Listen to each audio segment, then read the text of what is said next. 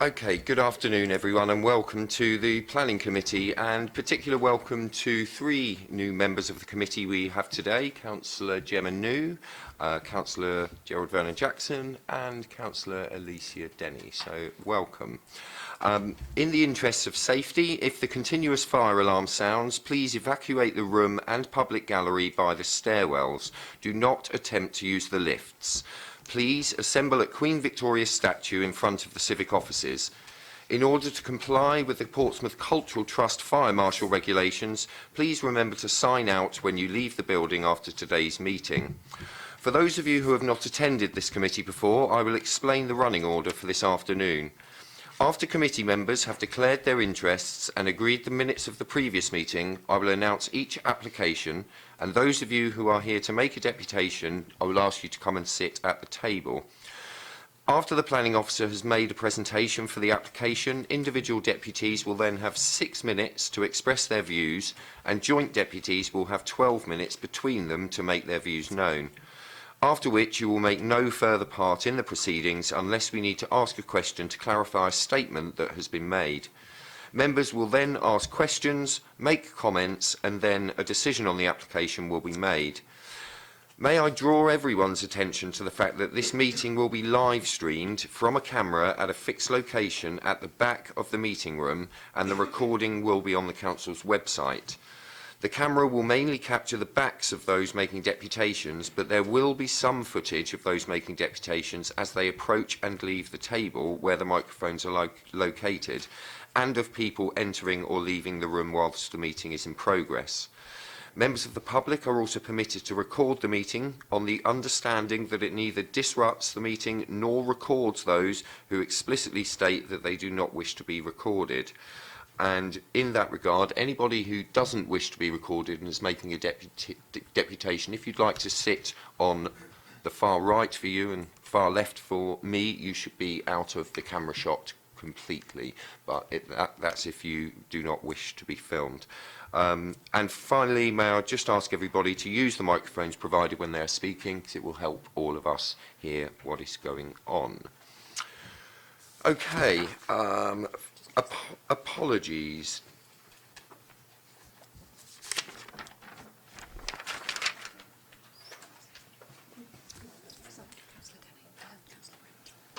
We've had apologies from Councillor Brent, and we have Councillor Denny filling in for us. Thank you. Declaration of members' interests. Anybody have an interest on any of the applications? Councillor Vernon-Jackson. Thank you, Chairman. In terms of item 1, my view is I think I have a personal and prejudicial interest on that one, and I should therefore step outside. The owners of the property put posters up for me at the general election, and I don't think I would be biased, but I think members of the public could feel I was, and therefore I think it's right for me to absent myself during that application. Are you sure you want to be on this committee? There was quite a few of your posters around the city. Not nearly enough, Jim, as I'm sure you'd agree.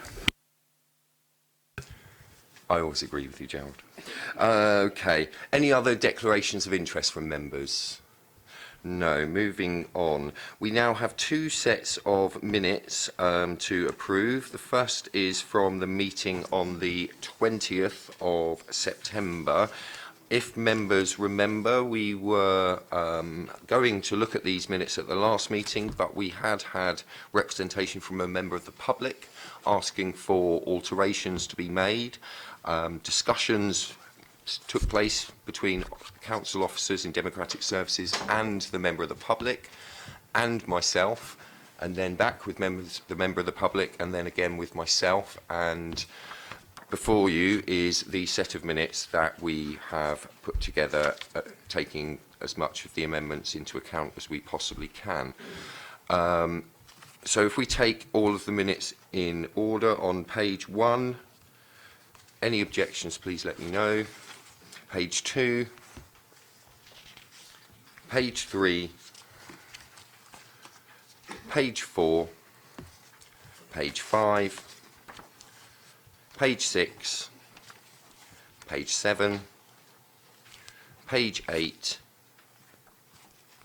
page 9, page 10, page 11, page 12, page 13, page 14, page 15, page 16, page 17, page 18 and page 19.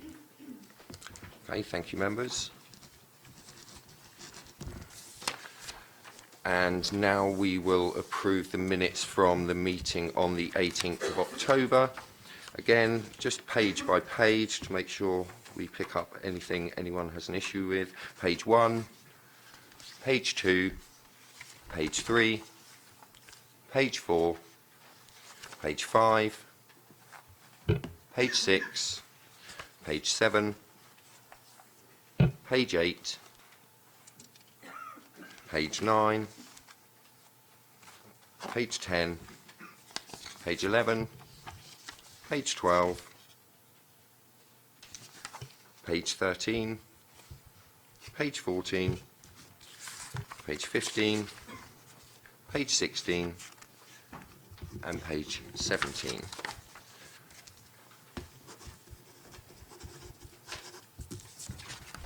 Okay, thank you very much for that. And the first application in the agenda is for Social Club Unity Hall. However, because we don't have objectors to that, we are going to move that slightly further down the meeting. So the first application we will be dealing with is 24 Dean Road. Councillor Pitt. Chair, could I just ask a favour? Councillor Wood has to take an hour off work to come to be present for one of the items. It's the Hudson Road item on the agenda. He's asked me to let him know at the start of the item before so he could get here. Yep. So if we are jumping around a bit because of deputations, absolutely understand that. Could you just give me an item's notice and then I'll let him know? Yep, just so people are aware, the only two items we're looking at just pushing further down the agenda are item 1 and item 5. The rest should run in order. Okay, so the first application we will consider is for 24 Dean Road. Could I ask Jay Johansson, Mr. and Mrs. Chalk and Beverly Rogers to come to the front, please, if they are here.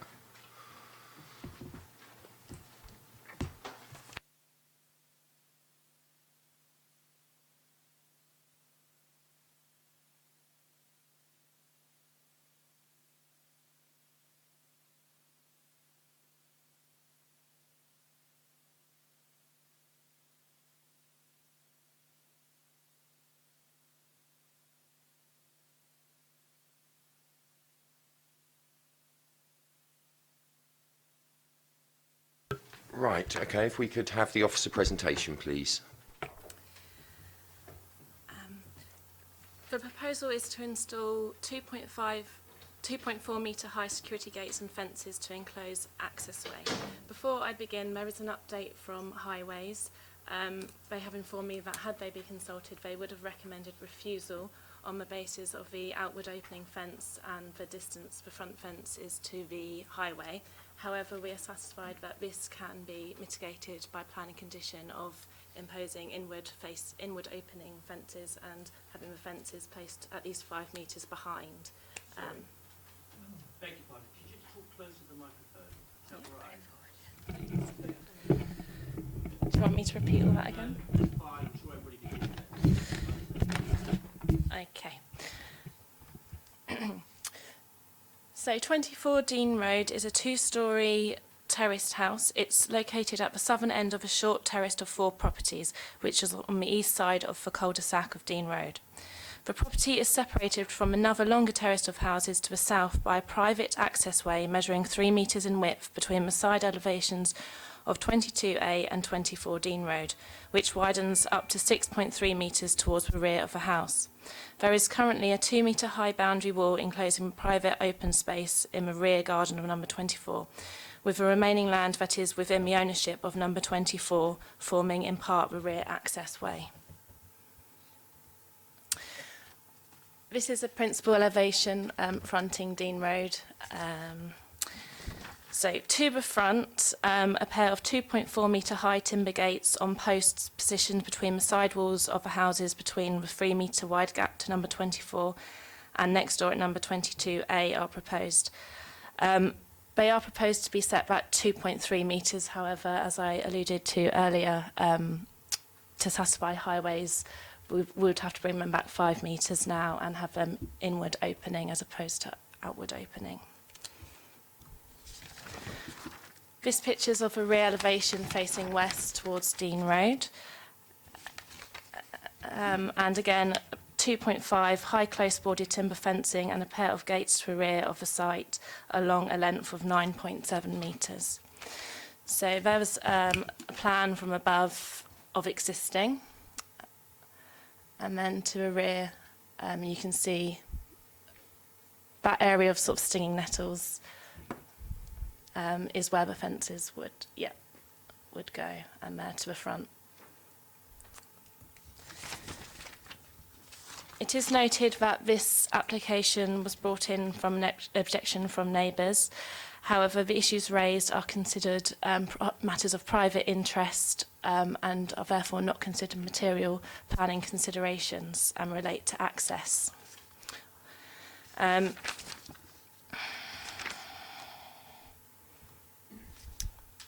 there's another picture of proposed rear elevation. So the design would be a standard fencing design. It is noted that without planning permission they could erect 2 metre high fences. However, because of the extra 40 centimetres, they have come in for planning permission for this.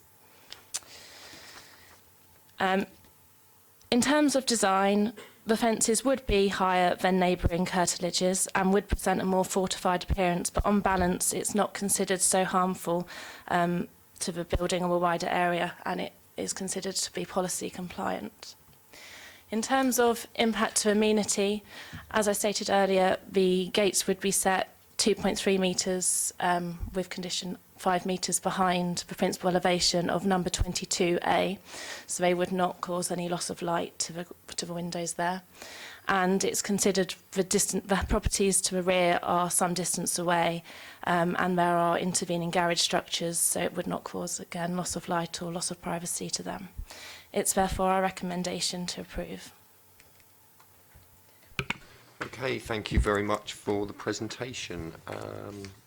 And Ms. Johansson, you've got 6 minutes.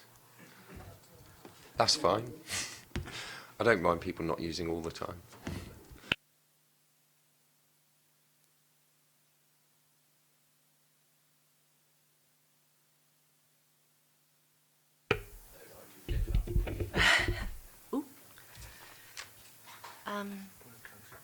Sorry. Is that okay? Yes. Well, good afternoon. My name is Julie Johansson and I live at 24 Park Lane in Cosham. I'm also speaking on behalf of my neighbours, Mr and Mrs Chalk of number 22 Park Lane, and this is Mr Chalk. I'm hugely upset and worried about the proposal raised by Mr and Mrs Rogers of 24 Dean Road, and therefore have to object most strongly to the proposed installation of 2.4 metre high security gates and fencing at the rear of our properties for the following reasons. Firstly, and most importantly, due to the positioning of the fencing, I would no longer be able to drive a vehicle into my garage, which sits on my land, as the fencing will block the angle I need to successfully manoeuvre the vehicle inside. The same also definitely applies to my neighbours at 22 Park Lane, and I hope that was seen at the recent site visit by the council. Although Mr and Mrs Chalk do not have a legal right of access through the drive, they had been given planning permission by the council 30 years ago to build their garage to house a car, and this would be absolutely impossible if the gates were erected, so loss of this right by the council would be a little puzzling. Consequently, being unable to use both garages will also have a serious impact on the property values with regard to any potential future sales by ourselves or by our children. the garages would effectively be made redundant for use with vehicles, which I consider to be completely unfair and unjust. Thirdly, I do have legal right of access on my deeds for use and entry to my garage via the path. And although Mr. Rogers has agreed to provide me with the key to the gates, which he also said I could share with my neighbour, he has also asked for a contribution towards the installation of the gates, which I further object to for the following reasons. Firstly, my deeds state that I should contribute 1/3 on demand for any maintenance to the drive, but not that I have to pay towards the installation of any fencing and gates and related groundwork around Mr. and Mrs. Rogers' property only. Secondly, any financial contribution to the installation of the gates would in effect be paying for the key that I have a legal right to anyway, and gates that should not be erected for the reasons I've just discussed. Finally, it's of paramount importance that our properties remain protected with full access enjoyed to our garages, as has been the case since the properties were built more than a century ago. I ask you most sincerely not to approve this proposal, and thank you for your time. Thank you very much. Mr. Chalk, did you want to add anything? No? Okay. Ms. Johansson, you've got 6 minutes. Mrs. Rogers. Oh, Mrs. Rogers, sorry. Yeah, that's all right, no worries. Okay, firstly, please can I say thank you to the Council for supporting our application so far. I am of the impression that they're in favour with our current plans and application, and this is now down to the committee to decide the overall outcome following the objections. I want to highlight that when we first embarked on this project, it's never been our intention to upset our neighbours. In fact, quite the contrary. We have looked for support and involvement from them from the beginning, inviting them to our house to discuss plans to safeguard the area to benefit everyone, since we experienced a horrific break-in and a traumatising break-in in our house in February this year. Up until the recent objection, we have always had the support of the objecting neighbours, which is naturally disheartening now we are where we are. We've carried out extensive research on behalf of our neighbours and at our cost to understand who is entitled to what access and the boundaries within this. Originally, as a community, we wanted to gate off the entire area surrounding the back of Dean Road and Park Lane. However, upon research undertaken, we have discovered part of the land is unregistered and therefore is effectively no man's land. So we, the applicant and the resident of 24 Dean Road, have approached the houses who we share title deeds with over this land, and this being 24 Park Lane, who are disputing our plans for financial reasons only, we believe, and hold no relevance to planning. If I could just highlight the comments that have been made with regards to turning the car and getting it parked, all of this would have been and will be taken into consideration when hopefully this gets approved. So there's no concern there for getting a car in and out. I call to the members of the committee to put yourself in our position. I'm part of a young family, a wife who is home alone for days, sometimes weeks on end, with a child while her husband works away. We had to endure a horrific break-in earlier this year where access was gained over our side fence and escape over the back wall in broad daylight. The police said it's likely we were being watched for a few days leading up to this. The list of what we have experienced over the last 8 years is never ending. Homeless men drinking and being sick down the side of our house. School children jumping the fence and smoking. Copious amounts of dog fouling, beer cans, smashed glass, all of which needs to be avoided if my young son kicks his football over the fence. Fly tipping. My application provides photographic evidence of mattresses and large amounts of rubbish that's been dumped over the years. And more recently, gas canisters have been found from what I know are being used as recreational drugs at the local schools within our area. Surely cutting off this shortcut to the public will also eradicate the illegal use of drugs within our local area. And finally, my husband only recently had to approach somebody whose clear intention was to dump rubbish around the back of our house. We had the community's best interest at heart when we first approached this, but I've already stated that there's nothing we can do about the unregistered land. So being the landowners and the application in question, this is now our focus and priority, and I ask you, if you could, would you do the same based on what I've told you? We have once again sought legal advice should our plans not be approved, and thank you for the clarification that should it not be approved, we can reduce the height without planning permission, and we will do that, and we will then look to amend our deeds to reflect the variations that may be mutually agreed with the title shareholders. For many years, we've paid for and maintained the area for which Ms Johansson is partly responsible for also. However, current behaviour by Ms Johansson shows where grass is only being cut directly outside her property leads us to believe perhaps alterations of deeds would be a fair route to take. It would be rude of us not to acknowledge Mr and Mrs Chalk's objections too, once again for financial reasons, without relevance to planning. However, as I clearly stated when I called a meeting at our house earlier this year, access to our side land, unfortunately, has never been granted to 22 Park Lane on our deeds. If this goes ahead, they will still be able to easily access their garage parking at the top of Dean Road or come and knock on the door and we will open the gate for them at any given time. Many thanks for your time in this matter, and I do hope that supporting homeowners and the community to protect properties against criminals, fly tippers and all of the above I mentioned will clearly work in our favour. Thank you.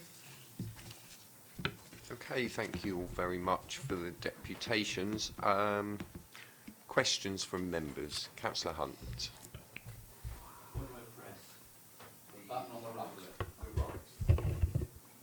Do you have the power to cut me off?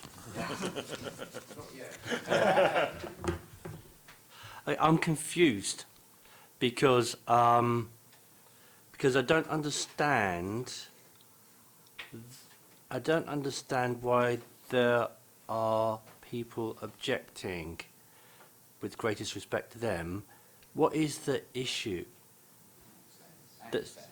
I get that, but I still don't understand what the issue is about access, because it seems to me the key is being offered and they drive up the driveway in the same way. What is the problem with access? Or the perceived problem with access? Well, I suppose the issues with access is the objector doesn't want to pay towards fences. She doesn't want, in order to have a key. Sorry, Would it be better? That's not true. Would it be better for the objector to answer that? Yeah, my objection is that. Yeah. My objection is that, as could be seen at the site visit, where the fencing is, the fencing stops exactly where the your wall, as it sort of goes like that. So I have a swing into the garage. The fencing would stop that happening, and it would be virtually impossible to get a car in. And Mr. and Mrs. Chalk, no way could they get one in. It's impossible. Impossible. Totally impossible. So that's the main reason for the objections. It's not all financial. And am I able to interject or sorry? I was just wondering, obviously the officers were on the site visit, is that specific point something that you looked at on the site visit? We have looked at that, and I have gone back to the agent and applicant and asked if we could change the position of the gates in order to provide car access. The agent has confirmed that that is something they could do, and I think we heard earlier that they are willing to amend the design in order to make sure car access is able to occur. Can I say something? I'm afraid we have moved on, because otherwise it just becomes a back and forth, I'm afraid. Councillor Vernon-Jackson. Sorry, it's a similar thing. So just so that I understand, I'm sorry I only joined the committee yesterday, so I wasn't at the site visit. To access the garages at the back of the properties on Park Lane, is this the route in? Going from No, not going that down one. from Dean Road? No. So you've got an alternative access in. No, we only have access via Dean It's only Road. at the rear. So to get a car in, you have to go from Park Lane up that No, from Dean Road. Dean Road. Okay, Yeah. so you. No, sorry, I'm clearly not explaining. So, if I'm trying to access your garage, how do you get to your garage? From Dean Road. In through that. That's not Dean Road there. That's the rear of the garages. Yeah, the bottom of it's Dean Road, That end. and so there's an alternative access in. Not by car, no. No, okay, fine. That was Only one. my first question. The second question would be, if the line, could you go back to the previous one that you were just on, which was the correct one? Stop. If the line of the fencing was brought back to the line where the current fencing is, Yes. does that give you, presumably that gives you enough space to get in and out of the garage, because that's where it is now? Yes. So I don't know where you Okay, know. so Where the so you green see, light is so on the- no, on the exactly screen. right. Yes, if the line of the fencing was there Yes. and not a little bit further up, that would presumably mean that you could get in. Yes, and as long as the gates would still, when they're open, would allow. Yeah, but I think it's inward. They're inward-facing gates. I think on that drawing. Okay, and my third question would be, if there has been uninterrupted public access over that land for, I think it's 20 years, then you get a right of way anyway, even if it's private land. If you can prove there's been uninterrupted access for 20 years, you get a right, and nobody can then put a gate across it or anything like that, but you have to go and register that through a different legal route. Right. But that gives right of way, and it's something that somebody can advise you or your solicitor can advise you over. But I think that's a different route that's nothing to do with planning, and we are limited in what we can look at. We can only work within planning law, I think. Is that correct, Jim? It's wonderful to have you on the committee, Jim. I've joined you back, Jim. Councillor Galloway.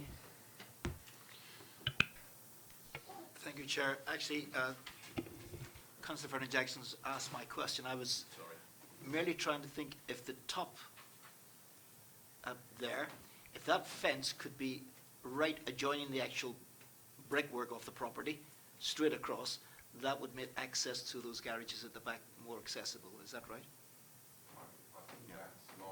Yeah. And presumably the applicant is okay with that one? Can I speak, being the applicant? Is that possible? We've got so many people here, it just becomes a free-for-all. Claire, did you just want to answer that point? Just to confirm, I think we just need to clarify on this point. If we're seeking amended plans, then we'd only be able to get delegated authority this afternoon. And I just want the case officer to just confirm that the agent has indicated that they're willing to amend the plans so that we're clear this afternoon on that point. To pull it back to the existing level. That's what I want the case officer just to confirm to us all so they're all clear this afternoon. Okay, Councillor Jonas.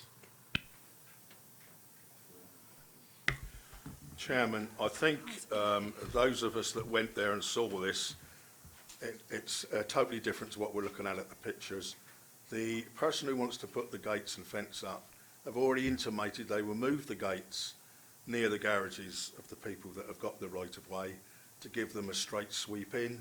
It's just a matter of moving the gates from the centre of the driveway to the left of the driveway, not altering the fence at all. Yet if the gates open inwards, access to the two garages will be possible. And if you'd been on site, you'd have seen this, and apparently that's what 24 has offered to do. Okay, thank you for that. Councillor Hunt. Can we make a condition then of the, is it lawful to make a condition to that effect? If we are looking to grant a planning permission for development that differs from the plan we see in front of us, then we need to have an amended plan, because it's that plan that we approve. So what I'm seeking, in light of the suggestion that there is an amendment on its way, is delegated authority to grant, subject to the receipt of an amended plan that accurately shows us the amendments that we've considered this afternoon. Councillor Pitt. Thank you, Chair. I think that's great, but I'd just like a bit of clarification from the applicant, if that's possible, to know that you obviously had a reason for submitting the plan along Absolutely. that perimeter in the first place. So could you please let us know what your reason for doing that specific layout was, but why you, and what it is that you are saying that you would make that amendment to, so that we're clear from the applicant rather than just the agent? Thank you, I appreciate that. So that is part of our boundary. That's our existing boundary. That's the land we own. Going back to the break-in that we had, the criminals, they gained access over the back of the fence. We want to create space between that not happening again, effectively, both back and the right-hand side of the house. So by using the land that's rightfully ours, that's why we've chosen to do that. However, we have stated on many occasions with the neighbours out of this room that you will be able to get your car quite easily within that area. If it's a case of just moving the gates to the right a bit more or bringing them in or doing whatever that may be, there will be no issue in terms of actually manoeuvring a car in that area. If I can just highlight, going back to Mr Chalk and him being able to get his car around there, our deeds clearly state, and as I said, we have been in touch with the solicitor time over on this, that he doesn't have the right of access down that drive anyway to get his car into his garage through our land. So I think there is definitely a conversation that we need to be having with solicitors outside of this room, and more than happy to take that on. But unfortunately, that's the information I have from my solicitor, that number 22 actually hasn't got much say in that sense. Can I say one thing? Why did you give me permission to build a garage? I've no idea, sir, honestly. I couldn't answer you. I've got no explanation on that. Clarification. Yeah. Okay, so just to be a little bit clearer, I completely see that that's the perimeter of your land, but are you saying that you would be willing to effectively not have that bit where the green highlighter pen is now, and have that along the existing boundary of your house rather than your property, which is the end of the rear garden, or do you still intend to have that going into that rear driveway area? That is our proposed. That's our favour of the proposal. At the end of the day, you know, that's inevitably what we want to achieve. So, can I just want to speak to my husband, obviously. What's it's on ID, it's on our drawings. We're only going to drawings, aren't we? Yeah. So my husband is just quite rightfully just saying that, you know, we're using the land that belongs to us and to our deeds. And I mean, yeah, but we will be flexible with this because we want it to happen. So I'm not saying no completely, but I just think it's a bit unfair for us to have to bow down and say, yes, we're changing it completely. No, at this understand. stage. Okay, Councillor Vernon-Jackson. Sorry. Thank you. I am now more confused than I was. Because I think I thought we had got to a position where there was the potential for an amended drawing that allowed the fencing to go up and the gates, but where there was, but where it would be done to allow other people access to their garages, and that the applicant was happy with that. I'm now not clear if that is so.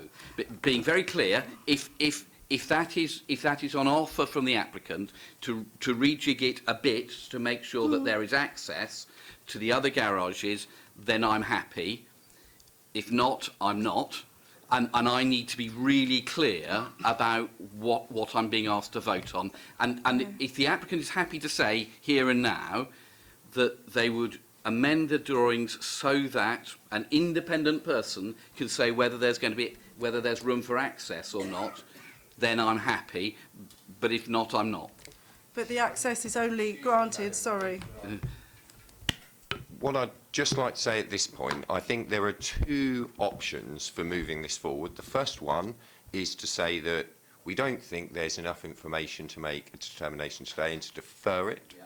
The second option is to delegate the powers to council officers to work with the applicant to come up with a design that will allow the access and overcome the objection. So either we can make essentially a non-determination today, or there is some work that needs doing, but if we have confidence in the officers to work, that would be...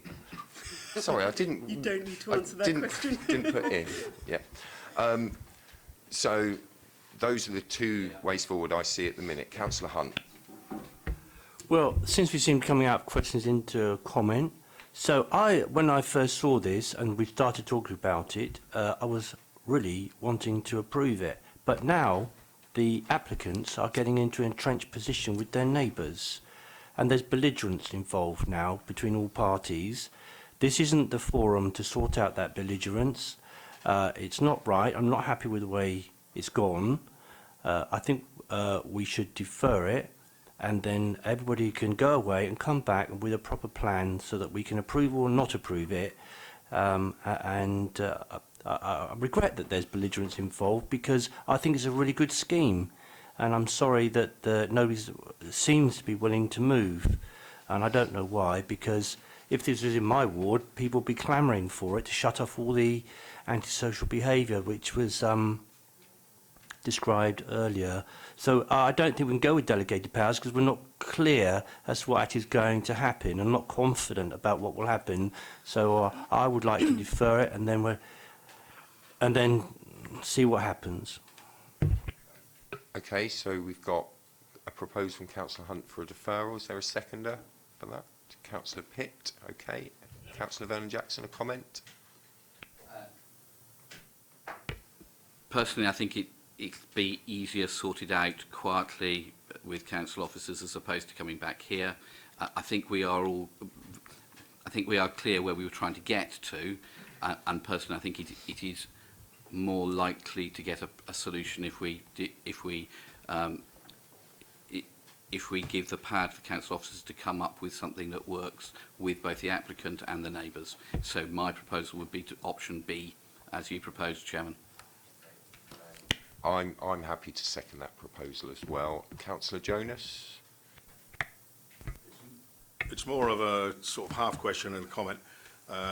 Would you confirm that if the people who want to build this stuck at 2 metres, they wouldn't necessarily have to be here, and then they could just go ahead and build a 2 metre fence across there?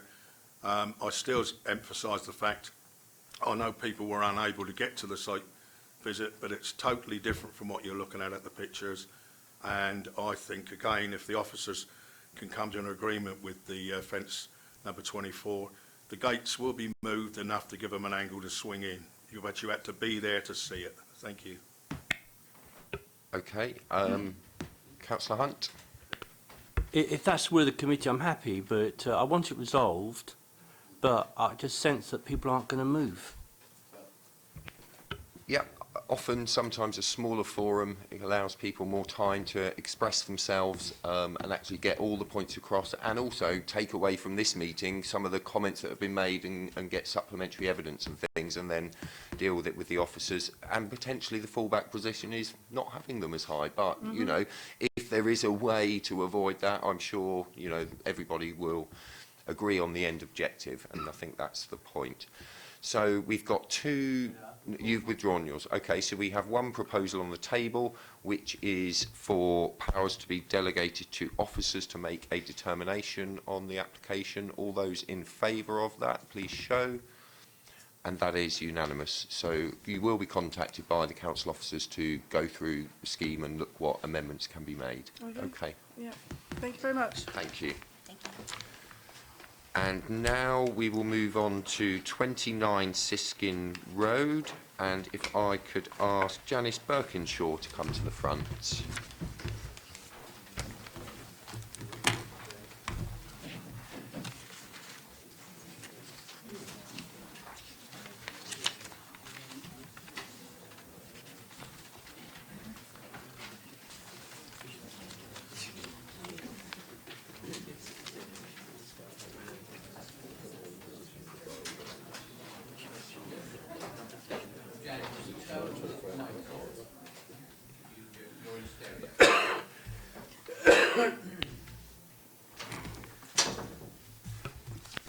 Councillor Hastings, welcome. Thank you. Apologies, Chair. I got held up at a previous meeting. Sorry about that. No problem. Do you have any declarations of interest? No declarations. The ferry was very smooth. Okay. If the officer is ready, if we could have the presentation for 29 Siskin Road. Thank you. This, before we start, I'll just say that this application and the next one are very similar. So they both relate to trees to the north of Reedling Drive and the west of Siskin Road. This particular application relates to a tree in the rear garden of number 29 Siskin Road, which is a Lombardy poplar tree, which has got the reference number T25 in the group TPO order, which was formerly part of St James's Hospital, but the trees obviously now lie within the gardens of the properties. The proposal is to pollard the tree. So this is some pictures of the tree. The larger of the two that you can see is T25. And the proposal is to pollard the tree down to a height of approximately 8 metres.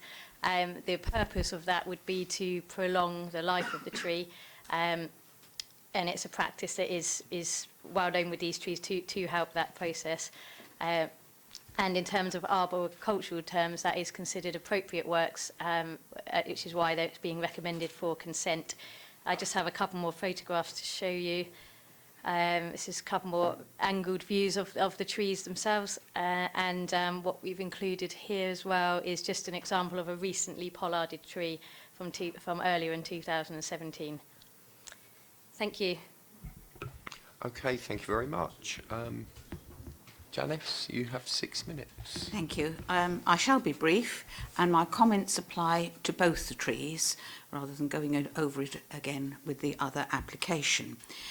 And thank you for allowing me the time to put my points to the committee. I am concerned that when Siskin Road was built, representation was made to the Planning Committee about the relationship of the protected trees and the new homes.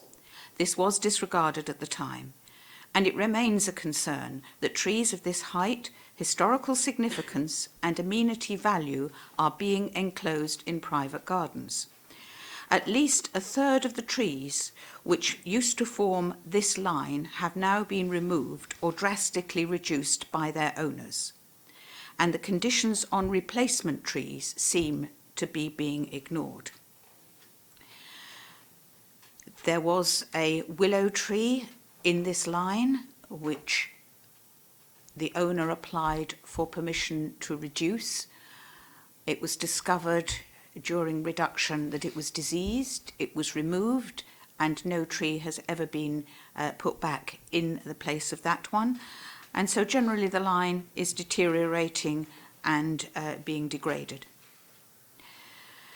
This drives me to plead for the continued pleasure derived from the poplars in this urban setting, which has so few tall trees. The area, as you could see from the previous photograph, is a mass of red roofs. At the moment, well, up till very recently, you could see the tops of the trees way beyond the roofs, and it did give a much more pleasant aspect. My handout that I've just passed round shows how the trees are being used by the extensive flocks of starlings using Milton Common, which is contrary to the remarks of the person who wrote in support of this. The Council has designated the Common as a local authority nature reserve. This means it needs roosting and nesting sites, which these trees provide. I walked there today, I could hear the various types of birds in there. There was a woodpecker, the starlings, and a flock of goldfinches. And I wouldn't be at all surprised to learn when the tree surgeon got closer to the tree that bats use these trees to roost, since bats regularly fly around the houses. The last approval, as you've just seen, was given to reduce one of the poplars to 12 metres, and I've put a photograph of that on my sheet. And this resulted in the ugly stump that we have seen. The application before you today requests an 8-metre stump. I believe this is totally unacceptable and out of proportion to the height of the trees at the moment. The applicant claims that the two trees are a danger to pedestrians. May I draw your attention to Essex Road, also on the leaflet, where there is extensive tall tree cover under the care and control of the local authority. If it is agreed that the healthy poplars, and these are healthy by the arboricultural report, in Siskin Road are a danger, then I must ask how safe Essex Road residents are using the same criteria. The planning inspector allowed a poplar number T28 within this group to be removed on condition that a suitable standard tree was planted. When I visited the site yesterday, I couldn't see a replacement tree, only a 3-foot high twig which looked like a willow. It just had 2 or 3 leaves on it poking out of the soil. And may I ask, through this committee, that an inspection be carried out along the line of these trees to ensure that mature standard trees are being planted in the cases of removal along the former St James Field line, and that the success of the replacements is made public. That's all, thank you. Okay, thank you very much. Questions from members?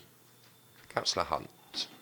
Can I ask officers then, what would be the reasons we could refuse this application?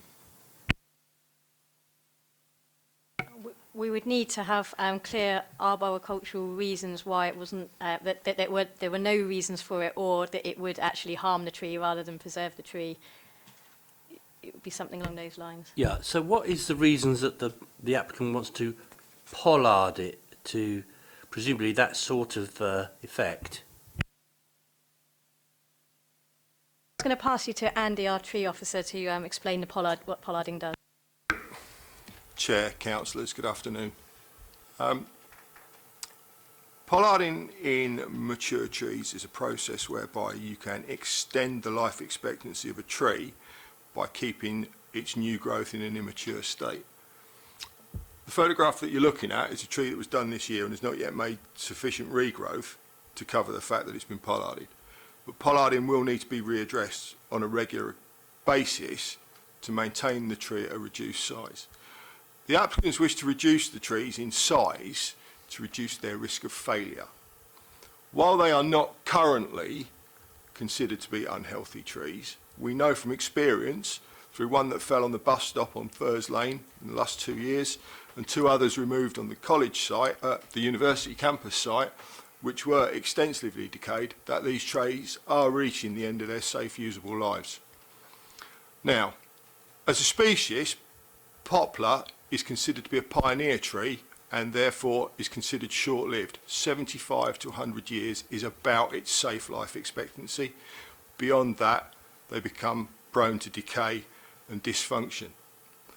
Part of the reason for that is that poplar sacrifices quality of wood for the speed at which it grows, and therefore the wood that it creates is less dense, more porous, and more inclined towards colonisation by fungi and parasites.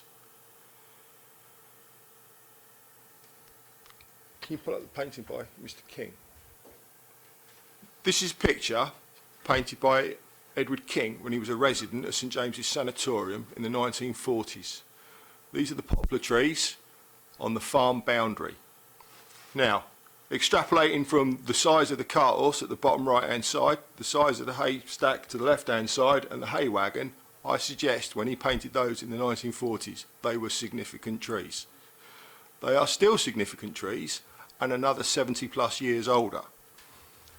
We as an organisation can't indemnify the owners of these trees against their failure and protect them from such failure. What we can do is work with them to prolong the life of the trees and their retention by allowing them to be retained at a reduced size. That is why we undertook to grant consent to this application. Councillor Vernon Jackson. 2 quick questions if I could. First, how tall is the tree currently, ish? They're bordering 20 to 25 metres. 25, so 2/3 of the tree would be chopped off? Indeed. And a third would be left as a stump? Yeah, and from that stump you will get regrowth over the next couple of years, which will be quite dense, green and leafy. But you'd still lose 2/3 of it? You would still lose 2/3, but you are then mitigating risk of failure by reducing its size and its sale area. And I know the university have been keen to remove trees on their land so that they can develop it in future years, and we've given them permission to do that. You said at the beginning of what you said that there's no evidence that these trees are now at the point of failure, but they would be at some point in the future. there is no visible evidence that they're at point of failure, and without some form of invasive testing, it would be hard to ascertain whether they are at that point, and we just can't see it. Okay, that's kind, thank you. But at the moment, it's a healthy tree. To my knowledge from my inspections of the tree, yes, they are currently. Thanks. Councillor Pitt. Thank you, Chair. Andy, one of the things that's probably going through other people's minds as well as mine, can we go back to the picture of the one that was pollarded this year? I think it's a piece of modern art, isn't it? Yes, so it doesn't currently look what you might call attractive, and if the entire tree line ended up looking like that because due to a series of these decisions over the next 2-3 years, I can completely understand why residents would be not very keen to see that. Can you give us an indication in terms of what that's likely to do over the next couple of years? Are we going to see branch regrowth and a tree shape reform, or is it constantly going to be a couple of sticks with a few leaves on it? Councillor, no, absolutely not. It will form, pollarding encourages trees to form dense, twiggy regrowth and a lot of leafy material to compensate for the photosynthetic material that it's lost. So it will become shrouded in branch structure and a leaf structure, but it will need to be regularly managed and reduced to 2 sticks on regular occasions in order to keep its size reduced. Councillor Vernon-Jackson. This one, as I understand, is 50% taller than the proposal is to do with the one we've got in front of us today. That was 12 metres tall, and that the application here is to chop it down to this current application to 8 metres. Is that right? 2/3. So you chop the top third of that off as well. Yeah, ballpark. Okay. And can I ask Janice's question about risk to pedestrians in terms of Essex Road? Is your proposal that we chop down all the trees on Essex Road on the basis that they're on the footpath? Okay, let's not skate into the realms of fantasy. We're talking about 2 different tree species managed in 2 entirely different ways. These are tree species entirely suitable for a field boundary. I question their validity in the street scene or in an urban back garden. The trees on Essex Road, hardwood trees, longer lived species, far more tolerant of the type of pruning that they get that retains them in that environment. But I can't comment on their condition because they're actually managed under the PFI by COLAS, so I therefore don't inspect them. As they're in my ward, COLAS refused to pollard them, trim them, or do anything to them on the basis they don't want to. Not sure that's entirely accurate, and I believe that COLAS's arboricultural officer manages the trees to the best of his ability. And if it is not necessary to pollard such trees because of the species that they are and the strength and quality of their wood, then I would support him in not doing that. Councillor Pitt. Just trying to think going forward, Andy, so not something necessarily directly relevant to today, but you're here and we're looking at this particular issue. Obviously, going forward, if we were to look 10, 20 years' time, the likelihood is that any of those Lombardy poplars that are still there are going to be a couple of twigs with some leaf growth on. Should we, at this stage, as a council, perhaps, be looking to do strategic replanting in their proximity? Because the amount of interference from the existing trees cut back to 8 metres are going to draw... They're not going to be overshadowing another tree growing necessarily. I was just wondering if what we're doing is actually managing an issue to terminal decline, whether you think maybe there should be a different strategy here going forward. Were all the trees in council ownership, we could adopt a different strategy. Unfortunately, it's going to be very difficult to enforce any strategy when all the trees are in private ownership. I do understand that, but I'm just wondering whether we have had the conversations with the residents who might prefer to have, perhaps in 5 to 10 years' time, a healthy tree in their back garden rather than a big twig. Not to my knowledge.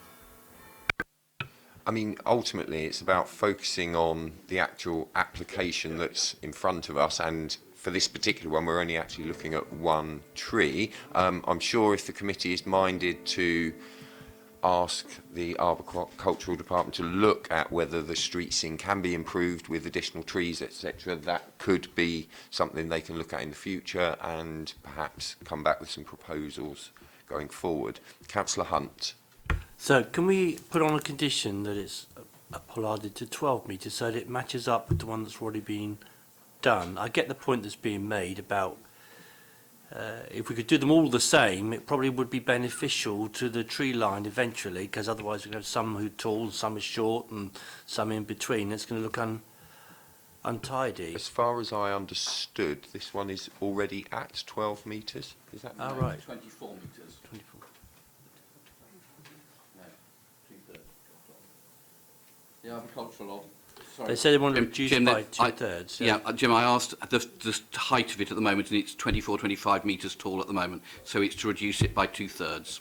So I'm saying to match the one that's done at 12 metres, you know, we'd be able to then set, not precedent, but just a kind of rule of thumb of them being around about 12 metres or thereabouts, rather than this down to 8 metres. We can all that tall. I mean, I'm not overly sure that this committee is the appropriate place to come up with a policy on what height.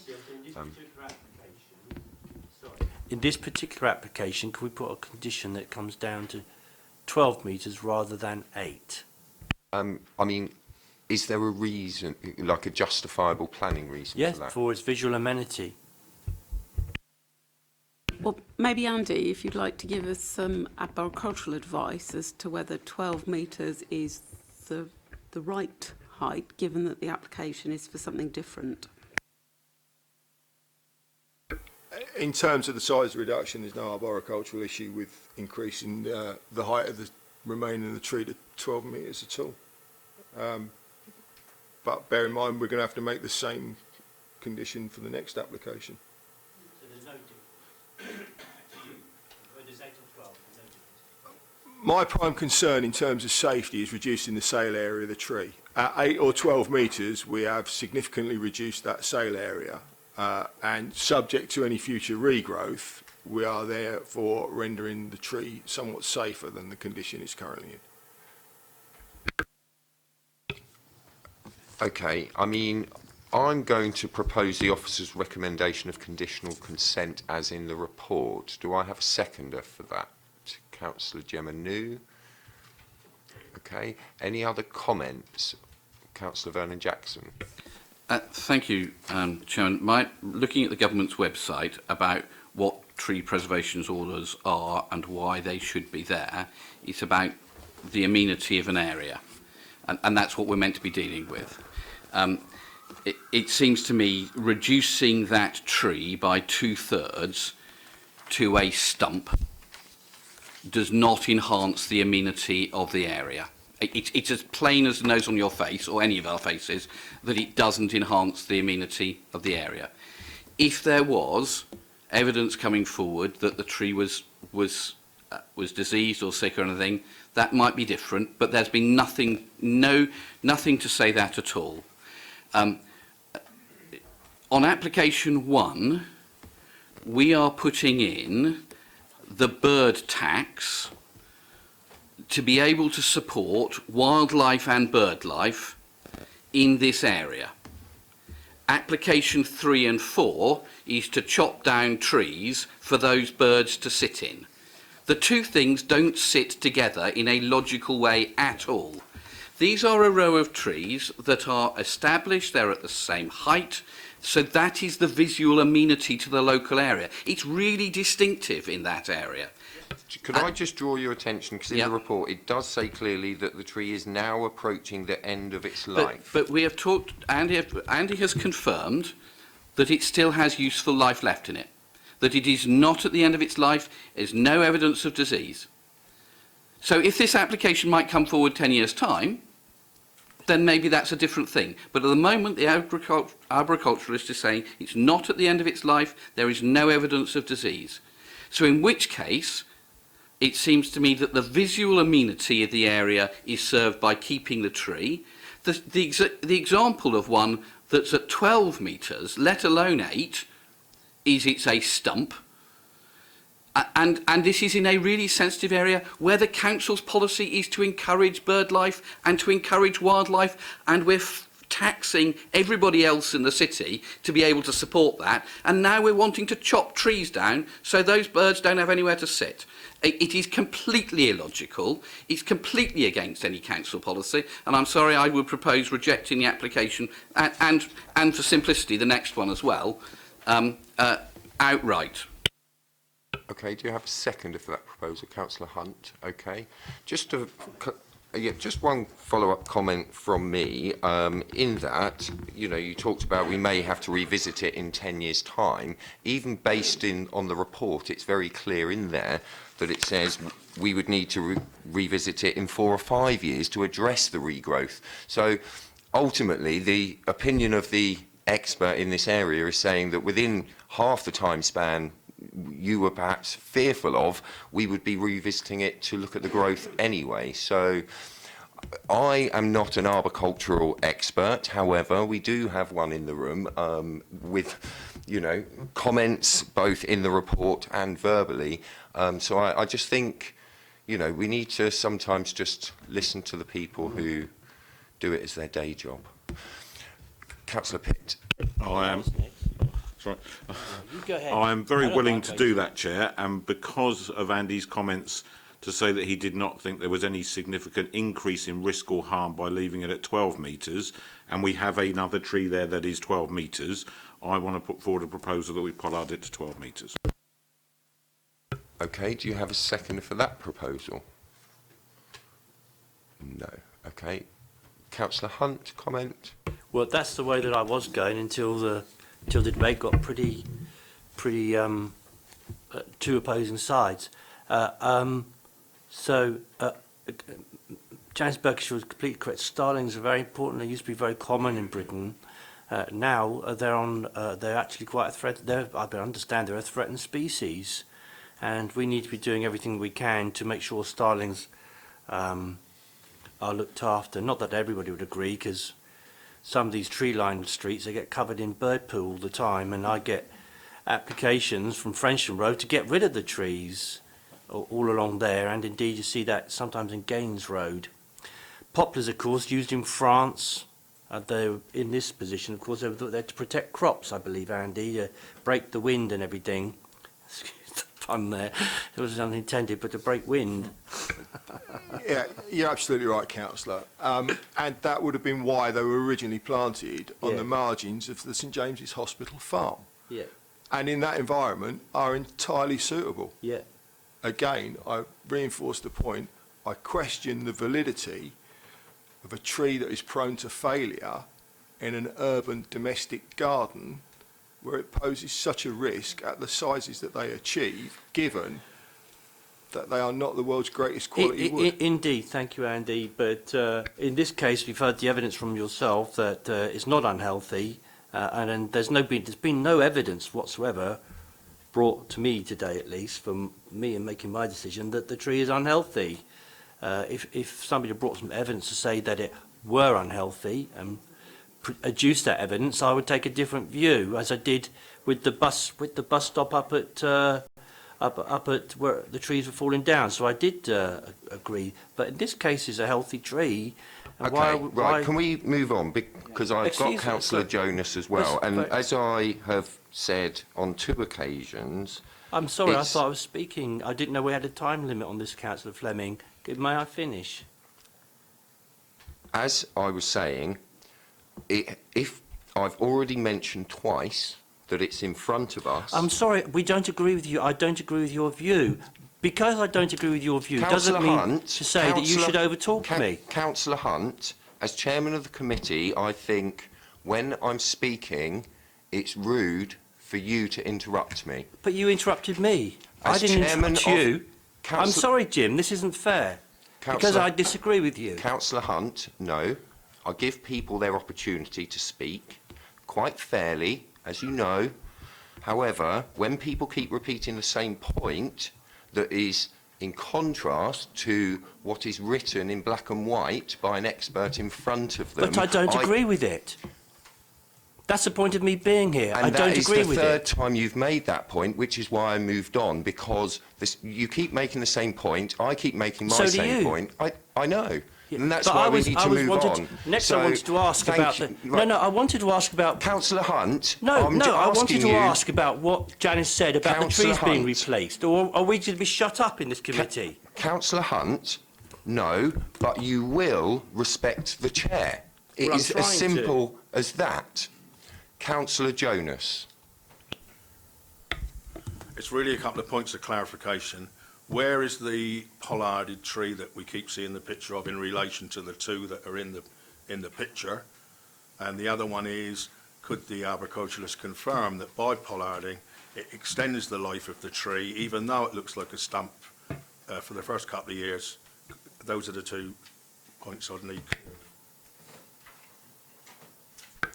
Councillor, if you refer to the site plan you've got with the area highlighted in green with the trees on, I believe 29 is numbered on the plan. The pollarded tree is approximately 4 trees to the right, to the front of what I believe is number 21 and 23. 4 trees to the right. Oh,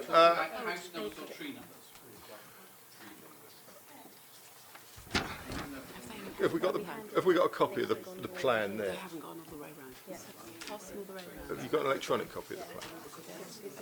Pass them all the way round. Apologies. It's the same map.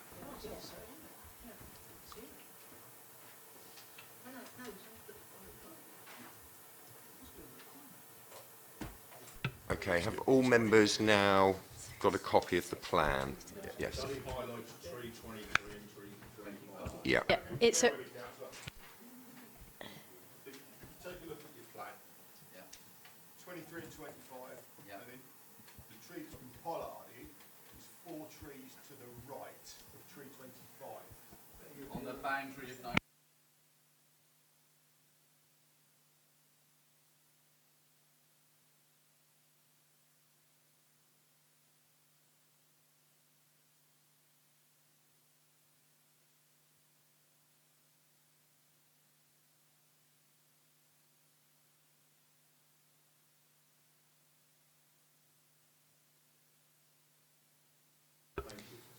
Councillor Hastings.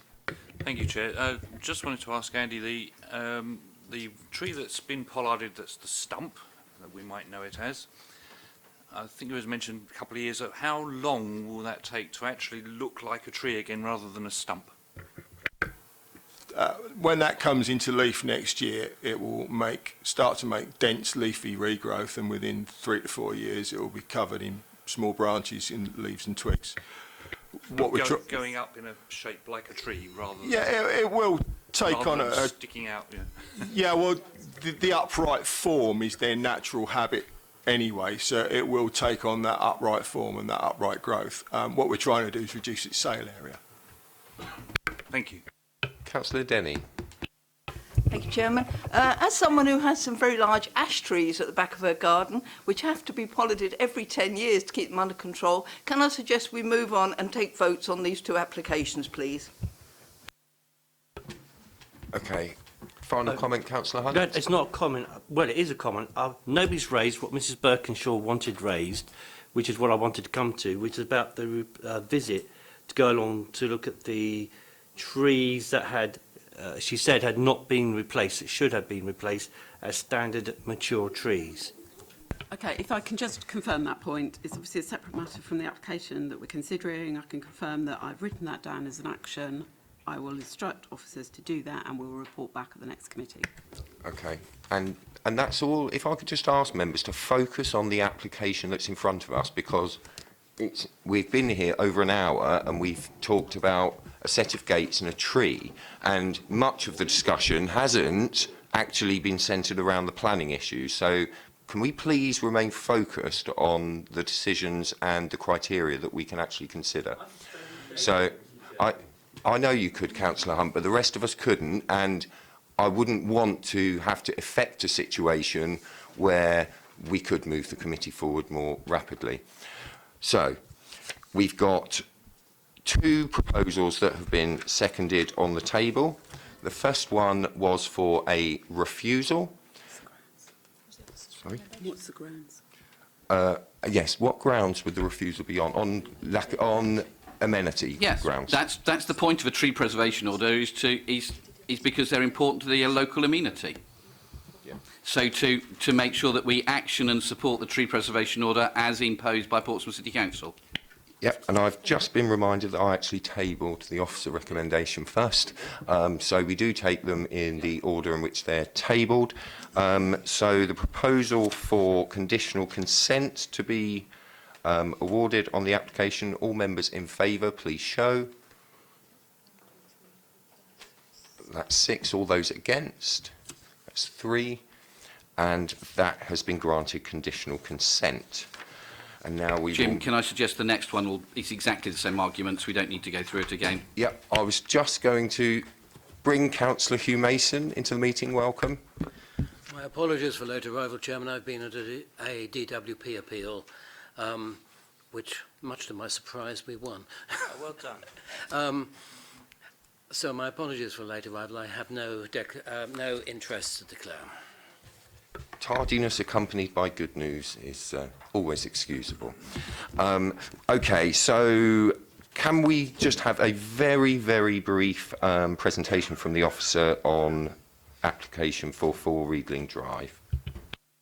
Thank you. I'll make it very brief because the slides are the same. So we're just referring to T23, which is shown as T2 on the applicant's plan, which is the smaller of the 2 trees in the photographs. All the issues are the same, the proposal is the same, so the recommendation is for consent. Thank you. Councillor Vernon Jackson. Well, having lost trying to do tree preservation order on to preserve trees under a tree preservation order, can I suggest I amend it so we go for 12 metres, and so that most of the tree is preserved as opposed to most of it being chopped down in this case?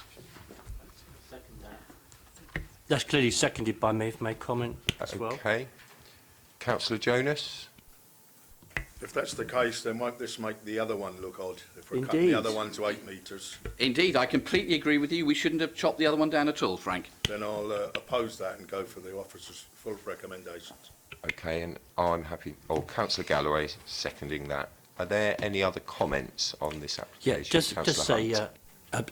didn't wish to appear rude to anybody, but I'm quite happy to spend a lot of time getting the right decisions, because I think the committee needs to make the right decision. If that means argument, and if that means debate, I'll spend a long time doing it, because sometimes it does need the wisdom of Solomon. Do you have anything to say about this application? Yes, indeed. I think that we should have kept the trees as they were, and I'd like to see them remain here, and I think residents in that area would like to see the trees remain, and I hope very much that the committee will support Councillor Vernon Jackson's recommendation. Okay, thank you. So we have 2 proposals on the table. The first one from Councillor Vernon Jackson for a reduction down to 12 metres rather than 8. All members in favour of that proposal, please show. All those against? Any abstentions? Yes, Chairman, because I didn't hear the full presentation, I think it is right that I should abstain on this one. Do apologise, Councillor Mason, you're quite correct, and thank you for that.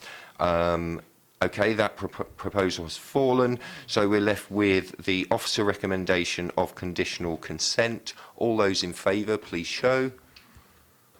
And all those against? And that has been granted conditional consent. Thank you very much.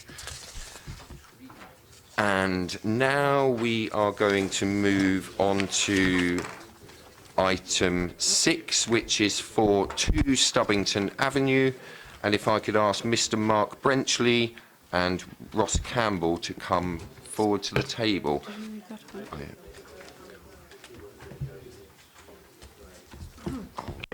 yeah. Chair, can I just say something?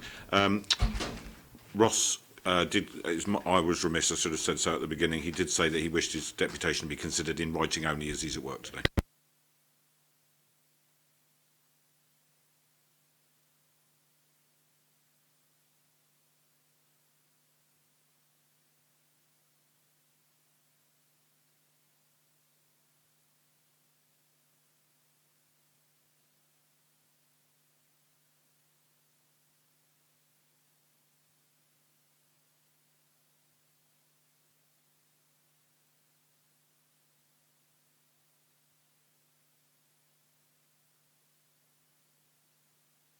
Okay, do we have Mr. Brenchley here?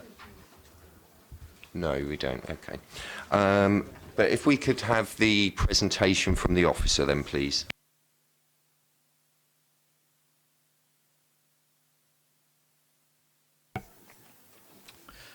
Thank you, Chair. Good afternoon, members. Can I just draw your attention before I start to the supplementary matters sheet with details of the receipt of one further letter of representation. So, moving on to the application. It relates to a two-storey semi-detached property, just marked with the dot on the screen there, situated on the corner of Stubbington Avenue, which runs east-west, and an access road to a car park, Portsmouth City Council car park, and various service yards associated with commercial premises that are located within the London Road District Centre. You just see the roundabout with London Road and is it Twyford Avenue off in that direction. Gladys Avenue, sorry. So the building has been used for a mix of office and medical uses in the past. The proposal is to turn it into an 8-bedroom, 8-person house in multiple occupation with external alterations to include the construction of 2 dormer windows to the west-facing elevation, a single-storey side extension to replace an existing conservatory, and associated bin stores and parking areas. Just showing the existing floor plans of the building. This slide, which you'll be familiar with, shows the 50-metre radius around the application site, showing that there are 26 properties identified within the 50-metre radius, only one of which is currently in use as a house in multiple occupation. Therefore, based on the requirements of policy PCS 20 and the supporting supplementary planning documents, it's considered that the area is not currently imbalanced by the number of HMO uses, and the proposal would not result in an imbalance, with the calculations remaining below the 10% at 7.69%. Just having regard to the immediate character of the area with the commercial uses to the west, the existing lawful use of the premises, and the previous appeal decisions that you'll be familiar with and are highlighted within the committee report, it's considered that the proposal would not have a significant adverse impact on neighbouring properties. Now, internally, the building would comprise 4 bedrooms and a toilet at first floor level, this one here, and 1 bedroom and a bathroom at roof level. At ground floor, there would be a further 3 bedrooms. I just apologise, I had to rotate the drawing, so it's actually on its side. This is an extract, an enlargement of the communal area, which I'll come to in a moment, just showing it the right way up. Bin and bike stores associated with the proposed use, and 2 parking spaces, existing parking spaces rejigged and accessed off Stubbington Avenue.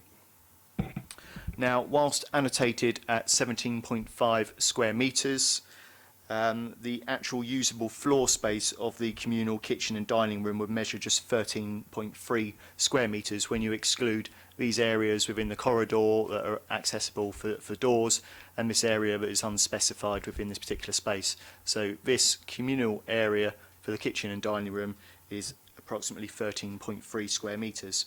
The City Council's private sector housing team consider this to be inadequate to allow for social activities associated with a group of 8 people sharing facilities within a property, and would not be a safe environment for cooking and eating.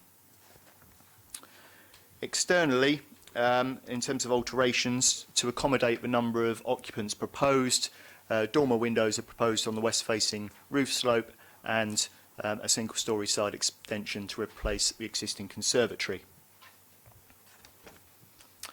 Now, given the relatively modest size of the dormers and their position within the roof slope set up from the eaves and down from the ridge, it's considered that these are respectful of the character of the building, and no objection is raised in respect of these elements.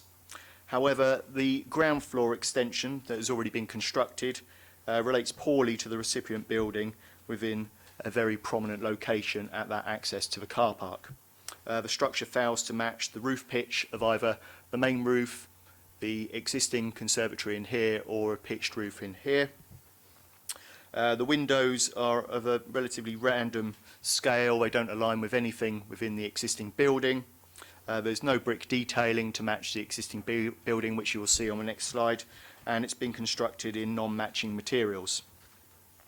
So this is just showing the former conservatory. As I say, it is a relatively modest scale, but given its prominent location, the inadequacies of the design would be very prominent. Members, you have a detailed report in front of you, and the recommendation is one of refusal with 3 reasons for refusal. The first relating to design and the relationship of the single-storey side extension with the existing building. The second is the inadequate internal living conditions relating to the kitchen and dining area. And the third is the impact on the Solent special protection areas in the absence of adequate mitigation. Thank you, Chair. Okay, thank you very much. I have had a written deputation from Ross Campbell that relates to this application and relates to some of the other applications that we're considering today. So I will just read it out, and if members could just be mindful on each application because it is the same deputation. I have raised this objection after resident groups have reported anomalies between the planning and private sector housing HMO databases. In particular, I raise these concerns after resident groups requested data from private sector housing about HMOs on Jesse Road. The fact that there are loopholes caused by the disjointed databases in the south of the city, where there is much more stringent licensing of HMOs, bodes badly for the north, where there is no mandatory HMO licensing. It has become increasingly clear that the 10% rule has not been implemented with clarity in the north of the city. Subsequently, I ask this panel to defer all applications until a later date, once the 2 databases are combined, in order to implement our planning regulations accurately. I thank councillors and officers for their hard work, and I hope that they rectify this issue shortly.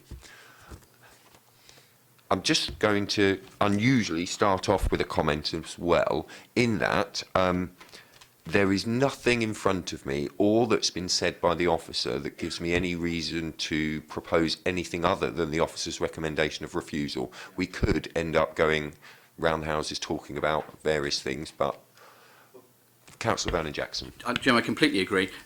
My only question to Gary is, looking at the size of the bedrooms, I'm not even sure, at 10 metres square, whether you'd need a Manx cat to swing, and you would still have no brains after a bit. I thought that we're now that we had got back to having minimum sizes for bedrooms or bed. This is a living space, bed sitting rooms. So is there an additional way we can refuse it on the basis that the bedrooms are too small as well? In terms of the bedroom facilities, there are a number of bedrooms that are at 10 square metres, but also a couple that are at 18 and 20 square metres, which is significantly larger than the minimum size standard. In terms of private sector housing's measurements for the serving of a licence, the minimum for a single occupant within a bedroom is 6.52 square metres. And that's what we're working to at the moment. Obviously, we have a document that is, yeah. Councillor Hugh Mason. This is a very surprising application. I would like to know whether any advice has been sought or given by our officers on this planning application, and especially upon the extension. Yes, Councillor. You will see from the planning history on this particular building that an application for a slightly larger extension that wrapped around the side of the building and round the rear, and the subdivision of the building into 4 flats was refused. The reasons relating to the design of the rear and side extension, but also the internal living conditions and SPA mitigation and parking. So there are 4 reasons for refusal. As part of that conversation and that application, there was a conversation with the applicant about the inadequacies of the proposal put forward, and recommendations were given of how to modify it. The advice that was given back to me was that it was not financially viable to turn it into a reduced number of residential units, and the only feasible option would be to turn it into a house in multiple occupation. No specific guidance was given on a design of a side extension. I'm happy to second your proposal. Is there anyone who is minded not to go for a refusal or wants to place additional reasons for refusal? Councillor Hunt. Just wanted to comment. I'm glad to see the recommendation, but I think we also need to look at Mr. Campbell's deputation in view of all the others that are yet to come. I get the spirit of what he is saying. So, but in this case, clearly, we want to move the officer's recommendation. Any further comments? No. Okay, so we have one proposal which is for refusal for the reasons laid out in the officer's report. Yes? In terms of tactics, I understand that the Cabinet member for Pred is making a decision in a week's time. Would we be on stronger ground to defer it until after that decision? In terms of tactics, I can't. Well, you've got an application before you with three strong recommendations for refusal. I mean, it's just we've discussed the forthcoming potential alteration on an HMO policy. However, even with the knowledge of what may be coming, I don't think that it would even overcome the reasons for refusal that are in the report. So, Councillor Hugh Mason. Even if we were minded that this was suitable of an HMO, I think we would have to turn it down on design grounds anyway. Okay, so we have one proposal on the table which is for refusal for the reasons laid out in the report. All those in favour of refusal, please show, and that is unanimous. Thank you. It was Councillor Vernon-Jackson. Okay, we will take one more application and then we will just have a short comfort break. So we move on to 35 Chichester Road. I did start. Well, I know that there are genuinely other members of the committee who perhaps need comforting, not smoking, more than others.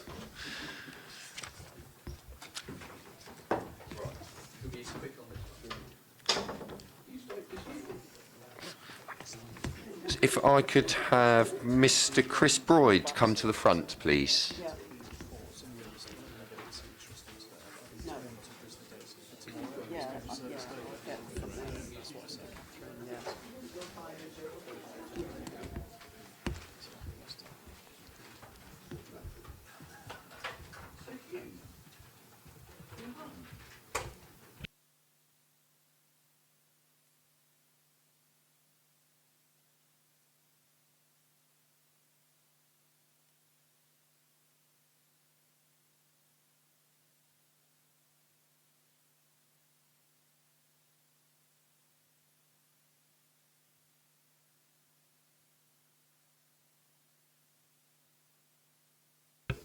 Okay, if we could have the presentation for 35 Chichester Road then, please.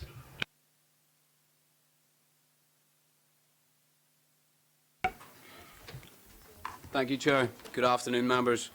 This item has been brought to committee as a result of a standard call-in request for all sui generis HMO applications. The application relates to number 35 Chichester Road, located to the east of London Road in the Nelson Ward, and the proposal is for a change of use from a Class C4 HMO to a 7-person sui generis HMO. As the property can be used as a C4 HMO for up to 6 people, it is considered that the proposed change would not introduce a new HMO to the area or result in an imbalance of uses. The slide above shows how the property would be laid out over 3 floors. The applicant has proposed to convert the existing lounge at the ground floor to provide an additional bedroom and an ensuite. And the property would have a total of 7 bedrooms, each with an ensuite, whilst a shared WC would be located at the ground floor. The above images show the front and rear elevations of the property. Existing rubbish and recycling bins would be retained in the front courtyard, whilst secure weatherproof bicycle storage could be provided to the rear. The above images show the existing internal layout. The private sector housing department have indicated the provisional layout of the property would be capable of receiving a licence, subject to the provision of a range of cooking, sanitary and storage facilities. In light of this consultation and the scheme's policy compliance, the recommendation is for conditional permission. Thank you. Okay, thank you very much. Mr. Broyd, you have 6 minutes. Thank you, Chair, members. This application is brought forward in line with previous applications made by myself for the same client. The standards going into the property is no different than the others. Every aspect of fire safety has been considered. A lot of the flooring's being changed, as you can see from the picture, to Centre 200s to provide additional safety. FD30 fire doors throughout the property with self-closers, inhibitors and thumb turn locks, so it'll lessen the need for a key in the case of emergency. All emergency lighting's in place to go in, as well as all the smoke detection. So every aspect of fire safety has been adhered to, fireboarding, new stairwells going in. As far as the cooking facilities are concerned, as was with all my other previous applications, it's a Magnets kitchen going in, soft stop cupboards and drawers. It'll all have the double electric ovens, double hobs, 2 fridge freezers to provide more than enough food, cold food storage. We're introducing a central locking system for the wall cabinets for each individual to have security to their food. Not that it's ever been an issue, but to negate that being in the future. So in the aspect of comfort, it's all there. Saxony flooring going in, and in the concerns you had to Western Terrace, the neighbouring properties have found the use of those properties to be not the effect that they were expecting, because the sole single designed tenant for this property will be professional sharers. They're not looking for students, so please don't allow it to fall in that sin bin there. It is all for professional sharers. I've taken the liberty of producing a database valid this morning. It's from the Rightmove website, over 1.3 million visitors a month. I took a search going back to January of this year of how many single bedrooms were available for the low-paid professional earner. 58. Over the several thousand in this city that are for families, growing families, professional couples. I think we're forgetting that when we talk about HMO, we're not talking about students, drug rehabilitation, people under licence. There are people that fall on harder times, that do need somewhere to live, that are working. Let's not put them on the streets, okay? In this area in particular, you'll notice from the database search, very few HMOs. And that is the target market, and that's the condition of the property. So if I can please submit this and surrender it to the committee for their perusal prior to making a decision. The 2 main websites for searching for single rooms will be Rightmove, it's the number 1. You'll find that portal trends of all nature will show they are clearly the number 1 in Hampshire. Second to that, it is Find a Room. Also, you'll find attached to that, presently marketed at the moment, there are, funnily enough, 58 properties, of which only 17 are available, 5 of which are mine. So I do understand the hatred of HMOs, and I do understand the pressure that comes forward to committee members to curb them, but these are out of swamped areas, and these are for a client base that we need to be considering. Thank you very much. Okay, thank you very much. I mean, just one quick comment from me for the benefit of the new members of the committee who may not have heard this before, and I'm not sure I've sat on an application of yours, Mr. Broyd, before. Yes, you have. You were on 26 Manners. Okay. But as somebody who earlier in life lived in an HMO myself with other young workers, I actually do take exception to the generalisation that people in HMOs cause problems, because I have personal experience of living in one, and I would argue that we actually brought a lot to the local community as young professionals. So as far as my view and the view I express on the committee regularly, the generalisation that HMOs are inherently a bad thing is false. And, you know, we need to take each one on its merits, as I've said on all of the applications. But now we'll move on to questions. Councillor Vernon-Jackson. Thank you. Two questions. Of course, if this application is granted, then anybody can be in here. If it's a different ownership set. I wonder if the applicant would accept as a condition that this is to reflect what he said in terms of the market, that this should be for professionals only. Can I just, on that point, you can't actually put a condition on about end user. That's so it could be students at any point in the future. And I think we just need to be aware of that. And the second question I've got is how we're going to have bike store in the garden. I think the planning officer said that there was the possibility of a bike store. If so, how do they get them in and out of the house?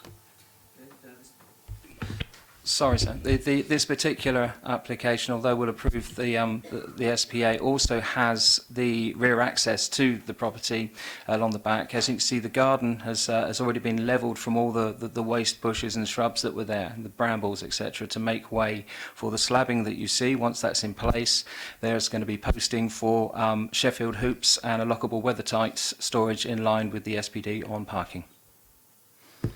Okay, thank you very much indeed. As I understand it, because one of the great things that stops or helps reduce the problem of flooding in the city is gardens, and the more hard standings we have and people taking gardening out, the more likely it is that we get flooding, which is a pity to see.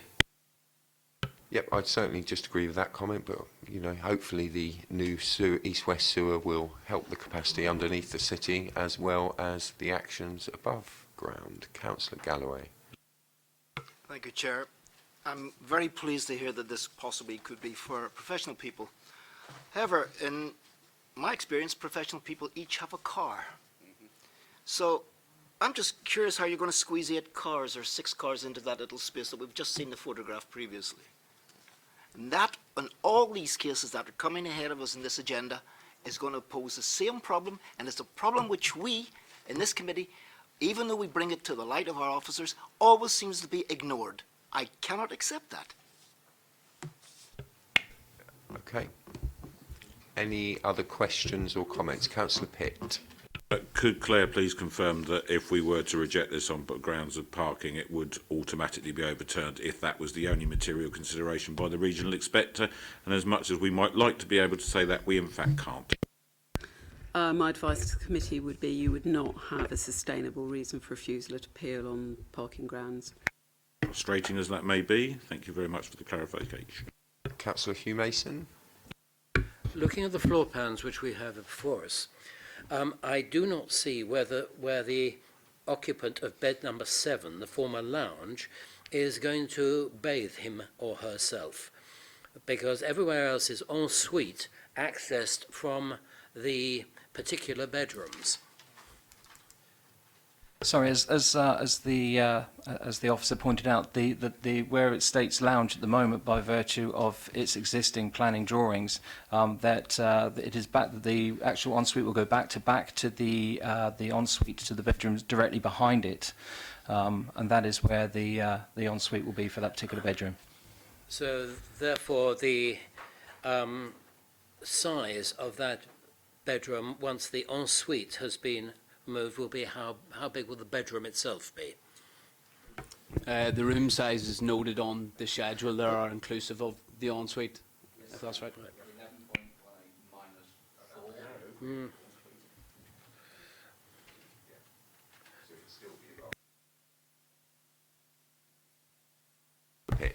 Just clarification on that. I don't think that's what you said, Nod, is it? I think you're saying that bedroom 7 will be 11.18 square metres, and it will have an ensuite which is 3.29 square metres.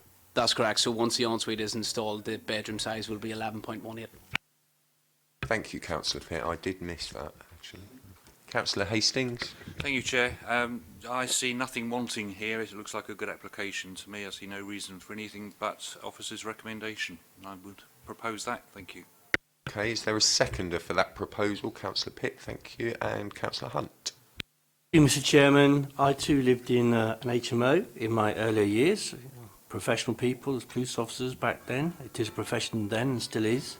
And it isn't, it's the industry that has stigmatised HMOs and a failure of the council policy in the past to make sure that HMOs are regulated better and properly. And I think you've already acknowledged, at least, that this committee, and particularly this end of the table, has had a lot to do with improving that by way of the licence and the 10% rule, and by the pressure that we put on. And so we see much better applications that come forward. So I just make that point, since you made the point earlier on about HMOs. I think it is the industry, and the industry is beginning to pull its socks up. Mr. Boyd, I'm grateful for your comments earlier. So that's it, yeah. So let's see what happens on this vote. Okay, any further comment? No, so we have one for... The comment. I beg your pardon, since you invited me to speak there on the further comment, and that was that I would prefer to see these applications deferred to after next week. I think on this point, Mr. Campbell has got a point. So that would be my position in any event. Okay. So with no other proposal... Can I ask, Claire, is that a sensible thing to do or not? So my advice to the committee on this matter is that you've got an application before you. Fine, okay. Determine on current policy, you shouldn't defer. Councillor Pitt. Just trying to be helpful, could we have confirmation from Niall that even if this were to be deferred, since it does not go over the 10% limit and the room sizes that are on the plan are all in excess of what the new, more improved room size specifications will be, it would nevertheless give no further grounds for refusal? The HMO percentage is 5.88%, so below the 10% threshold. Okay, so we have one formal proposal on the table, which is for conditional permission as laid out in the report. All members in favour, please show. All those against, and any abstentions. That has been granted conditional consent, and now we will take a 5 to 10 minute comfort break, depending on how long. Yeah, and just to be aware that filming will continue during the comfort break, so please, if you are speaking, make sure your microphone is off.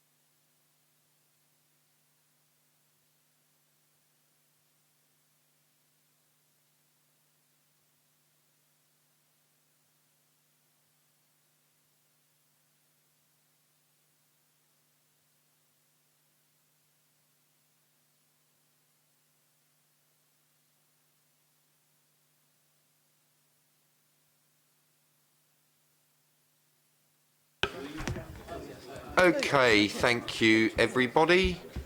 And if everybody is sufficiently comforted, we will resume with item 8, application 8, which is for 333 London Road. If we could, have we got deputations for this? We have Mr. Chris Broyd, if you'd like to come to the front.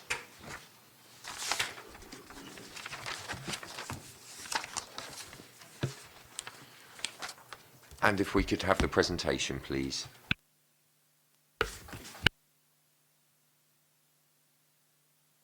Thank you, Chair. Good afternoon, members.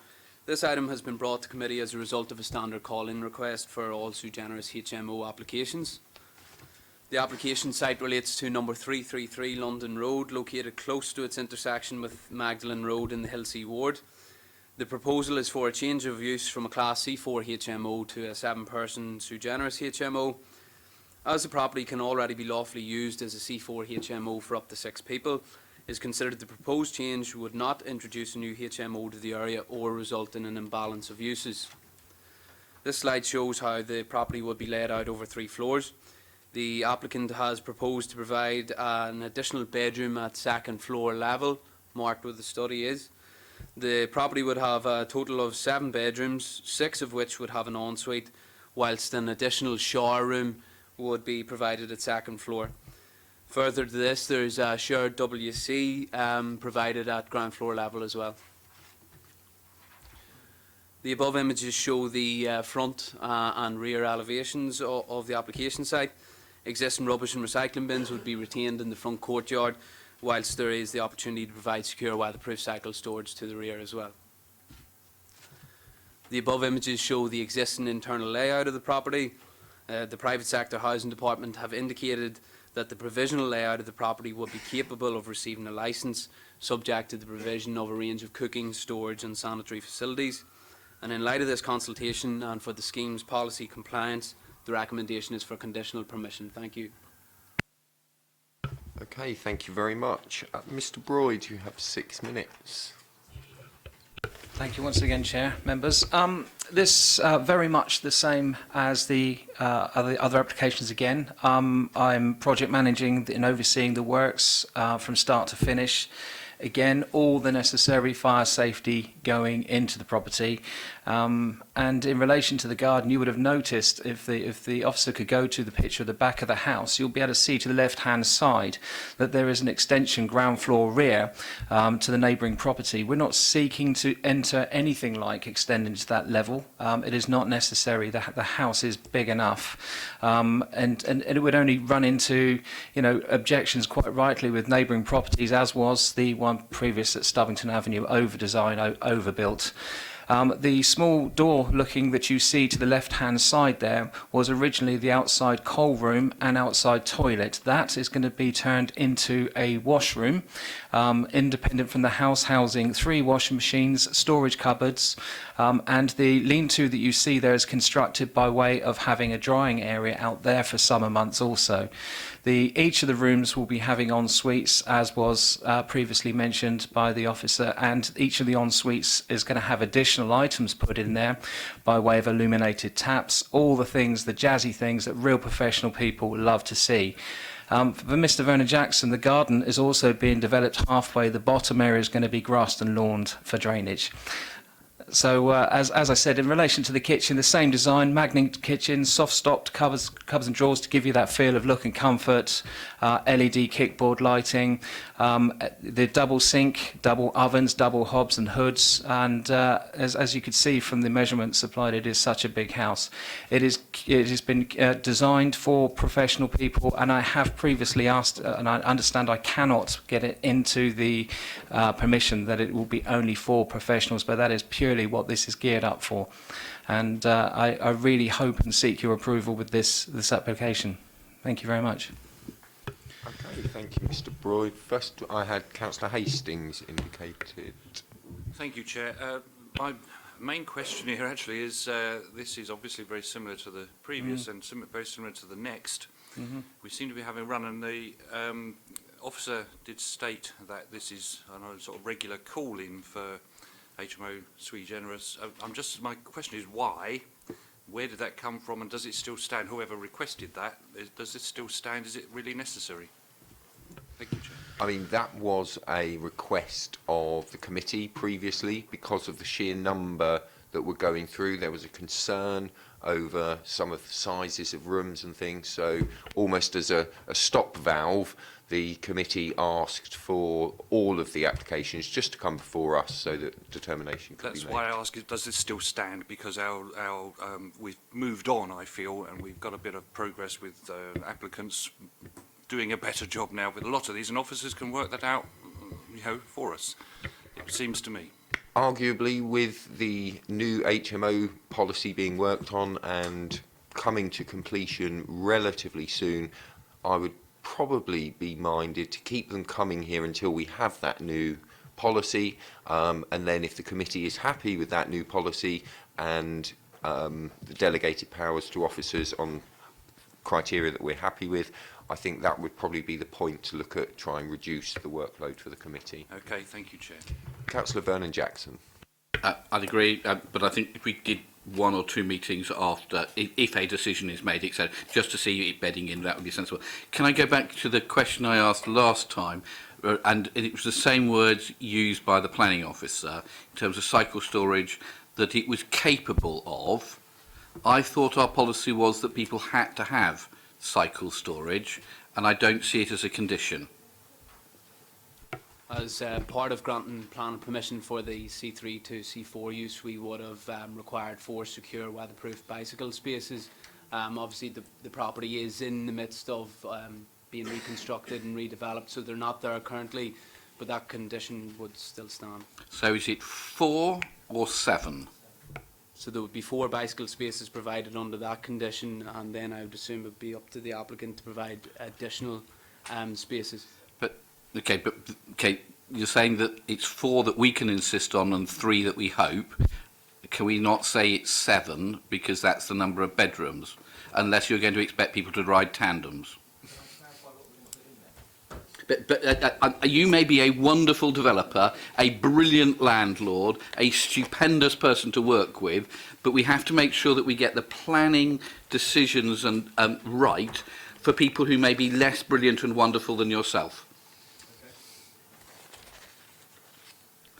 So, can we do an amendment to say it's one per room, Claire? Which is what I thought was our standard thing. I think that's above what our standard thing is. I mean, obviously, as a committee, you could just make the decision that that's what you want. Do you want 5 3/4 cycles? No, but you may find in some cases that 7 cycle parking spaces then begins to significantly reduce your rear garden area. So it would be above what we would normally expect. Councillor Hugh Mason. Looking at the floor plans, if we can turn to the former study on the top floor, it would appear to have a very thin wall between it and the neighbouring property. There's something dotted lines there, and an extractor fan. Could you tell me, I'd like to know, A, how it is lit during the day and what the windows space is, and 2, what is going on the, I suppose, the left-hand side of the study. A second question concerns the first floor. We have a plant room. Is this watercress or is it cannabis?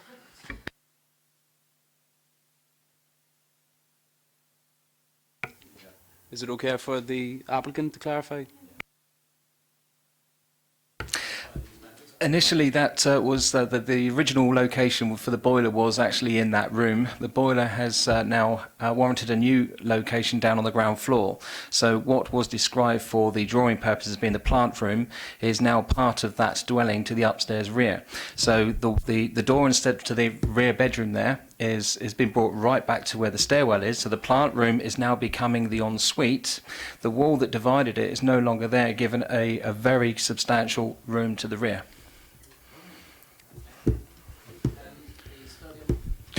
the study on the top floor, between the two walls is a standard firewall between the two, which is dual bricked brace. Now, what we've put there is Celtex division on a stud wall for insulation and soundproof, and thermoboarded along that wall.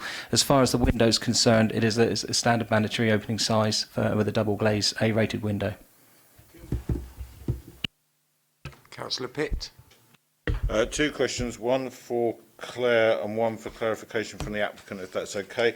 Claire, you said that would be, read the cycle storage, that would be above what we would normally expect. Could you clarify what we would normally expect? And the other for the applicant, the washroom addition, could the applicant confirm that that is beyond the current remit of the floor plans that are in front of us? It's actually an extension beyond the north of that particular area, or does it take some of this area away, affecting the lounge kitchen size? Yeah, that is correct. The original drawings was to show that to be removed. I feel that to be a complete waste of and a waste of time. I felt that that space will be better used for bringing the washing machines out of the kitchen and having a separate space right underneath that the overhung area to where you can dry your clothes once been through the washing machines. And because of the space that's available, 2 or 3 washing machines ideally is what our proposal would be for that particular area. And it's an existing building, as I said. It was originally outside toilet and coal shed. And on the cycle storage, it's 4 spaces, and that's set out in the highway engineer's comments. Councillor Hastings. Thank you, Chair. That's very useful, some of those questions, I'm sure. But I see once again, nothing wanting here, and I propose officers' recommendations. Thank you. Councillor Hunt. Yeah, thanks. Since we've moved into comments, you're quite correct earlier on. It's me that suggested that all these applications come first of all. The committee agreed for every good reason, and the result is here before us today. So thank you for that earlier on. And we should keep that pressure up, or should want to keep it up anyway.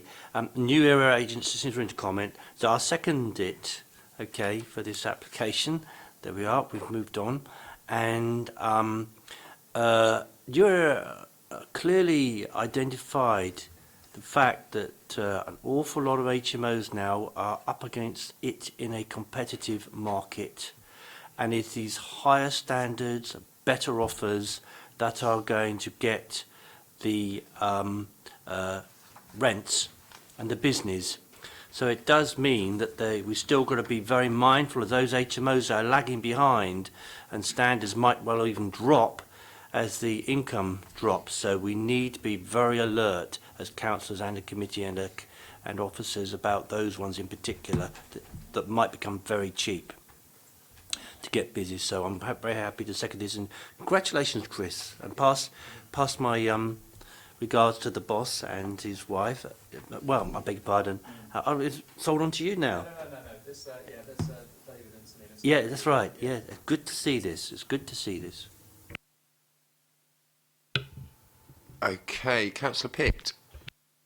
Yes, just in reference to the comments from a colleague, Councillor Hastings, I do think that having these called to the committee has been very instrumental in getting first some of the quality amendments to the SPD in terms of room sizes and bringing those things together, but also in sending a very clear message that we're not going to just cram people into inappropriate housing in the city.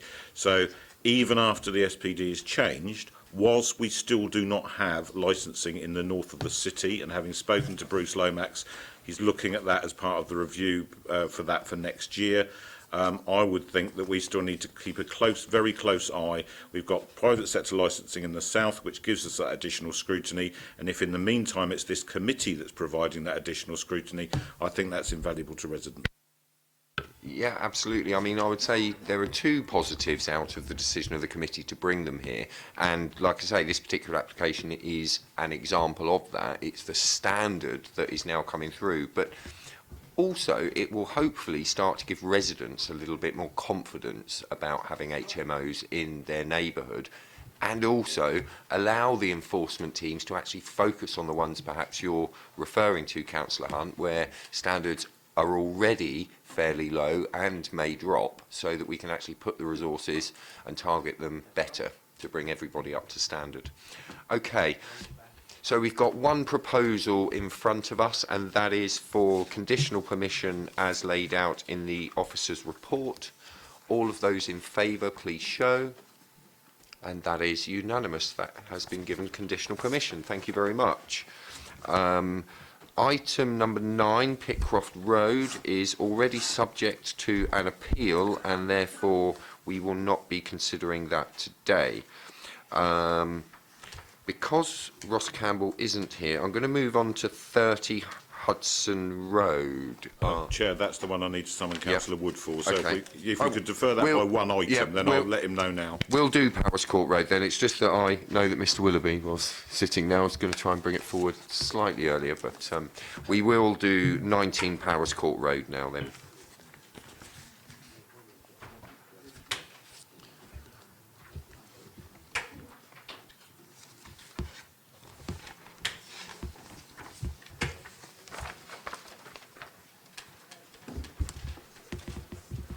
And if we could have the presentation, please.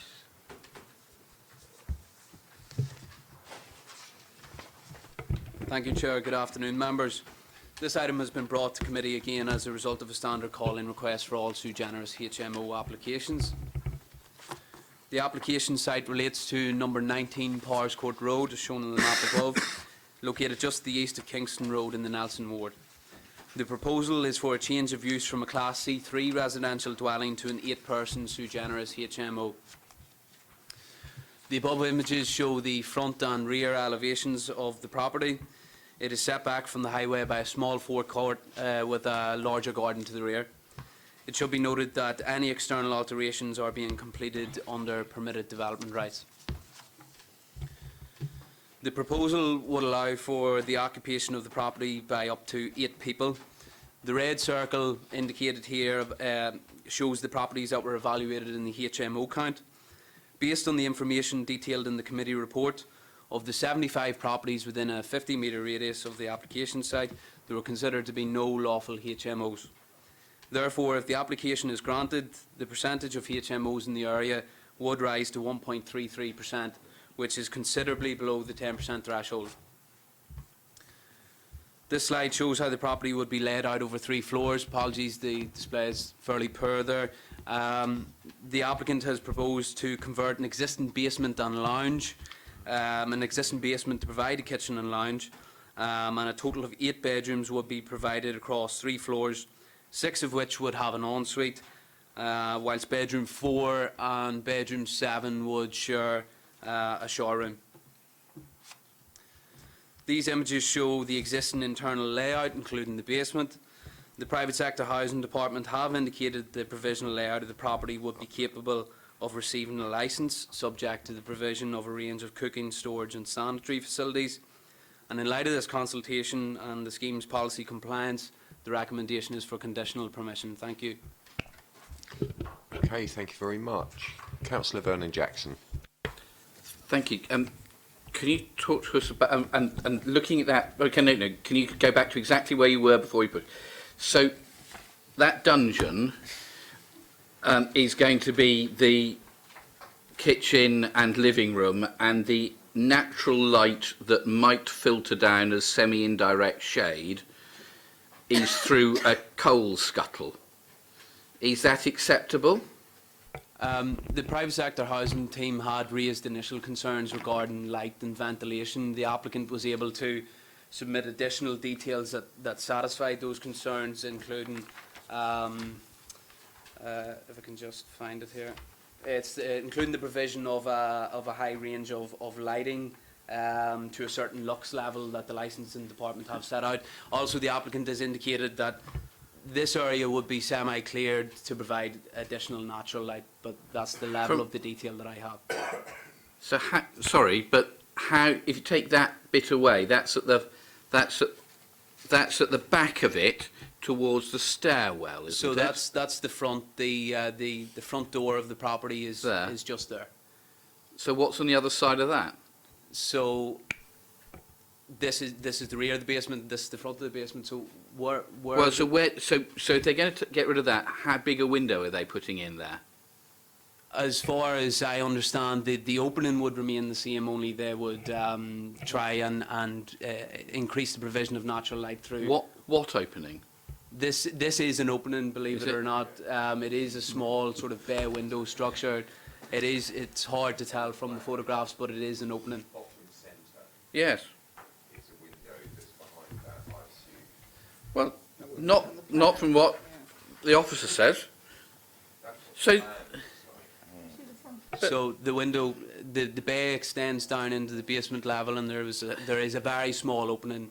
A very small opening to be the place where you get any natural light in, to the place where people are meant to congregate, to live, cook, etc. And that is in some ways acceptable? Based on private sector housing comments, they consider it to be acceptable, subject to the provision of a range of lighting. I'm sorry, I'm staggered. Absolutely appalling. I was quite happy with some of them, but that, to make people live in that dungeon with, I suppose joking saying semi-indirect shade as their best chance of any light is awful. This is the slum of the future. I mean, if I could just draw members' attention to page 78, the second full paragraph down, the final sentence, further to discussions between the applicant and the private sector housing team, previous concerns were mitigated by virtue of the existing basement windows being replaced and the additional supply of 20 energy-saving LED lamps that would exceed the minimum lux requirements of 300 lux for the kitchen and 500 lux for food preparation areas. So that's the advice from private sector housing team. So it's acceptable to have no windows in a living room and kitchen and for everything to be powered off the electric? Well, even in Kingston Prison they didn't do that. I mean, I've never been responsible for anything to do with private sector housing policy. Perhaps it may have come under your tenure during your 10 years as leader of the council, perhaps. I still think it's a good reason to turn it down. Okay.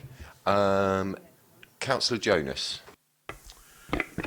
Whilst I don't profess to be an expert on dungeons, like the former councillor, previous councillor I should say, my concern would be ventilation. I mean, if you're cooking down there, and I mean, not everyone's a good cook. I just fear, I can't see how this has ever passed anybody.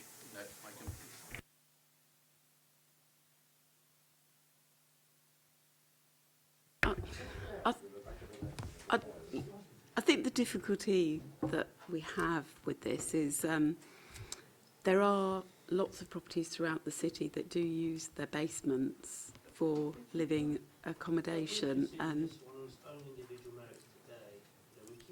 well, yeah, as a committee, obviously you've got to come to your own decision, but in terms of trying to defend that at appeal, I think we might have some difficulties.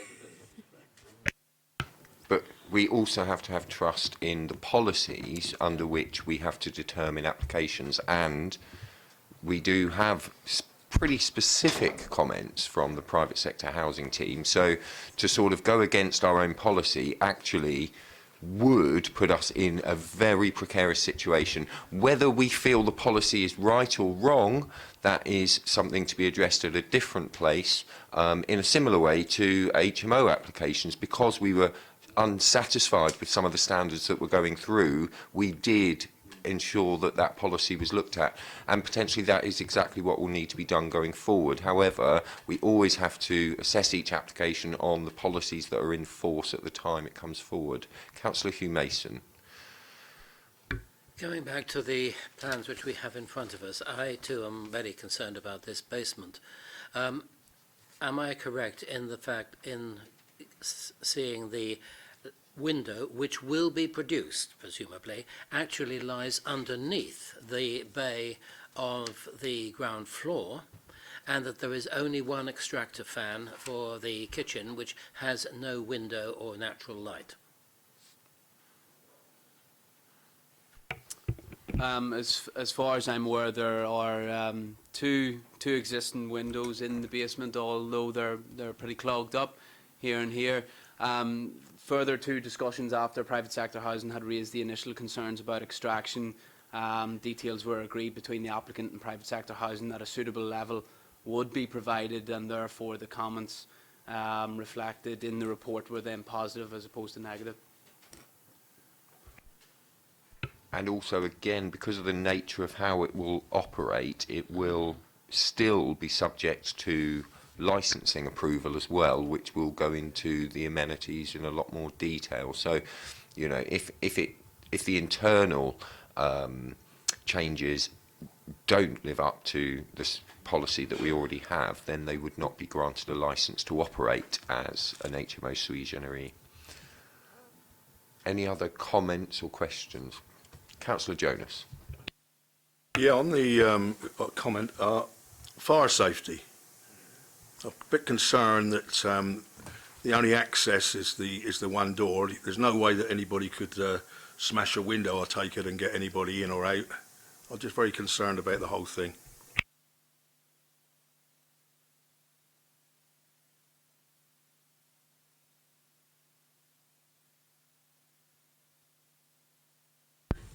I'll just confirm on the sort of the fire issue, that would be more a matter for building regs than the planning. Councillor Vernon Jackson.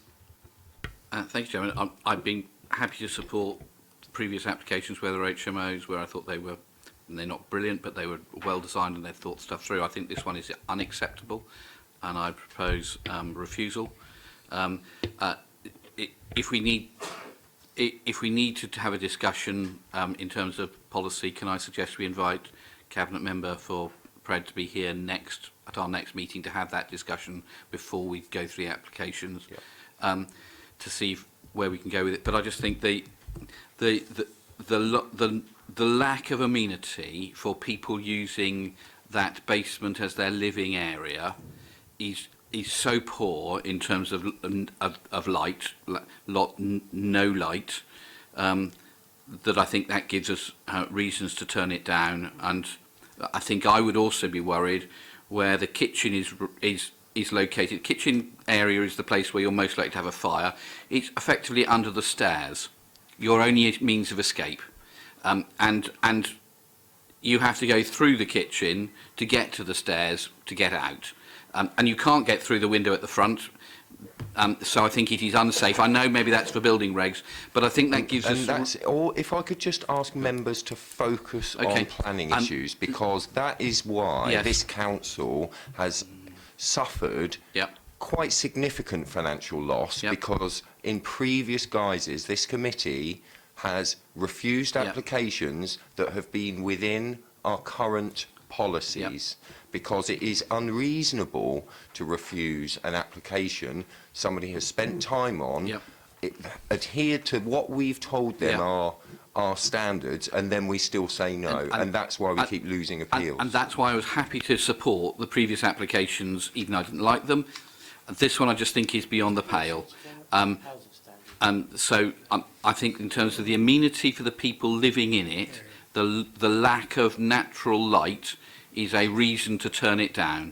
And I have supported previous applications today for things I didn't like because it was within policy. Can I just then maybe advise members, which might help inform your decision? So I think your reason for refusal then is really, so it's lack of amenity in terms of inadequate light, which would lead to a poor, and ventilation leading to a poor standard of living environment for future residents and users of the development, contrary to policy PCS 23. Councillor Hunt. Yeah, thanks, Mr. Chairman. And you know, that's exactly, took the words out of my mouth. That's what I've written down here. So I'd like to propose that, second the proposal of Councillor Gerald Venges. On the one hand... Just before that, can I just clarify whether there are any other reasons for refusal that you would like included? Because again, if we're going to refuse... No, it's good to have lots of... absolutely. So, but earlier on, you know, we were told, on the one hand, we were told that we must look at what housing standards say, but that's not a planning issue, that's housing standards. And then when Councillor Vernon Jackson mentioned something else, we were told to focus on the planning issue. So I am focusing on the planning issue. I take account of what housing standards say, but they are not the reasons on which we will be basing our decision. They may well say they don't mind, this is okay, but today it is the planning issue, and that's what I focus on, the planning issues. And on the planning, those planning grounds, this is not a form of development I want to see us do. Whether or not there are X number across the city in any event and X number of people living in basements, just because one thing is done in one place doesn't mean to say that we have to follow, you know. So no, it's wrong. It's completely wrong. It's clear it's wrong. The window's awful at the back, and Councillor Jonas sees that too. As to the fire regulations, that's a different matter. I know that. But and then you've got this other little window, supposed window at this end. It's a load of baloney, isn't it? You know, it's wrong to make people go into a lounge and a kitchen like that, despite all the LED lights and all the other lighting that we put in there. I wouldn't want to buy it. I wouldn't want to live in it. I wouldn't want to cook in it. So no. Okay. Councillor Pitt. Slightly different concerns. In the report on page 87 at the top, bedroom 3 first floor is described as being 6.6 square metres. On the plan that we've been given, it's articulated as being 9.3 square metres. You're on the wrong report. Am I? Oh, I've got the wrong road. Oh. Oh, right, okay, sorry. Never mind. Oh, so which property are we on? 19, sorry. 9 Powers Court. Turned too many pages. You were hoping. Yes, I was. Sorry. Chairman, if Claire can think of other good reasons to turn it down. She's done that. Yeah, no, she's come up with one, which I completely agree with, but whether Claire can, through her professional knowledge, skill and expertise, come up with 97 others. We'll agree them. Members, I don't think you're finding another reason for refusal on this afternoon. And obviously, you know, I have to be guided in part by you. So I'm Fine. hearing one reason for refusal from you. Unless you can be creative and think of more. Officers aren't paid to be creative, are they? Yes, they are. Further comment. Councillor Pitt. Yeah, now I've got the right page. Well, there's so many of these flipping things; it's difficult to keep track of them. The count data that we had, Niall. Could you just remind me of what that was?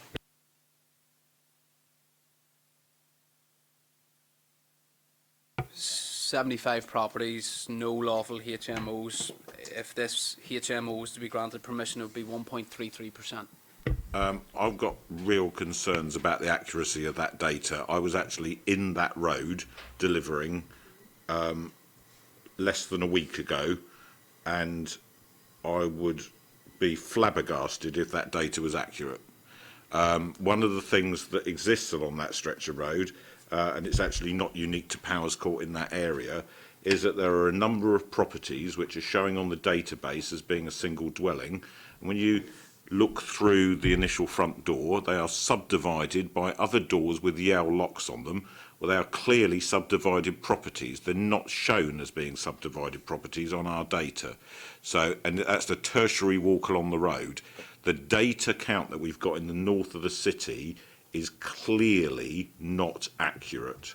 I have spoken to the head of private sector housing about that, and he agreed with me that more work needs to be done in that area. I have real reservations, and I've been very consistent in saying if it's within the 10%, etc., then we have to follow our policy. And I've actually taken flack from residents for sticking with that when we had one in Fratton last time.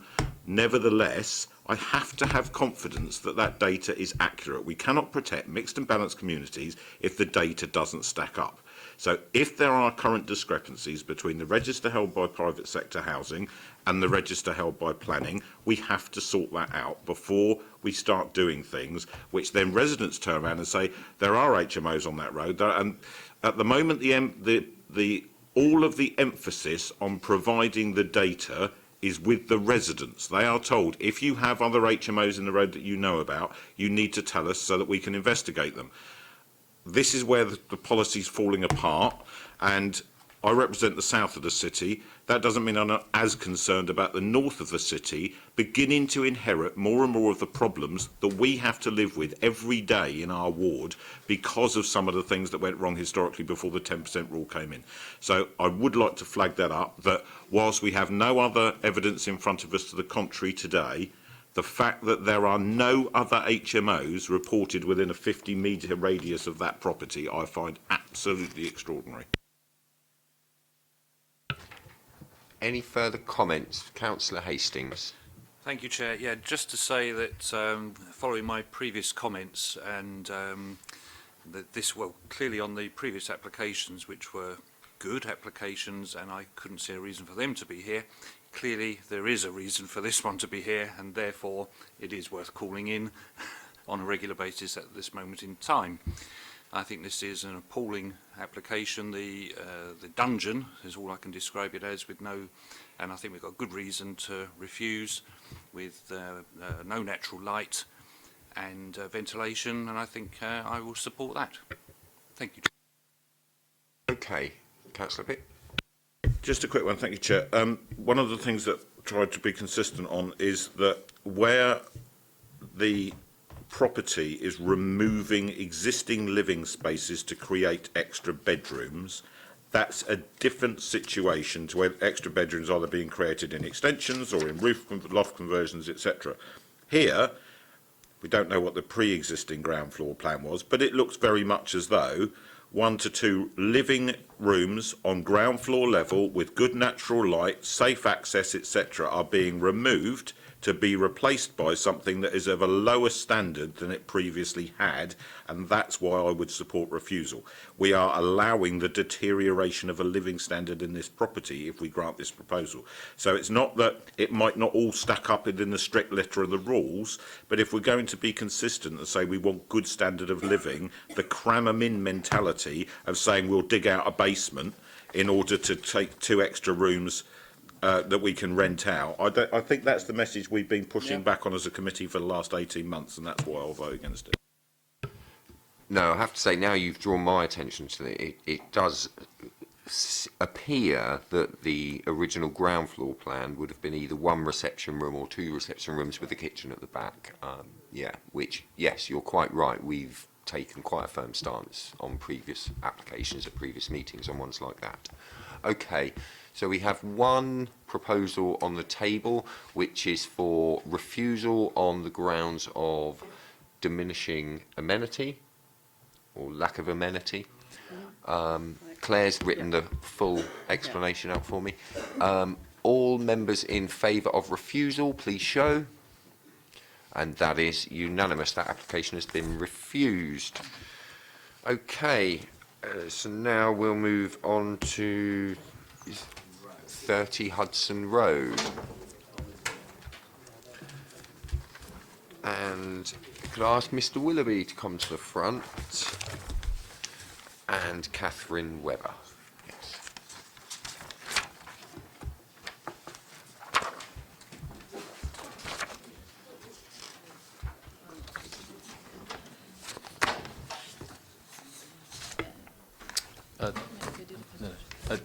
Chair, can I just ask a question? I had some material to hand out to the committee. Can I do that now, or would you like to wait until? Okay.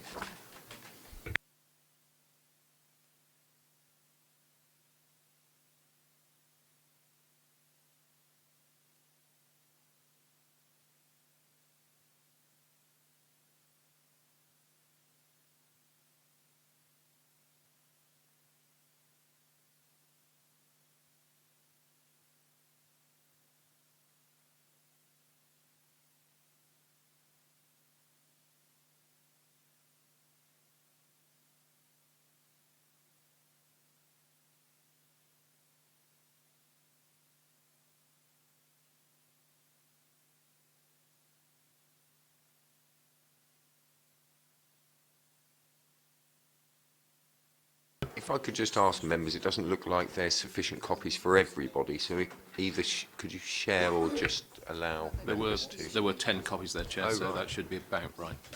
They haven't passed them all down, sir, I'm afraid.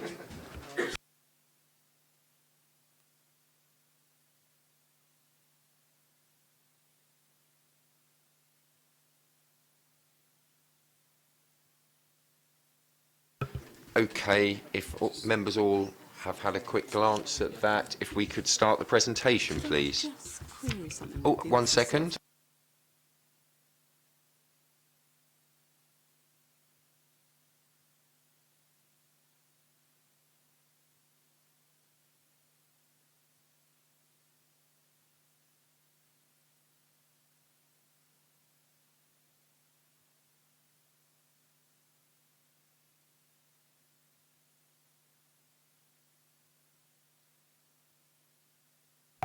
Okay, thank you, Chair.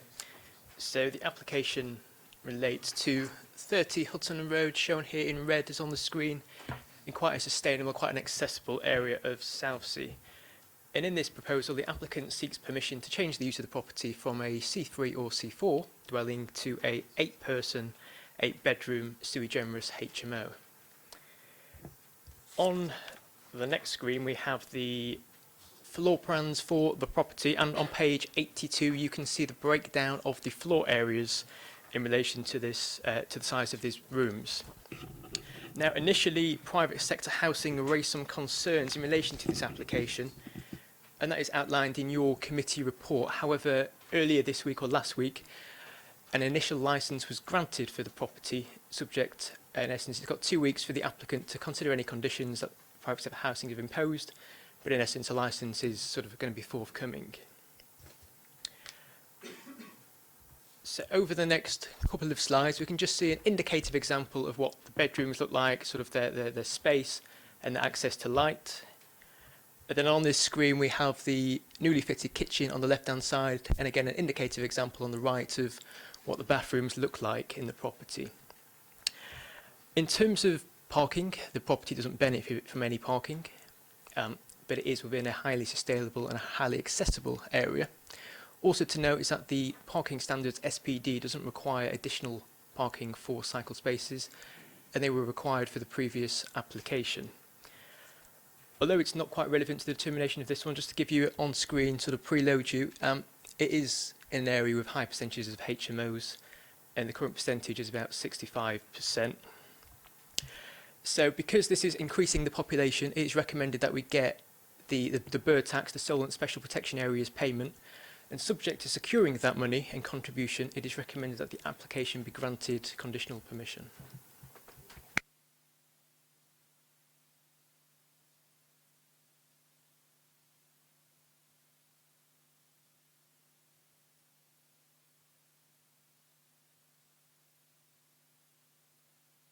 I want to put a proposal to members that this application is actually deferred because, number one, we've got a new HMO policy coming through, which will give us even more teeth to potentially deal with ones like this. Unless, you know, I know that you've come along to speak, and if you would like to, of course, but I just wanted to make members aware that, you know, perhaps that's the direction we may end up going, so that... I think we would like to speak, and we would actually like to press for rejection.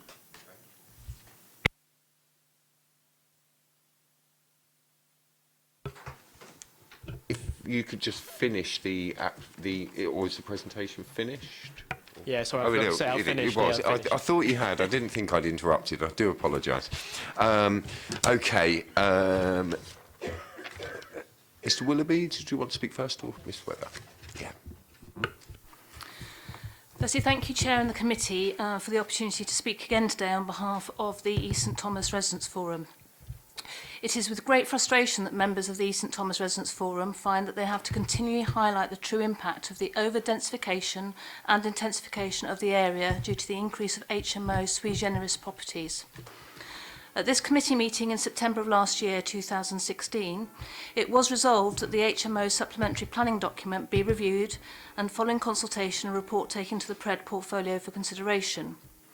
The committee asked officers to start this process as a matter of urgency. The minutes of that same meeting state that it was estimated that 6 months was a reasonable timescale for this process. It is now 14 months since that meeting, and we are still awaiting the revised supplementary planning documents. We therefore find ourselves yet again having to reiterate the negative impact on the local community if this planning application were to be approved. By our calculations, Hudson Road currently has an approximate HMO density of 70%. And the reality of this densification was illustrated recently when a local resident spoke to a group of student tenants in the early hours one morning due to noise disturbance. The students commented that they thought all of the properties in the road were occupied by students and that they therefore did not have to consider the impact of their behaviour on local residents. The Planning Inspectorate, in allowing the appeals of, for example, 12 Beatrice Road, 74 Telephone Road and 37 Margate Road, has failed to understand the cumulative effect of permitting an increase of 1 or 2 people per sui generis property. Due to the significantly high percentage of HMO density in our area, this increases in intensity per household, even by 1 or 2 people, has a disproportionately high cumulative effect. We return virtually every month to this committee, highlighting how the lives of local residents are being negatively affected by the ongoing approval of HMO sui generis applications, particularly with regard to the increase in waste and noise disturbance. Evidence to this effect does exist. All issues and incidents are regularly reported, and therefore recorded, I assume, to Portsmouth City Council, the police, the university, our local councillors and/or via the My Portsmouth app. We therefore request that the committee reject this application due to the negative impact it will have on the local community. Thank you. Thank you. Mr. Willoughby. Okay, thank you, Chair. Thank you, committee councillors. Again, for the opportunity to speak to you on behalf of the 120 or so now members of East St Thomas Residents Forum. I have to say this application in particular, I think, is the epitome of overdevelopment of standard C4 HMOs into what has now been termed the super HMO. In addition to all of the points raised by Catherine, which we make repeatedly at these meetings on behalf of residents over the last year or so, I want to make some very specific comments on this application. Point 1, residential amenity. Essentially, this proposal represents a major reduction in the amenity to occupants. As you can see by the information I circulated earlier, this property was licensed and is currently licensed for 5 people. And the applicant's drawings, which I've copied for you there, show 2 lounges on the ground floor. The proposal is to remove both of those lounges and convert them to bedrooms. This effectively is removing 16.8 square metres of amenity space while putting an additional 3 people into the building. The officer's report notes that public sector housing team have raised some concerns about whether the shared space is too small. The actual standard is 27.5. The proposal from the applicant is 24.78. The private sector housing support states that where water closets are provided, the property must be, or they must be a minimum of 1.17 metres. If you look at the plans submitted in the officer's report, one of the toilets is 1.11. The application, therefore, represents a scheme which targets the absolute minimum standard and sadly even fails to deliver this. On the grounds of residential amenity, we believe the application should be rejected. I just have one other point here to make, actually. There's some concerns from the drawings, actually, as to whether the loft extension even meets the requirements for head height. And we, certainly we'd like some clarification on that and probably a site visit to ascertain whether that's the case. Okay, point 2. Waste provision. If we look at the report from the waste management team, it says, due to the size of the HMO, I would ask that a condition is placed on the application for a minimum 4 360-litre refuse/stroke recycling bins to be used on site of the development. If this is not met, I would ask for the application to be refused. This is a small terrace property with a front forecourt with a width of approximately 3 metres and a depth of 80 centimetres. Given that 360, and these are very large refuse recycling bins, have a dimension of 90 by 70 centimetres, they simply won't fit in the forecourt of the building. Given that it seems completely unreasonable to expect refuse from 8 sharing individuals in bins representing nearly 1,500 litres to be brought through the property, you know, that requirement for those bins simply can't be met. And on that basis, again, the application should be rejected. Cycle provision. We strongly argue that any development should meet the required requirements for parking and cycle storage as stated in 2014 PCC SPD. There should therefore be space for the long-term storage of 4 bicycles and 1 short-term cycle. There's no indication in the application of how that's going to be met. And particularly with this property, there is no rear access. It's a very long building now because of the extension, and all the bicycles, potentially all 8 of them, would have to be dragged through the property. So in summary, this property, this application actually takes a property with good amenity for residents, and in pursuit of increased profits, targets the absolute minimum standard and fails to meet even these requirements. The reduction in the residents' amenity represents a move to lower quality housing, which I think we'd all agree is directionally incorrect. And the application fails to meet the minimum space standards set out by PCC private sector housing, cannot practically meet the requirements set out by the Waste and Recycling Management team, and has no provision for cycling storage included in it. We therefore request that the application is rejected on the grounds that the application will impact not both the amenity of the local residents and the amenity of the property's occupants. Thank you. Great. Members' questions. Councillor Vernon-Jackson. Thank you. A very helpful deputation from colleagues. I had an additional one that I was concerned about, which it looks as if this is going to be 8 bedrooms with 2 loos, one of which is shared with a shower. So my concern is that the previous ones that we've looked at have on the whole been reasonably well designed and everybody's got an ensuite. This one is significantly lower standard, and it just seems to me if you've got only 2 loos for 8 separate bedrooms, that isn't enough to be able to meet the needs of modern time, especially if one of them's in the shower, and we all know how long some people can live in the shower. So I worry not only is there less amenity space than there should be, lack of cycling, lack of rubbish provision, but also lack of loos, would seem to me all good reasons to say no. My question is in terms of tactics of being able to stop this, which is what we want, which is what I want to do and what the people who come to speak want to do. Are we on stronger ground to turn this down today, or turn it down when the long delayed SPD happens, if next week? And I'm because I'm new to the committee at the moment, I'd just like some advice about tactics.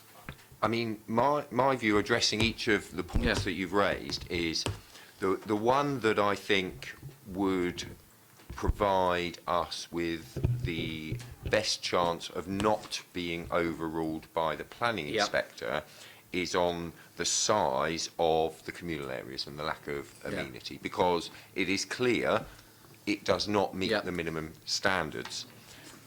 Were we to go down the route additionally of cycle storage, the planning inspectorate would turn around and say this is a C4 HMO already, and therefore if you cannot impose additional cycling storage if it already has permission for a C4 use.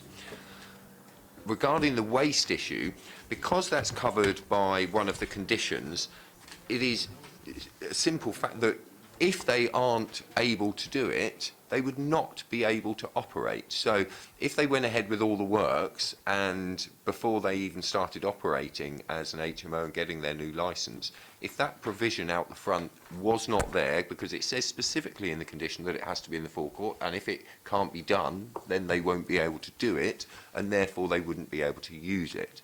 They've got the wall down. Well, no, I mean, ultimately that would be changing the plans as far as I'm aware, but then they would have to resubmit a planning application for that. So I agree, you know, but we just need to be mindful of making sure that the only things we're refusing it on are things that the planning inspectorate will agree with us on. Councillor Hunt. Yeah, well, something the planning inspector did agree with me upon, not even though he granted permission quite recently, was one, I can't remember which road it was in, there's been so many, but they put the storage bins right underneath the windows, and this has got an outward opening window. These storage bins, you're talking about a lot of waste from 8 people. Goodness knows we make enough in our house. We'll try not to, but this is right underneath an open window. And I think that's another matter for the amenity, because you can get smells coming straight back up through the window. It's an outward opening window by the look of it, and it would just push the smells into the room. So Merton Road, that's the one. And the planning inspector agreed with me on that, although he granted permission. So he didn't award costs against the council on that occasion. So it's something else we should be looking at too, whether or not the wall goes or not. Councillor Pitt. Bit confused. On page 82, the room sizes are, and I'm definitely on the right report this time. On page 82, bedroom 5 is cited as 7.25 metres square. On top of page 83, we talk about the area floor set out by technical housing standard as 7.5 square metres, and go on to say that therefore this is acceptable. Now, those two things seem to be at odds to me, because the new housing standard that we're looking to do in the SPD is 7.5 square metres for a minimum bedroom size, and bedroom 5 is 7.25. So I don't see how the comment at the top of 83 is consistent with that. I could be misreading it, but I don't think I am. And the other thing is that the only mitigation that we have ever offered on the living space, the shared communal space, historically for the last 18 months or so, has been if all the bedrooms were over the minimum size.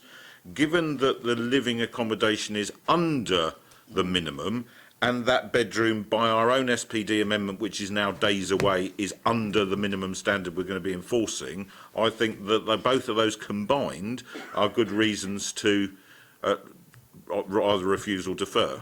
Personally, I think this is a refusable one. But can Claire offer any clarification as to the comment on 83 as opposed to the room size on 82? I can't actually offer comment to explain why that is at slight odds between the previous page. But maybe it is worth at this point just advising the committee in terms of its position on refusing an application today in light of an SPD, amended SPD that may or may not be adopted on Tuesday.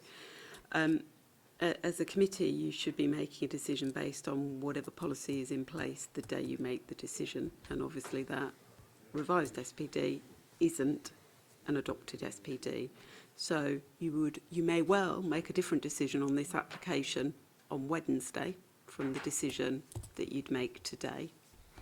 And obviously you are bringing up a number of issues that you're querying or concerned about, which may lead you today to want to defer the application. Hugh Mason. I'm more concerned than with bedroom 5, tiny though it is, with bedroom 4. Living space with head height of 1.5 metres. I'm 1.85 metres myself. Could you tell me how much floor space there is with a headroom of, let us say, 2 metres? So even if you took the nationally described space standards as forming the minimum, they would look at 1.8 metres of head height. I haven't worked out what it would be for 1.8 metres because private sector housing refer to 1.5 metres. So based on our sort of current policy position, the room for the size of the room would be 8.4 metres with 1.5 metres squared head height. Councillor Hunt. Yeah, thank you, Mr. Chairman. I'm sorry to draw it out a bit. Could we go back to the picture on the lounge cum kitchen area? That's it. So, the dining area, sorry. So, you've got the kitchen bit, which I can see. Now, I know the photographer, I can't see any table as a dining area. The only thing I can see that represents dining for 8 people is like the length of breakfast bar.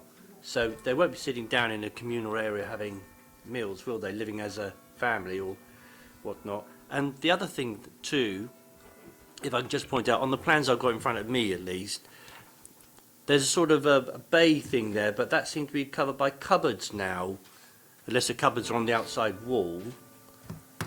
I don't know really. Can you see what I mean? If you look at the plans that we've been presented with today, there's like a where it says the word dining, to the left of that, there's like a bit that sticks out on the outside wall. I don't know what that is, whether it's a door meant to be a window, but certainly there are cupboards there at the moment. But there's no dining area, is there? Not really. It's just a breakfast bar. I'm just wondering, just looking at the plan in relation to the photograph on the left, whether it is a slight recess on that side. Yeah, it could be, but it it's doesn't not matter. a great photograph. Yeah, but yeah, it might well be indeed. It might well be indeed. But there's no dining table there. It's just a breakfast bar for a minimum of what, 3, maybe 4 people. And you know, it'd be a busy house, I would think. So again, there's a lack of amenity for the intended occupiers. Yeah, and I mean, just one additional comment from me, even though it doesn't meet the absolute number for our minimum standards. However, you know, further in the report it says, well, it's only under by a small amount. However, again, as regular members of the committee will know, that I think we've taken a much tougher stance on communal area sizes when bedrooms have been created by taking away some communal areas, because, you know, if they hadn't taken away, or, you know, if it had just been a 7-bedroom, they would have been way in excess of the communal areas. So to actually fall below it, even by a small amount, having actually consciously removed, yeah, it is over-intensification, sort of, from that point of view, that as a result of that has dropped it below what we do say is the minimum. Yeah, Councillor Vernon-Jackson. I'm sorry, I'm coming back to Claire. I am very clear I don't want this to happen, as I think everybody else is. We have to presume that the applicant will appeal, because they almost always do, and therefore we have to think about the end product we want, which is for this not to happen. And therefore we have to think about how it's going to be seen by a planning inspector. I'm looking for your professional advice about when the best time to say no to this is. Is the best time today, or after next week if the policy changes? And therefore a deferral strengthens our hand, even though it seems as if it's not the same as turning it down, but actually what the end product is I just don't want it to happen. So what do you professionally advise in terms of making sure this doesn't happen in reality on that street? In terms of the policy position on it, you are going to have, subject to the application, the report PRED being agreed on Tuesday, you would have a SPD that would give you a refusal position on this application by Wednesday, if that's agreed. So should we reconvene on Wednesday and defer it till Wednesday? Councillor Hunt. So serious about coming back on Wednesday? Because how can we get out the appropriate notification on it? But that's the point. What is the next cycle of the planning committee? And do we have to determine? Yeah. Do we have to determine this? Otherwise, the applicant can go off to appeal in any event, based on today's policy. Is that not right? So, looking at the dates, they could look at an appeal against non-determination. Well, they're outside their 8-week period already, but then the appeal would have to be registered, so it's not an instant submission and registration. The committee could decide today that they'd like to give me the ability to exercise my delegated authority to determine this application on Wednesday, if they thought that was an appropriate thing to do. And you kind of know what our position is. I think I probably do, yeah. Okay, so if I could then propose a deferral that will delegate authority to the officer team to make a determination in the light of any new policy that may emerge over the next couple of weeks. And to inform all the interested parties. Absolutely, to inform all members of the committee and the deputies. I think that's very sensible. Jim, could I ask a second thing? I'm very concerned to hear that the private sector housing people are saying 1.5 metres is high enough for people to be able to get round, I'd like to suggest that we ask the Cabinet Member for Housing to attend our next committee meeting so that we can have that discussion, because I think at 1.5 means quite a lot of people will be walloping their heads. I think there is a piece of work to be done between private sector housing and planning. That there is, we do quite a lot of work, but you know it's a ever building thing as the HMO situation in the city begins to unfold in different directions. Because you're a planning committee and not a policy making committee, I think that is something that should happen outside this committee, but I think it's completely right for you as a planning committee to instruct me, you know, with the chair to go away and talk to the relevant cabinet members to see how we put together a plan of action to make sure that we, as much as possible, join up together. To formally report that back to us so we don't forget about it. Absolutely. Yeah. Hey, just beg your indulgence. I'm so sorry, but when Buckroy's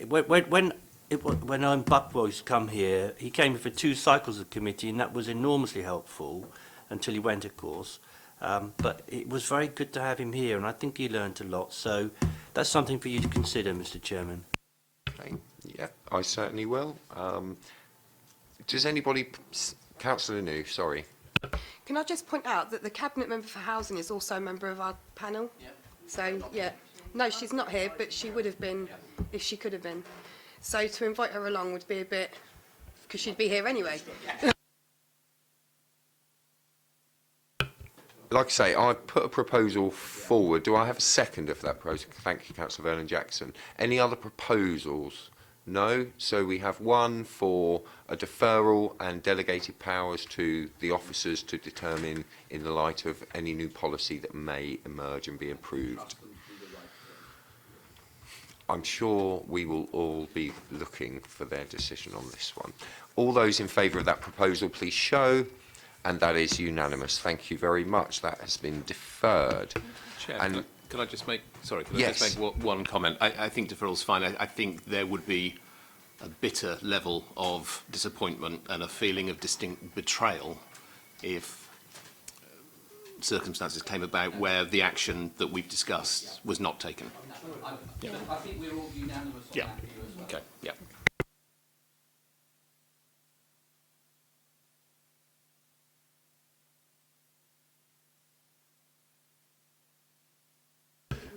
Councillors Hastings and New, are you able to see adequately? Because I'm conscious that you're Thank you, in Chair. the dark. Yes, we are. Well, I'm fine. I can see perfectly well, thank you.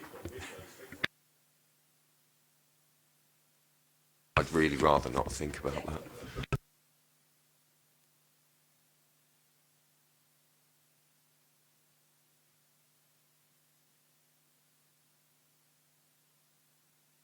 Okay, so now we are moving on to application number 12, which is for 239 Powers Court Road, which is quite a unique application for another HMO to sui generis.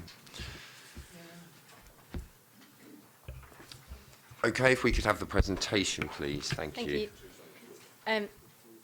This application relates to number 239 Powers Court Road, which is a terraced property on the north side of the road between the junctions of Bedhampton Road and Wallace Road.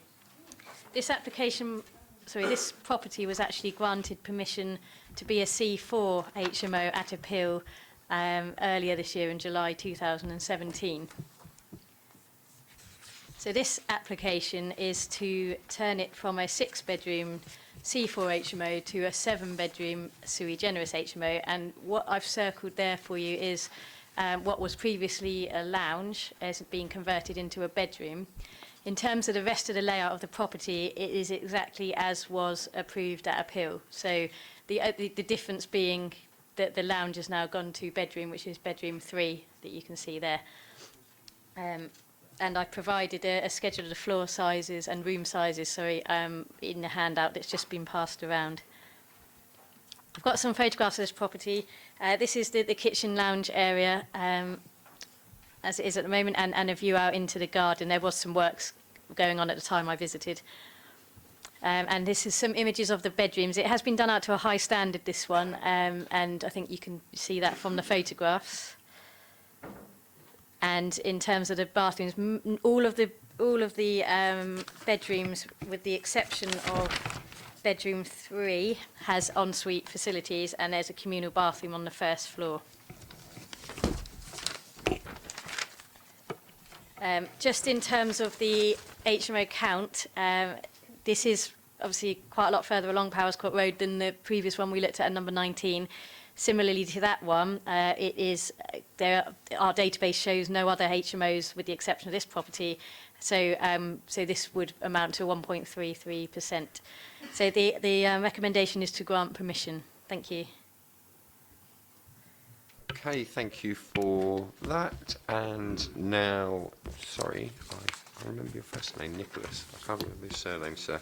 Mr. Atkins, do apologise. You have 6 minutes.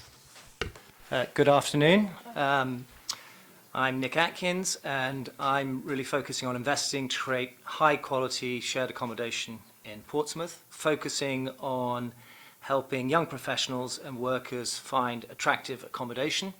The accommodation that I'm creating is accommodation I would be very happy to stay with in myself if I didn't have the whole family with me. And 239 Powers Court has been designed to a very high specification. 6 of the rooms have en suites, as already mentioned. There's 1 communal bathroom. We have a plumbing system, which is industrial scale plumbing system, which can enable all 6 of the showers, or 7 of the showers, to be running simultaneously for 15 minutes with no one losing hot water or water pressure. We have a very high quality, beyond requirement fire safety, L2 room by room alarm system, and it's been done up to a very, very high quality. I think evidence of the demand for this type of accommodation is the fact that we rented out 6 of the rooms before we had even finished fitting out the rooms. And the tenants are very happy with the accommodation that they have. I am now an accredited landlord under the right to rent scheme, and I had 2 of your colleagues, Lorna Eastwood and Claire Green, visit the site not just 2 weeks ago, and they both commented on the very high quality of the property and congratulated me and said that they would personally be happy to stay there themselves. I am running the property through a professional property management agency, T1 Property, who have a very high reputation and who have the tenants' interest firmly at heart. I live only 25 minutes away from Portsmouth, and want to make sure that my tenants are completely happy. Clearly we have C4 already, and we're just moving for 1 more tenant, 1 more room, and we don't believe that will have a big impact. Thank you for your time. Okay, thank you very much. Members' questions. Councillor Vernon-Jackson. The only thing that worries me within what we're allowed to worry about is the size of bedroom 3 at 6.6 square metres, which I presume is the photograph on the top left. Which one is bedroom 3? Sorry, yes, it's a single bedroom. It's Yeah. top left. It's on the first floor on the Yeah. left. So And that room, in effect, has the communal bathroom as its only bathroom. Yeah. But what? 6.5. Okay, so you've got a 10 centimetres in it. Fine, and then he got through on appeal on that anyway, but it wouldn't on Wednesday.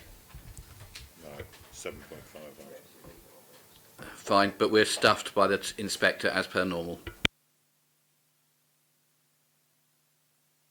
Any other questions from members? Councillor Hunt.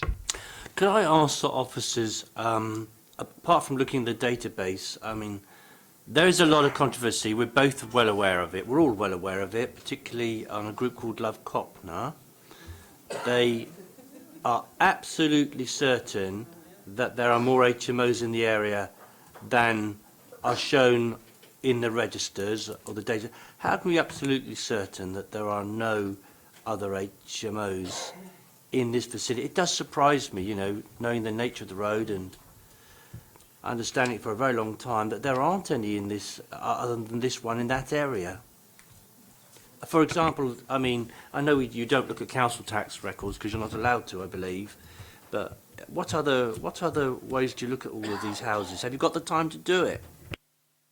We do rely to a great extent on the database and the maps and the data that's provided to us.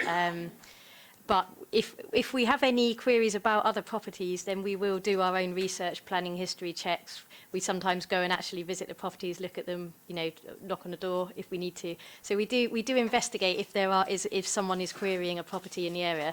In this case, I don't believe there was any reason for me to query any of the other properties. The database said there weren't any, and I didn't receive any queries that there might be others. So I haven't investigated each property in that area. That's the point I was going to come to. It's each property, isn't it? Each property really needs looking at. We've kind of got a handle on it in the south of the city, but in this particular area, the anecdotal evidence at least is that there are more, and I would like to know what we're doing around that. But it would mean checking every single one. Would you have the time to do that? Councillor Hunt, could we stick to the planning applications? And if you've got general points, it's probably best to actually take them up with the officers to deal with the policy issue. I would argue. It's just it's important. If I'm making the decision, I want to be absolutely certain that the register's correct, which is what we rely on. Well, it is. And I'm not. No, it isn't. Well, no, it is what we rely on. But yeah, exactly. That's the point. If we're relying on unsound evidence, we're making poor decisions, aren't we? If you have evidence that it is wrong, then please present it to the committee to consider. However, we can only make decisions on individual applications based on evidence that we have before us. And that's what I was coming to. The evidence come through Love Copner and all the people, the 2,000 people that keep saying that there aren't. Yep. And there's a lot of people saying That's a lovely anecdote, thank you. Okay. Councillor Alicia Denny. I'd just like to make one comment. It seems rather strange that this application was granted, albeit on appeal, only, 4 months ago. Now, all of a sudden, there's one extra bedroom required. If it was thought about at the time in the original application, why wasn't it put in then? I think we've seen a number of these at committee, so the pattern is establishing the C4 use in the first instance and then going from a C4 to a sui generis, and this is another application, you know, similar. Any other questions or comments from members? I'm not willing to vote for this. I'll abstain. I'm going to abstain, whether anybody likes it in this room or not. That's my decision. Because I don't have the confidence in the evidence that we get from the database in this particular area. So I'm not willing to vote. Can I just advise the committee on that point? We're not actually basing this decision on the percentage because it's already a C4 use. Yeah, I get that. Okay, so... But it doesn't mean to say I have to vote. Okay. My own independent Yeah, thought. absolutely. And you know, it is important that we've got members on the committee who understand what the issues are that need to be considered to make a determination that will be held up should the applicant go to appeal, because it has cost this council thousands, tens of thousands over the last year when I wasn't as chairman of this committee, and it was a huge frustration considering the financial hardship that the council is already in, because decisions were constantly being overturned by the planning inspectorate, and that is why decisions were taken and requests given by this committee for policies to be looked at so that we could address that going forward. It is unfortunate that sometimes policy development processes take longer than we would like. However, we've got to get it right, and you know that was part of the reason why I requested to actually come onto this committee as well. Indeed, and I have great sympathy with that. The problem is, Mr. Chairman, I don't have the confidence in the database. Yeah, I really don't. Thank you. Councillor Hastings. Thank you, Chair. Yeah, I was just going to make the point, as Claire just did earlier, actually, that the database is a bit irrelevant here because we're moving from an HMO to sui generis. The room sizes, etc., all fit. Even though you've put in another bedroom, the living area still fits. I see no planning reason to refuse, so officer's recommendation. Thank you, Chair. Okay, and I will second that proposal. Are there any other proposals on the table? No. So all those in favour of the officer's recommendation of conditional permission, please show. All those against, and any abstentions? That has been granted conditional permission. Thank you very much. And now we move on to 69 Lyndhurst Road, and if I could ask Mr. and Mrs. Granger to come to the table, if they are here. No, they're not. Okay. Can we come back to that one then, because we still have people sitting in the public gallery. Move on to application number 14, and can I have Mr. Ty Bridgen coming to the front? Yeah. So this is the application for 15 Charles Street.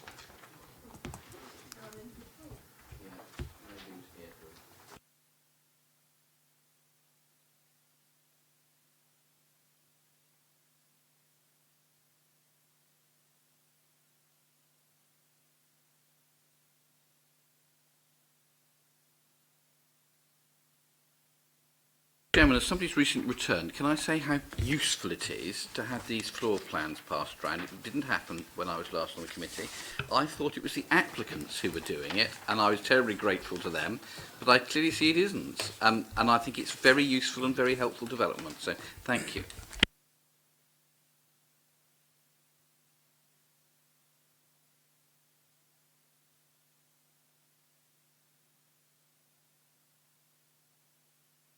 I mean, just on that point, Councillor Vernon-Jackson, I would say that it isn't actually a requirement on HMOs for the applicants to do it, but again, as a result of some of the sort of robust comments from members on the committee over recent times, that it has started to happen. So, you know, yes, and it will be a requirement going forward. I'm sure we can. I'm always grateful. Okay, if we could have the presentation for 15 Charles Street then, please. All right, thank you. So the application relates to 15 Charles Street, shown here on red on the screen as an end of terrace property. Now, this application is for two things. The first one is for the construction of a two-storey side extension, shown by the black blob there. And the second part is for an 8-person HMO.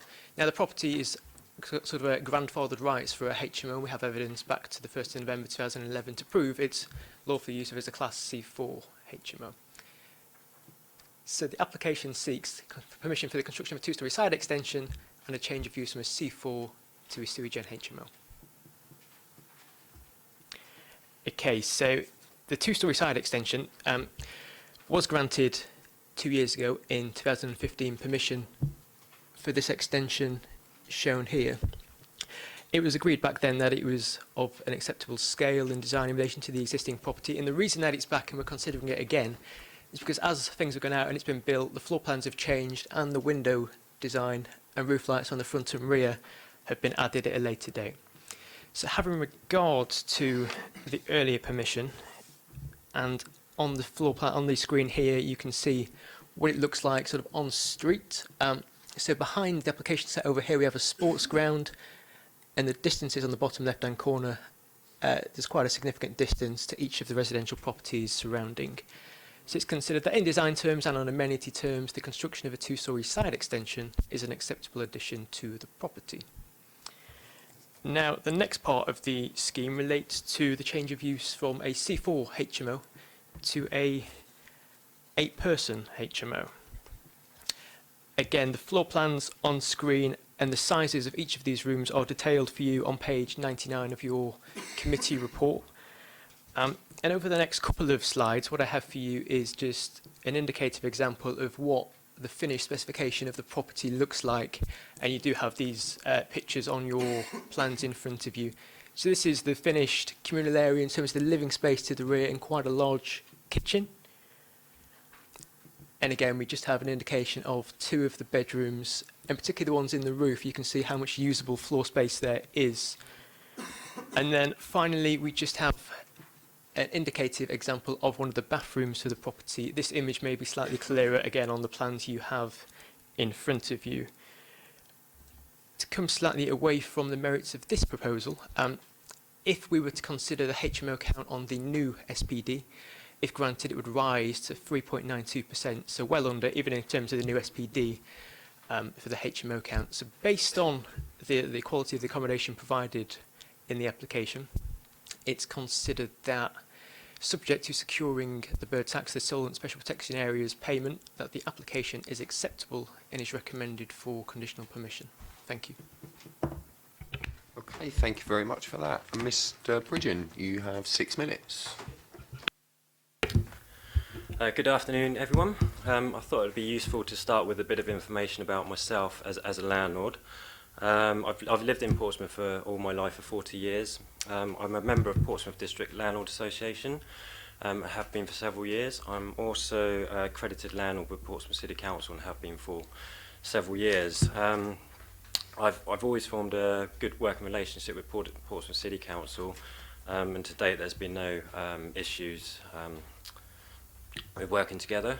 I've recently completed 2 properties within Portsmouth and had the HMO licensing team come out, and the particular comments that were made at these 2 inspections were their time at the council in 7 years. These were the best 2 HMOs that they had seen within their inspection. So hopefully that helps describe the type of property we're trying to aspire to. This is a long-term investment for myself. I'm looking to provide high-quality accommodation in desired locations. So a bit about the property. The property, as I've mentioned, is C4, so I'm just asking for additional 2 extra tenants within the property, and I've extended it quite a considerable amount to help cope with that.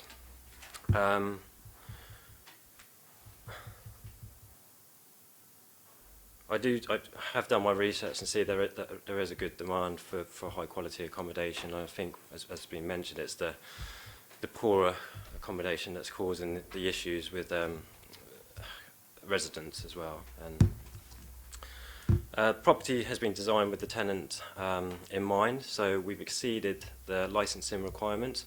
To give you some examples of that, we've put in a commercial plumbing system that will run. Technically, I only need to provide 2 showers within this property to meet requirements. I've provided 8 showers with the commercial plumbing system there that will run for a minimum of 15 minutes, providing all 8 showers to run at the same time. Also provided plenty of storage space within the kitchen, more than that's required, and also much more workspace there. I'm not sure if you've received the floor plans for the kitchen that I've had drawn up for magnets, but it should show an island with plenty of workspace surface on there.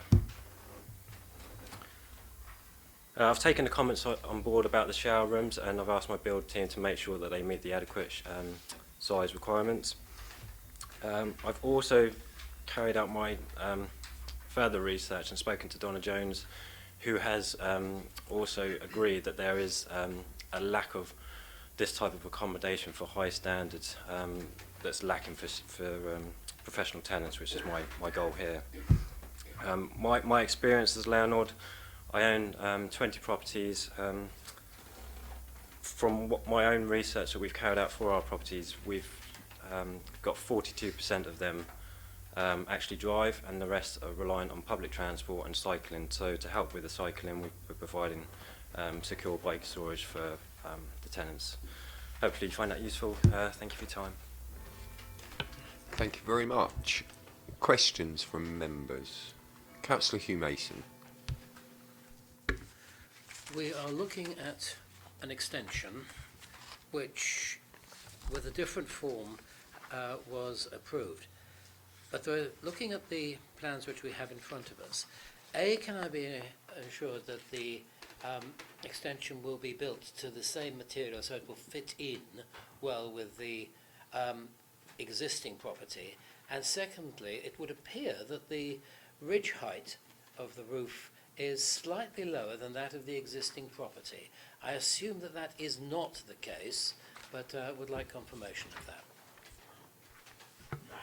Yeah, so the reason for setting it back from the front elevation and setting it down is to make it clear that it is a subservient addition, and it's clearly a later addition that was never an original part of the property. What has happened is, because it already had permission to be a two-storey side extension, a significant proportion of this extension has already been built in materials that match the existing property. So the real change between the 2015 permission and this scheme relates to the windows. Councillor Vernon-Jackson. Thanks. If I, through you, Chairman, could I ask the applicant, you're saying that 42% of your tenants would have a car. This is going to be eight bedrooms, I think, but there are only 2 car parking spaces. And having known the property, there's quite a big garden. It says there are 2 off-street car parking spaces already. I am sure local residents would be very pleased if that number of off-street car parking spaces grew, because then there'd be less pressure for them on parking on the streets, and presumably it would also make it easier to rent, because people like guaranteed off-street car parking spaces. Would you look at increasing the number of off-street car parking spaces above the 2 that are already there?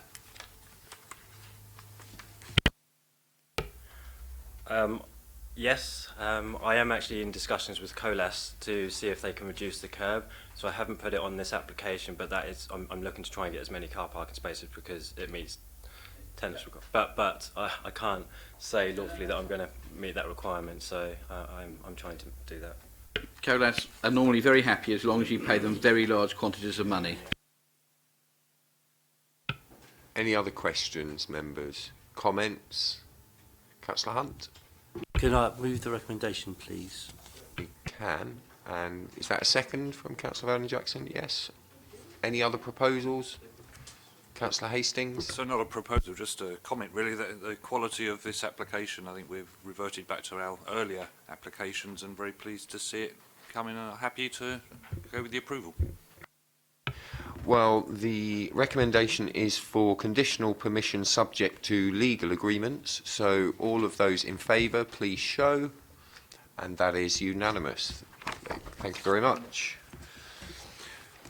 And now we have 129 Jarvis Road, Mr. Chris Broyd.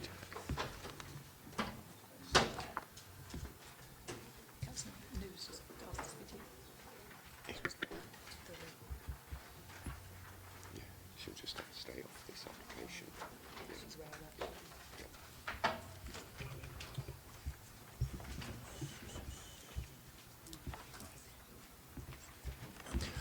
Okay, if we could have the presentation, please.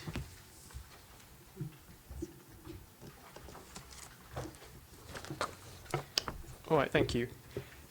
So application relates to 129 Jervis Road, shown by the red square on the screen. And the applicant seeks permission for a change of use from a Class C4 to a 7-person HMO. Permission was granted in July 2017 for a C3 or C4 dwelling house. Not come out very clearly, unfortunately, but in your committee report, the floor sizes for each of the bedrooms is outlined to you on the page of 104 and 105.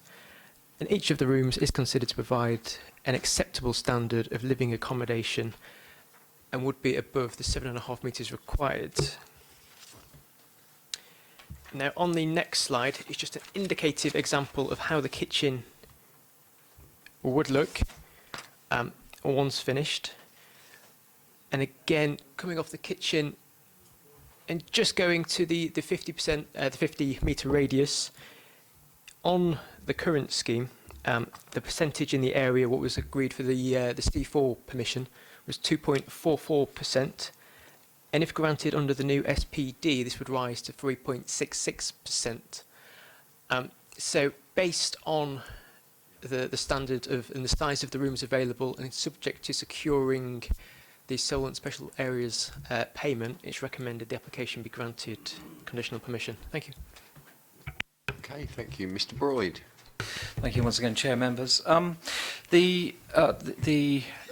There is some confusion over the head height when you do a loft conversion. And in relation to the plans that were sent to the council, these were done prior to the work being completed to create the space within inside the property. I have been back to the property and actually physically measured once all the insulation, soundproofing is in and the partition walls, etc.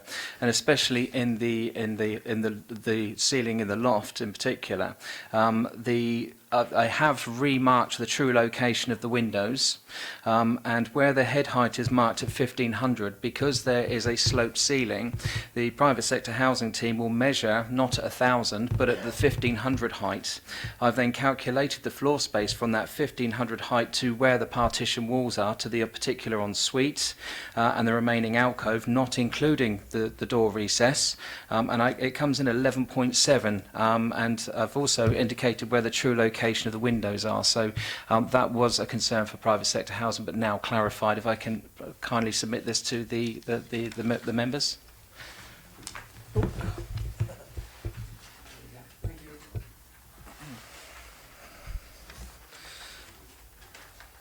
Also, the same as the other properties, we've taken every consideration of fire safety, comfort, the types of ensuite we use in particular. We've upgraded the boiler to a 32 kilowatts to allow the use of the en-suites, and also where the communal bathroom is, that has a serviced electric shower. So if for any reason there was an issue with the boiler, then clearly there was still some sanitation to be used while emergency repairs were being made. Again, with the escape routes, all are serviced by thumb screws, or will be by thumb screw once the doors are in position. It's the highest quality furniture going in, and although I mentioned the head height comes in at 2.3, which will reduce to 2.2 once we have the Saxony carpet and underlay. So the highest comfort of carpeting goes into the property to attract the higher tenant. So it's all about finding the right tenant. The professional tenant is what we're looking for with these properties. Now, I noted some objection with the neighbours, and quite rightly, to have a fear of HMOs because of we've already discussed. I want to go too much into that, but I would be delighted if I could at some stage ask them to come and visit what we've achieved at Western Terrace and some of the other properties, and the concerns that the neighbours had were not to be completely justified. In relation to the sizes of the rooms, we've achieved the highest sizes possible for those, but as I'm aware, as of 10:45 this morning, the private sector housing was still operating 6.5 square metres as a minimum floor space. We want to have bigger rooms than that wherever it can be achieved. So we have the en-suites, as many as possible. Instead of just going for the maximum size rooms, we went for en-suites as well, because most people don't mind sharing cooking facilities, but would much prefer to have their own toilet and bathroom. The rear garden has been landscaped such to allow for them to be able to use the garden properly, and bin storage will be supplied, and the cycle storage will be also installed. That will be in line with the SPD for parking from Portsmouth City Councils. I do really wish that we have this accepted, as we have interested tenants for this property already, professional workers, clearly showing there is a demand for this type of property within this location. Thank you very much. Thank you. Councillor Jonas. Just to confirm, as the applicant agreed to the waste management service proposals for these 3 refuse bin, 2 refuse rather, and 1 recycling, and if so, where will they be placed? They are contained on condition 3. So retained in the forecourt of the property or other such waste arrangements as may be submitted to and approved by the local planning authority. So that's the... Well, I mean, it's a condition, and again, if the condition isn't met, it will not be able to operate. I think I'll just come in and clarify on that point as well. The idea of having that caveat line is, or as may be agreed in writing with the local planning authority, is that if they say actually, you know, they don't fit, we can agree that maybe you would have 2 in the front and 1 at the rear, but that's to discuss if we can't fit. Yeah, that's why the caveat's in the condition. Councillor Vernon Jackson. On the papers that I've got, where in previous applications where they've been en suites, there has been listing of the space of the room and then the ensuite. That isn't so on pages 104, 105 of our papers now. What 105 does is it lists 3 shower rooms, 1 on each floor. So the plan that we've been given is doing going down the way here, shows in all the bedrooms except 1 there is an ensuite. Can I understand if that ensuite, because it's the way it's been listed in previous ones, my question is, has the ensuites been cut out of those bedrooms and therefore the space reduced in each of those bedrooms? And if so, what is the size of each of the usable space in each of the bedrooms now you've chopped space out to put the ensuites? I completely agree with you that ensuites are a better bet. I'm just wanting to make sure that we're not hitting our space standard, because it'd be wrong to say no to somebody because of it and then yes to somebody else. We need to be consistent. So have we got revised numbers for the bedrooms now that there's space being cut out for the ensuites, which are not reflected in the paperwork we've got here? Yeah, of course. Well, don't ask me. Ask the chairman. I just do what Jim says. On the floor plan that I've just sent round, which is a duplicate of what the council's already got, a lot of that is drawn up by an architect prior to the work being undertaken. I want to be sure that the finished sizes are exactly what we intend to have as to be a befitting property for any potential tenants. So on the one that's gone round, I've gone back. Now all the ensuite partitioning is in position. Yeah. What you have gone round was actually measured with a laser measure, and it's chronographed weekly to make sure of its accuracy and is accurate within 100th of a millimetre. Okay, so on previous ones we've looked at the size of an ensuite being at about 3 square metres. Or I can't subtract 2.7, but for a simple soul like me, 3. That would mean that that we've got, say, bedroom 4 is currently 8. It would go down to 5. Which is all right. Then then bedroom 6 is 8.52. Take away 3 is 5.52, which is less than the 6.5 that we currently have as our minimum figures. I don't want to say yes to something which has got lower space than is our standard.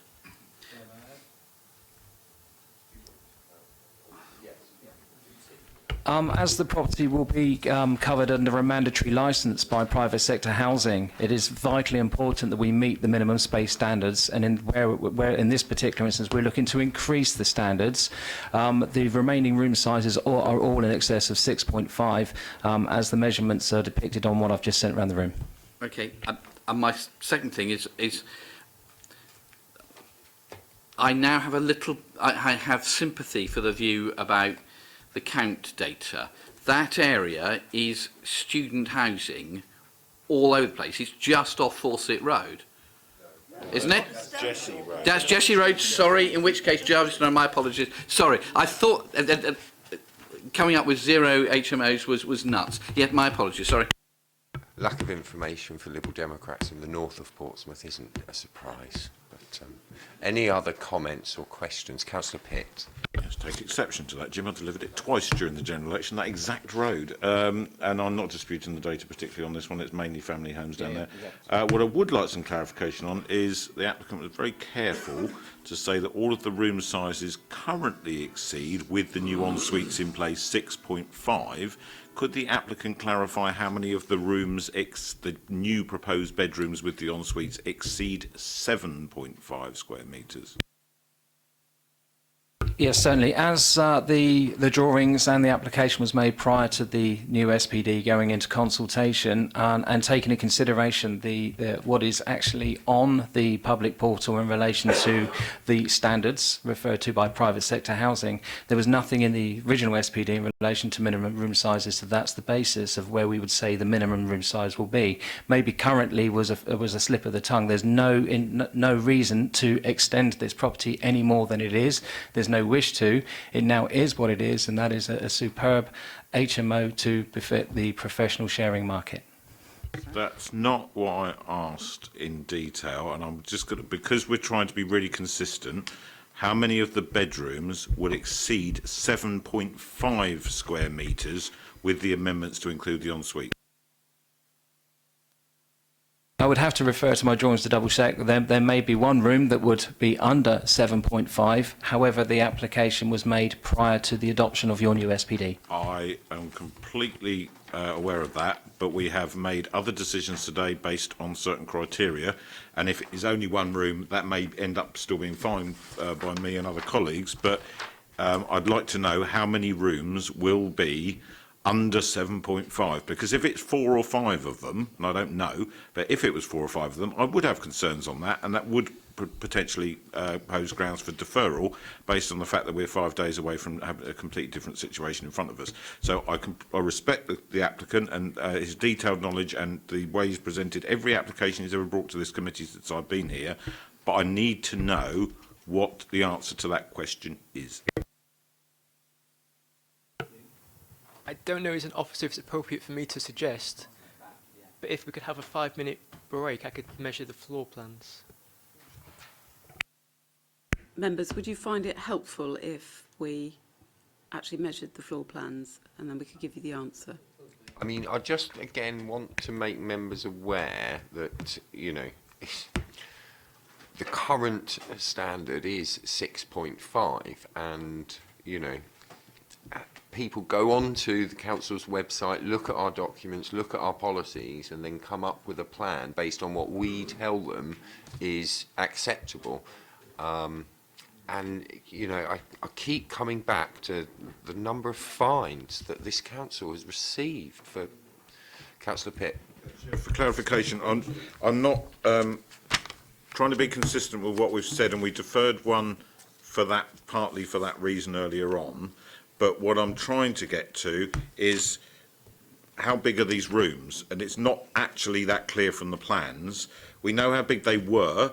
We welcome the ensuite. I think we all welcome the ensuite inclusions, but we just want to know how big the rooms are. So if we know exactly what they are, then we can make that judgment based on the existing policy and see whether we're going to give the small amount of weight that we might be allowed to the proposed change. But at the moment, we don't know either. So are you happy to just give us a couple of minutes and we'll do that measurement? Councillor Hunt. I take everything that you say, and you're quite right to want to protect the council's interests. But of course, this committee has uncovered an awful lot of anomalies around floor plans, room sizes, and this sort of amenity that has been worth pursuing. And we don't always get it right, but equally, we're also, as an elected representative, I feel that I'm also here to represent the views of a lot of people. I just so we know, I've got the ability to look. I just checked all along Jarvis Road, and I can't find anything that indicates an HMO, apart from 3 properties that are not on the electoral register for whatever reason. And if there were any, it's probably in those. But as far as I can see, it's all family housing, all couples. Yeah, so just to clarify, the reason for my comment is just because I didn't want us focusing on a number of 7.5 when our current standard is 6.5. Councillor Hastings. Thank you, Chair. Yeah, that's really what I was just wanting to clarify from the applicant. I believe you said, am I correct, that even with the adjustments of the en-suites, they would still be over or round plus 6.5 plus? Yeah, I'm sure they're doing the figures now. They'll find that they are in excess of 6.5 after the en-suites are built. Thank you. Councillor Jonas. Chairman, my concerns are the same as Councillor Pitts, that we've got to be consistent. Today we've deferred one because we didn't think it was going to meet next Wednesday's sizes. Or that was part of the reason. It wasn't going to meet what may come out or may not come out next Wednesday. Here we could be given a permission, and that again won't meet what we're looking for next Wednesday. Can I just maybe sort of chip in a little bit whilst I give the guys at the end of the table time to quickly measure this? The deferral that we hold, the delegated position and the other application was one where clearly it was a black and white situation. It's way over the 10% and the policy will change going forward. We'll obviously wait for the outcome of the measurements, but I think the situation here we've got is that someone's chosen to provide additional en-suite accommodation, and it may be that you need to consider, even with the new SPD, and obviously it hasn't come into force, is do you want the provision of en-suites and accept it may be on the margins or slightly below? Or do you mind if they don't provide the en-suite, they provide the size of bedroom to tick the box? You're ending up with the same outcome, that number of bedrooms as HMO, it's just the accommodation that may be in them. That's a discussion obviously we're going to have once if that SPD is adopted, but that will end up being a discussion that I'm sure we will be having in subsequent meetings. But we will just confirm on this, because they have introduced those additional facilities to the residents to provide them with better standard of accommodation, how that then looks in terms of the amount of usable space they're left with within each bedroom. Councillor Hastings. Thank you, Chair. Yeah, just to clarify that totally, the previous deferral was not to do with size of room, it was to do with the number of HMOs, the 60-something%. That's what we're looking at for delegated powers there. It wasn't to do with room size, is that correct? Yeah. Thank you. Okay, any other comments from members while officers are still looking? Not looking, working it out. So comments on question, just double checking, on the left-hand side of those floor plans, because we haven't got a copy on this one, but on the left-hand side of those floor plans, the room that's at the bottom, is that staying a lounge? I can confirm that is definitely staying a lounge on that one there. Which is helpful information, because if some of the room sizes are on the cusp, we have a kitchen diner plus a communal living space, and therefore we can allow some leeway. Can I just confirm your question is in relation to, it goes kitchen, lounge, bedroom, and then at the front you have another room with an ensuite? So it's not a lounge?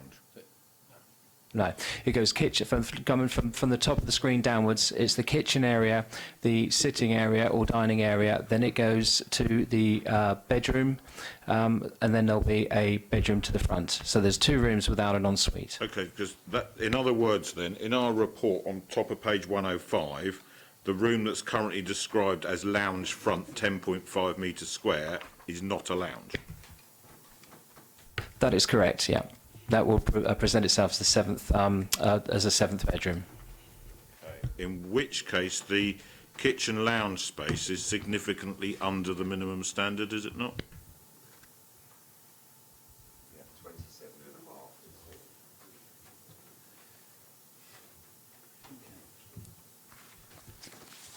So it needs to be deferred then. So it looks like this needs to be deferred, Mr. Chairman, to Wednesday. Well, no, because it's under now standards. Never mind next Wednesday. Or deferred to allow the applicant to Indeed, to come and put it right. Yeah. I mean, can I just ask whether the works have already changed the lounge into a bedroom? It's just obviously what's in front of us. It's called a lounge, but when those original plans came in was for C4 use. We're looking to change it to sui generis, and going on the basis of the comments of private sector housing on, in relation to 26 Manners Road, where the undersized room, community space, private sector housing were questioned to why they would give approval to the application. Bruce Lomax's comment was that because the sizes of the additional rooms were greater than 6.5, he would place a consideration to the size of that room, thus making it licensable.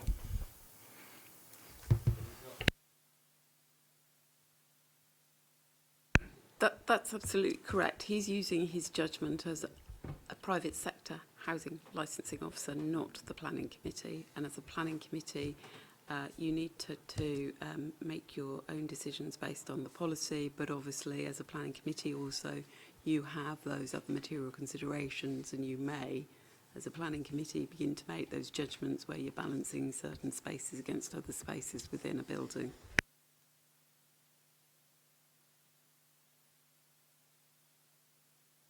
Mr. Chairman, if I may, we seem to be in comments, I think.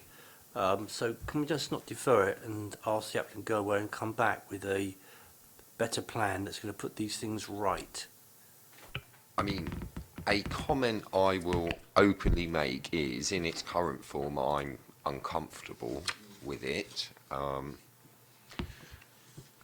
don't like refusing applications, particularly ones that are knife edge, and I think that's why my proposal is going to be to defer it, to allow both officers and the applicant to look at it. And I mean, it depends whether we want to give delegated authority for this one and the other one, so that it can be determined. Claire has a real understanding of what the committee is looking for. There's no question about it. And I don't doubt that she will serve that view very well. And my concern is the date by which we would be able to appeal, and we'd be able to get it back to committee. So let me just put that as an official proposal at this point, and then we'll come back to more comments. So do I have a seconder for a deferral? Councillor Hastings, thank you.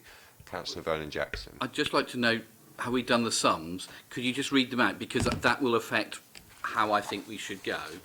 So it's bedroom 1, 2, 3, 4, 5, 6, and the lounge that isn't a lounge.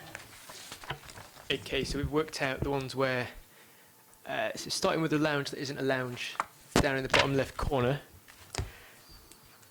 that would reduce to 8.1 metres squared from 10.5 metres squared. Okay. Our first floor level, bedroom 5 at the rear, would reduce from 10.2 to 8.2, and then bedroom 3 at the front would reduce from 13.26 to 11.26. With regards to the other two, they don't have en-suite, so I've not measured them.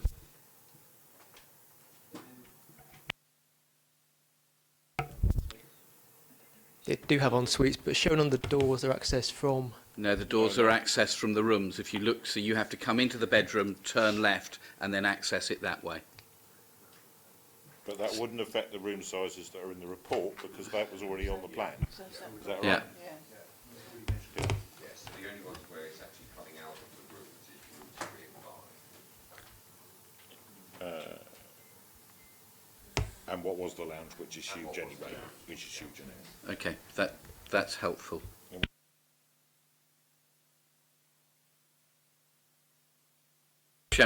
The bedrooms, none of the bedrooms fall below, but the communal area does. Yeah.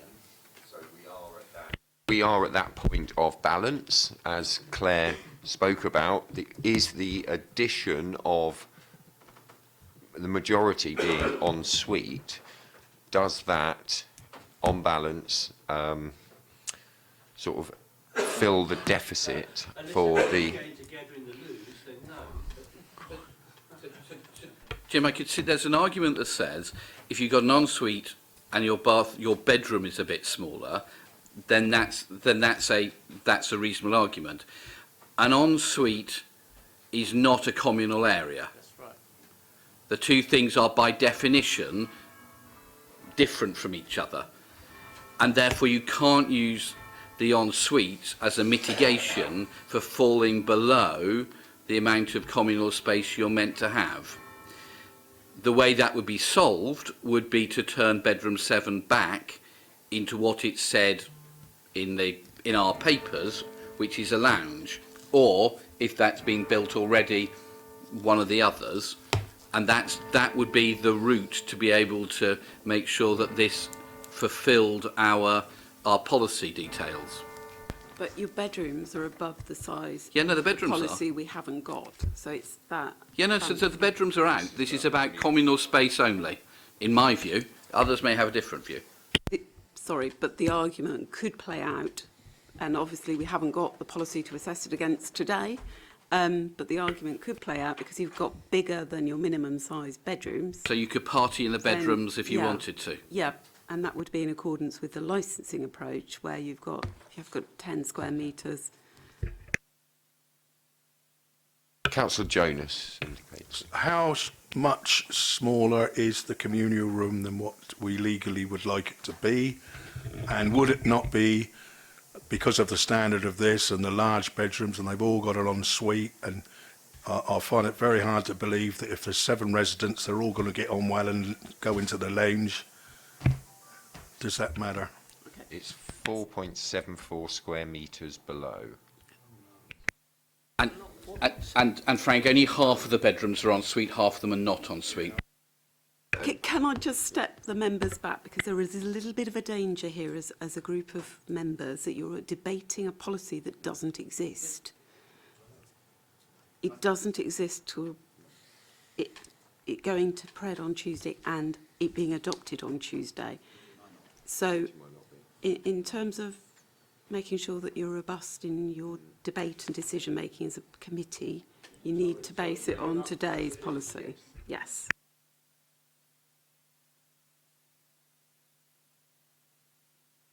Can we just move away from these space standards, because you haven't got them as in a policy today, and therefore you're debating something hypothetically about a decision you might make at a future date if a policy changes. And I think that runs a risk to you as a committee of being challenged at the robustness of the decision you make. That last bit was some of what I was going to say, but thanks. So I'll say it again. The situation, as I see it, is that we are in excess of minimum room standard requirements under the existing policy, and even under the policy that we're hoping to adopt next week. The trade-off is very clear that the lounge kitchen is smaller than the existing standards for private sector housing, which are not in themselves a material planning consideration. Is that correct, Claire? But that we can give that some weight, especially if the private sector housing come back and said they felt it was an issue. They don't. The inclusion of the ensuite facilities improve the standard of those rooms and make sure that all of them are not only over 6.5, but in excess of 7.5, and in a couple of cases, significantly in excess of 7.5. So I'm happy to move officer's recommendation. Councillor Vernon-Jackson? I'm not sure if you moved a deferral and was seconded, but if you hadn't been seconded, I would. Okay. It was seconded. It was seconded. Councillor Hastings. Thank you, Chair. Yeah, Councillor Pitt has really said exactly what I was going to say just now, so I will second his proposal. And I'm actually going to withdraw my deferral again, because now there's been that clarity over that particular point. I think we are able to make a determination today. So at the moment we have just one proposal on the table, which is for the officer's recommendation of conditional permission subject to legal agreements. All those in favour of that, please show. All those against, and abstentions. So that has been granted conditional permission subject to the legal agreements. Thank you very much. And we now have, do we have Mr. and Mrs. Granger here? No. So we will go to application number 1, which is the Social Club, Unity Hall, Coburg Street. Mr. Saunders? Chair, quick plea for a 2-minute comfort break. literally, I'm not going to go out. I'm not going out for a fag. I'm not using a bottle. I'm not going out for a fag, but I do need to go to the loo.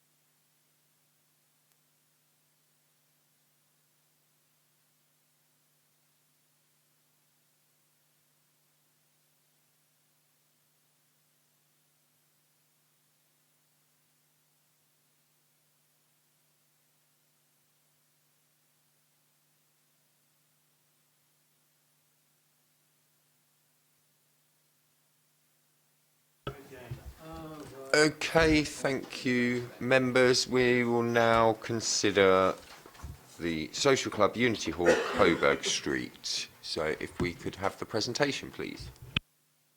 Thank you. If I could just start by drawing your attention to the update paper, the Supplementary Matters Report. Just to clarify, following the receipt of various sets of amended plans on this application, the description of the application in the report refers to 133 units, but that has now been reduced down to 96 units. So just the description of the application in the agenda just needs to change to refer to 96 student bedrooms. You'll also see that there's some amendments to existing conditions and a number of additional conditions added to those in the agenda as well. So the application seeks outline planning permission for a purpose-built student accommodation scheme.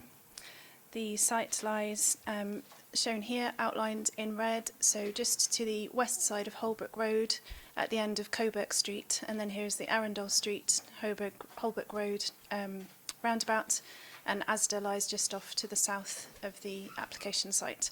So this just shows it in slightly more context. It's residential development to the north and immediately to the east of the site. So you have Wigmore House, which is 3 stories in size, and the Lord's Court development, which is 4-storey and 6-storey across the top of the open space and park area, which you see here.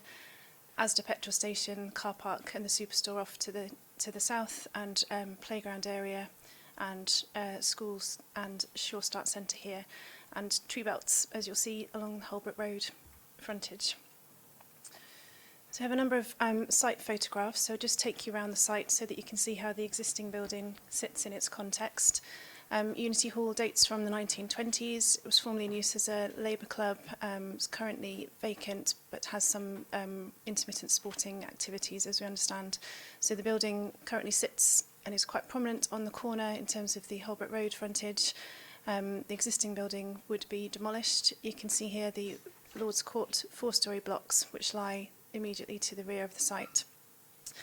Then this is the view looking southwards from the adjacent park area. So this is the rear elevation of the building. So it ranges from single-storey rising up to 2- and 3-storey here on the corner. And then this lower photograph is the view standing just at the way into the Asda petrol station. So you have the view back along Holbrook Road. You can see a taller building here in the distance, and the side elevation which fronts onto Coburg Street. I should just say at this point the application site lies within an area that's identified as an area of opportunity for tall buildings in the Fratton area of opportunity in the tall buildings SPD. This is the existing street scene in Coburg Street. So standing at the bottom of Coburg Street, looking westwards, you see Unity Hall on the corner here, and these are the three-storey and three-storey accommodation blocks further along Coburg Street. And in the distance here from the junction with Wimpole Street, you can pick out Greetham Street, the student halls of residence, which has been approved and now occupied on that site. The application site is in two halves. You have the Unity Hall at the front, which fronts onto Holbrook Road. Then the rear half of the site is currently in use as a garage court, which is owned by the council. So there are 16 garage units in this part of the site. It forms part of the wider application site, and the proposal for this element is to demolish the garages, and they would be replaced with 16 parking spaces. So looking across the existing garage court, you can see the Lord's Court development here, this block being 4 stories, and then the side elevation of Wigmore House with windows facing onto the application site. Then just in terms of Holbrook Road, again, this is the view across the rear elevation of the building, which you can see is positioned hard on the northern boundary at the moment. As part of this application, the building would move further back into the site, so you'd have a greater sense of separation in this particular element. This is the neighbouring 4-storey residential block. And then further back into the site, standing in the play area, looking back down towards the building, you just pick out the roof here and the tree line along Holbrook Road. So from Holbrook Road itself, you get minimal views of the building until you're much closer to the frontage of it. And these are just wider existing street scene views. So standing at Arundel Street, looking towards the application site, so that's looking east across the roundabout. Again, standing at the Asda site, looking northwards up along Holbrook Road, you see the building here on the corner. So in terms of the proposals, you'll see in front of you, you've got copies of the floor plans and elevations. I'll just talk you quickly through the site. The dotted outline here is the footprint of the existing building. So the dots here are the columns which should support the front elevation of the building. So the bulk of the building sits further back at ground level. So this is the sort of reception area, cycle, bin store, and communal social space, another cycle store, and 2 entrances into the building at ground floor level. Then the rear half of the site, as I've said, would be 16 parking spaces provided to replace the existing garage court. Then we have some artist's impressions just to show you how the building would appear in its context. So a variety of materials and heights. It rises to 10 stories on the Holbrook Road corner, stepping down to 9 stories, then 5 stories down to 4 stories, then you're down to the existing 3-storey blocks on Coburg Street. Again, you have copies of these in front of you, which hopefully you'll be able to see slightly clearer than the screen. And then in terms of the Coburg Street elevation, again, 10 stories on the corner, stepping down to 9 stories, then 5, then 4, then you have the parking area, and then the existing building sits approximately here, just off the slide. So the elevations are shown in slightly more detail here, and this was really to help pick out the different materials which are proposed, which help to break up the overall massing and scale of the building. So grey cladding proposed for the 10-storey element, and here you have the columns shown which would support the building up to 2nd-storey height, so you'd have the circulation space and reception area below this at ground floor and 1st floor level. White cladding on the 9-storey element, a recessed glass elevation which separates Block A and Block B, which is how they're referred to in the report. Block B being the smaller, and that's predominantly brick built. You'll see on these elevations that there are orange feature elements, so the colours of the column and cladding between the windows and also in the window surrounds. One of the amended conditions is to request alternative colour samples, just concern about the use of orange where other buildings of sort of bright yellowy orange colours have been less successful. So that is a detail that we would want to have further consideration of and discussion at condition stage if permission were to be granted. And then this is the main elevation, the Holbrook Road frontage. So again, you have the circulation space under the columns with the building supported from 2nd storey upwards, and the park here to the north. And this is the view looking southwards back across the parkland. And from Coburg Street looking eastwards, so this is the elevation that would face onto Wigmore House, which is the existing residential block, stepping up in height then to the corner with Holbrook Road. Again, the floor plans are in the pack in front of you, and they are set out in the actual report. A breakdown of the accommodation is given on page 4. So just quickly taking you through those. It's 94 student studio bedrooms, 2 disabled accessible units, and then communal lounges and study areas on each of the floors, apart from the 9th floor, which just has bedrooms. So again, it's a combination of bedrooms and lounge areas on each of the floors. Then the applicants have also provided us with some street scene images, again, just to show the building in context. So the view along Arundel Street looking towards the roundabout, you see the 10-storey element of the building and the Coburg Street elevation. This is then looking back through the park, so along the Lord's Court buildings back towards the application site. Then the view along Holbrook Road, so you see the 9-storey element on the corner, and then the view from the Asda roundabout, the Asda entrance, looking back towards the application site where you see the full extent of the building and the 10-storey height. So the updates are in the update paper, and any questions? Thank you. Okay, thank you very much for the presentation. And now I'll ask Mr. Saunders. Good afternoon, or maybe evening now, Chairman and members of the committee. I'm Michael Saunders from PDP Architecture. We're the architects and the agent for this proposed development, and our practice has been involved in this site for many years. The site is identified within the Portsmouth Plan as having high potential for high-rise development. We have worked closely with the Council's planning department throughout the pre-app and application period, as well as with the Council's private sector housing team, to ensure that what is being proposed meets their needs and is supported by all parties. The existing building, dating from the 1920s, is a shadow of its former glory and a remnant of a long-lost street pattern, and shows its years of neglect. The blank northern elevation provides a stark, unwelcoming aspect for such a prominent site, particularly from the park to the north, and the view heading south along Holbrook Road, where it is the only building located on the back edge of footpath on that entire stretch of road. This proposal aims to provide a focal landmark building on a key junction site within the city. With the potential for a tall building, our client is keen to provide a building of high quality design and materials, and as been mentioned, we've obviously shown yellow cladding as an indicative colour, but that's open to future discussion.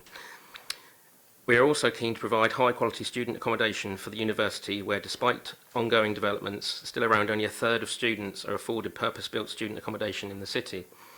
It should be noted that the reason the application numbers of the units on this application have dropped during the application process is because, having spoken to the private sector housing team, we've been informed that the minimum sizes for rooms, which is currently around 18 square metres, is in the future going to be moved up to 25 square metres. And on that basis, we provided 25 square metre rooms on this application, so it far exceeds minimum standards at the current time. And also we provide 5 square metres communal space per unit, so it's got quite a high level of accommodation and communal accommodation. As someone from Portsmouth who graduated from the university, I feel it's key to our city's future that the university continues to attract the best students and the city encourages them to stay in the city once they graduate and provide our local economy with the skills and the knowledge that will make them the employers of tomorrow. And I sit here as testimony to that. I think that the city needs to grow. It needs to ensure that we retain these people with skills and knowledge. So I think that having a good university that provides good accommodation is a key factor for moving forward in this city. The site is excellently located, being only a 10-minute walk from the main university campus, and whilst also being slightly removed for those students who perhaps don't want to live in the more populated student areas, such as around the town station, which is currently obviously under development. The design proposed is articulated to provide an interesting mix of materials and form and offers a setback double height entrance area on Holbrook Road, which will set the lower floors back from the road and in turn will form a more welcoming entrance to the pocket park to the north. So this has been considered in the wider aspect. As I've said, we have worked closely with the planning officers to deliver a scheme which meets the aspirations of our client and the planning officers, and I'd like to thank the case officers involved for their work on this application and hope the members agree with the case officers' recommendation to approve this application. Thank you. Okay, thank you for that, Mr. Saunders. Questions from members? Councillor Hunt. Trying to read the report, how do the officers feel that the building relates to the pavement?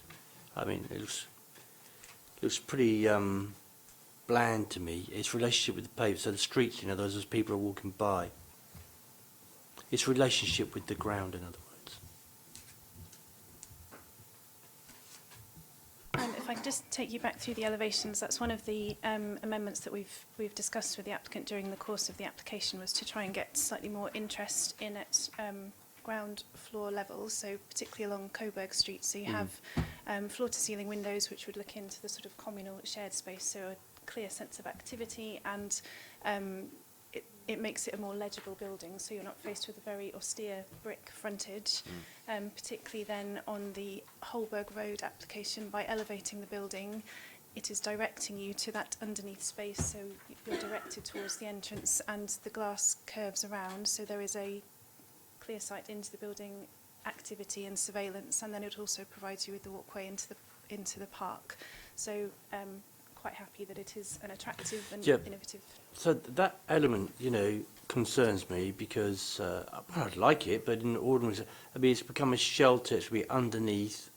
Going to get. I just wonder about people congregating there. Have you thought about those sorts of things where people might go there? I mean, is it glass? Is it glass in between the struts, or is it open? Open, yeah. It's between the columns would be open, then obviously you'd have glass fenestration in the building. We consulted with the crime prevention officer, who didn't raise that as a concern in terms of an area for congregation, but at the same time it provides shelter and a covered area by the reception, so it is quite a usable. Is it intended that will be utilised then for the students, like for instance tables and chairs and things out there in the summertime, stuff like that? Not on this street frontage. If we just find there is an external courtyard here, shown at the rear of the building. So you would access that through this sort of combined shared social space. So there are table and chairs where this is enclosed by the boundary wall, so a more sheltered private space for outside use. Okay, thank you. Councillor Jonas. Yeah, two questions to start with, both concerning the safety. Page 3, page 7, sorry. The kitchen facilities, they're suggesting a gas or electrical cooking. I would have thought we'd steer away from gas in this type of property. The other thing is, I haven't seen anything in here from the fire brigade, or were they not consulted over the construction of this, the planning on this? I'm looking at. My thing would be: have we learnt?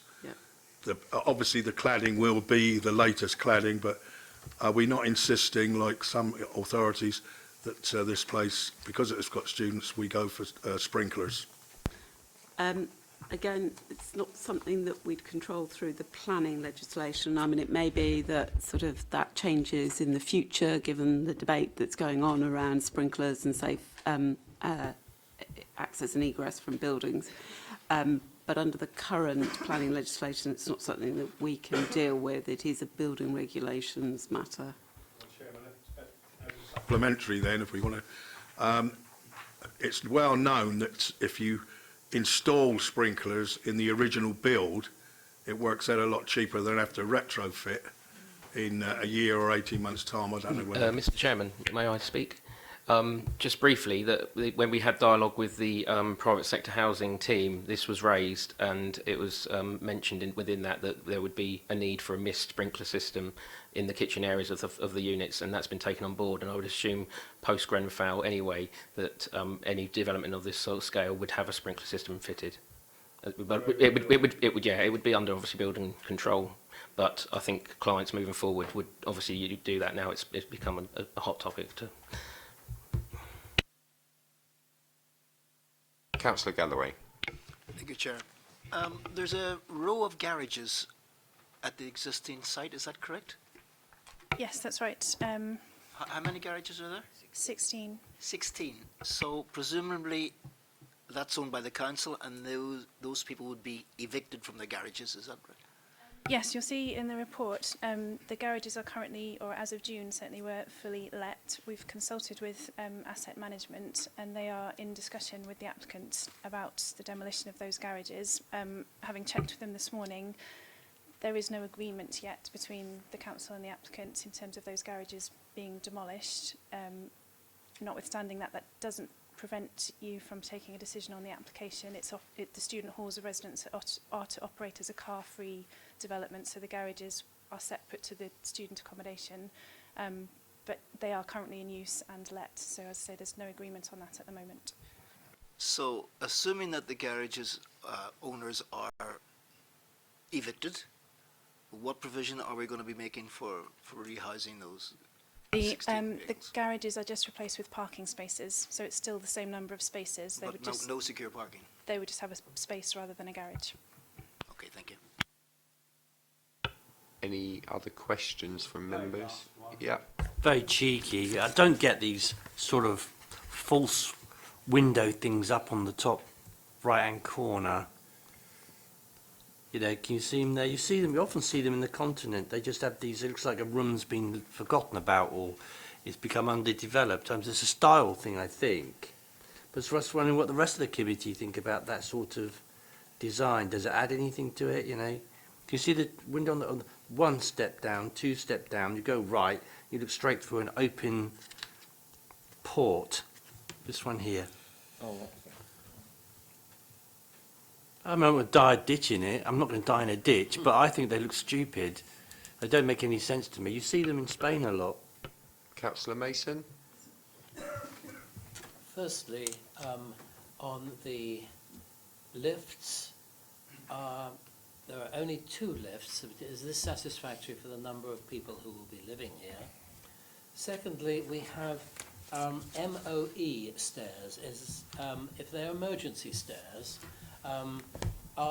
is there any way in which these stairs are fireproofed so that in case of fire they are a good means of escape? Yeah, under current regulations, 2 lifts would be adequate for a building of this size, and the lifts and the stair court would all be a protected lobby and would meet fire regulations and building regulations. Okay, so that central lobby is... It's fire protect. It's a protected shaft running all the way through the building with the egress at the base. Councillor Denny? Yes, just following on from Councillor Galloway talking about the car parking, it seems that those garages now may well be used by sort of like anybody, and it could be that those 16 vehicles will be out on our streets. Is this a planning consideration that we need to think about? It's a completely separate issue because they're owned by the council at the moment. You know, it's a completely separate issue, the garages and the parking. You know, and what will happen to the cars. That's not anything to do with the plan for this building. Fair enough. Okay, I need to So the make... 16 spaces aren't for the 16 garage owners? That's what I think that's what I'm getting at, yes. Well, the garages are currently let to all different people for all different purposes. The application proposes the re-provision of 16 spaces, and the council is still in discussion about how that land is used and the relationship between the council as landowner, the way those spaces are subsequently used, but they're not part of the need to meet the planning requirements of this development. Okay. Right. Sort of following on from that, I see there is some concern about pedestrian safety, because if you're going to be putting that number of young people there without any cars and without cars, either bikes or pedestrians, and they're going to have to get across Holbrook Road or whichever way they're going to go to get across to university. I mean, it's busy there almost all the time. That would be an issue for the transport department to look at. As this is an outline application, we haven't actually, this application doesn't deal with access, so that we have had transport reports done, but that's not been factored in under this outline application, so that's something that would be a reserved matter. It's only outline, okay. Councillor Hastings. Thank you, Chair. Yeah, during the presentation, there was a photograph with the building next to this application, and I think you stated that's the side of the building that butts onto this development and the windows from it. I just wondered what the distance was between the building and the existing. Sorry, this window here adjacent to the side of the site. Yes, that's Yeah. So the building, again, the dotted line here is the first floor outline of the building. The ground floor obviously is the parking spaces, so the building sits up above that. So where it's stepped back, that is a distance of between 7 and 9.4 metres between those elevations. Thank you. Councillor Pitt. Thank you, Chair. Couple of things. On page 15, under the representations of Portsmouth Society's objection, they say that Portsmouth Planning Department has produced a development guidance note specifically for this site, saying it has the potential for a building of 4 to 8 stories. Proposal is 10 stories and does not meet the stated criteria, being 25% over the maximum recommended height. I'd like to have some thoughts back on why that change, if their comment was accurate, why there's been a change of stance. And the other thing is on page 18, the main paragraph below the bullet points, the University of Portsmouth has reported consistent growth in student numbers, with some 4,000 more students registered on full-time courses in 2016 than 2008. I know from senior staff at the university and from a recent report back that we had from the Pro-Vice-Chancellor that student numbers are not still growing at Portsmouth University. They are stable at best and possibly contracting. So therefore, this assertion that there is an increasing demand seems a bit strange. And it also says it doesn't cater for the growing demand of this type of education from second and third year students. I'd like to know what the evidence base is for that statement, because all the evidence that we have anecdotally as councillors in our ward particularly is that the second and third years do want to still live in residential properties in the community, and it's only the first years that want to go into halls. Final point I'd make is, have the university made any comment about the need for this? There is a common accommodation shift going on in the city at this moment in time. For example, 12 months ago, there were no student HMO properties available to let 1 week into the start of term. And this year, 1 month into the start of term, there were around about 130 available to let. So with this accommodation shift going on, I'm getting a little bit nervous now about the extent to which we continue to build student accommodation on the expectation that it's going to be taken up and used by existing students who live in residential areas, and I'm not seeing any evidence base for that at all. Just wondered if there is one that's more current than 2 years ago. If I start with the development brief or design brief, there was a document that was produced, and I think it was produced probably 10 years ago, but it may be longer than that, relating to the to a bigger site. So it was to try and achieve the comprehensive redevelopment of this and the adjoining site, and that was the reason why the council or the planning service produced a brief to sort of encourage, enable, facilitate a bigger project. That's obviously still exists, but it's been superseded by policies such as tall building, SPD, the tall building policy. So, yeah, it does exist, set out an aspiration point of time, but things have moved on and other policies have come into play. I think Rachel will be able to provide some detailed numbers on student accommodation, but you are right, this university are not expanding, though they may offer additional courses, but home-based. We are beginning to see the impact of the student accommodation, purpose-built student accommodation around the station.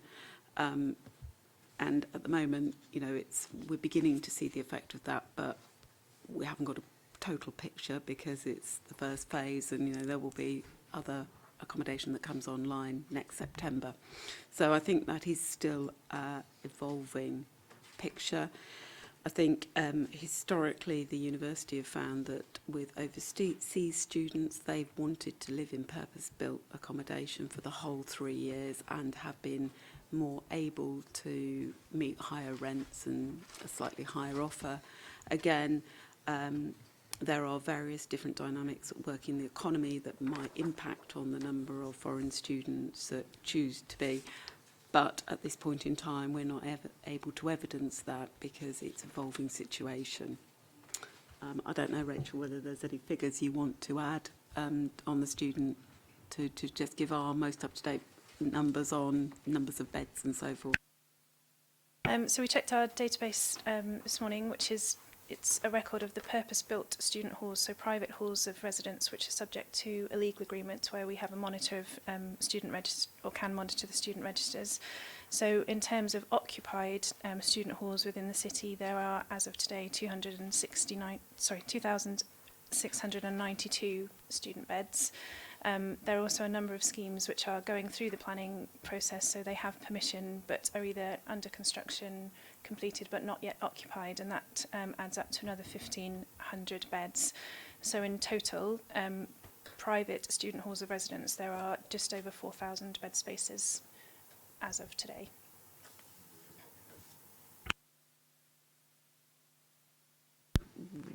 We will not, the occupation rate will be, we check at the end of each year, so it won't be, again, it's an evolving picture. They used 90% of them for 2015-16, says in the report, of the 4,000 that were available. The figures which we have just been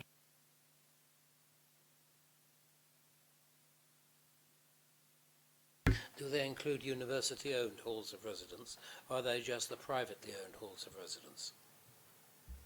They're in addition to the 4,000 that the University of Portsmouth has that's listed on page 17. So we're looking at a final total when these have been done, slightly over 8,000, which would be over 40% of the students by my calculations. Yes, because it's currently 30% of full-time students because of a population of 19,100 in halls, not of the total. So, yeah, 19,000 are actually in, or 30% of the 19,000 are currently in halls, and they want to increase it to about 40, yes. I could just add in, having checked again on the Portsmouth University website today, they list their halls of residence, so adding up all of those bed spaces, they are advertising 3,657, so it's slightly less than 8,000 in total. If you add those two sets of figures together, you're looking at 4,800, so just slightly below 8,000 spaces, sorry, 7,800. Comment. Councillor Mason, question? Yes, looking at the plans, but coming back to planning. Indeed. We have a number of roof spaces here at 3 levels. Is there any intention to use or design into those roof spaces can be used for any purpose other than just being a roof? No, those are just purely to be used as roof areas, and one of the conditions that's in the update paper, in the agenda report, is to ensure that they are not used for external amenity space, so they don't become balconies or terraces.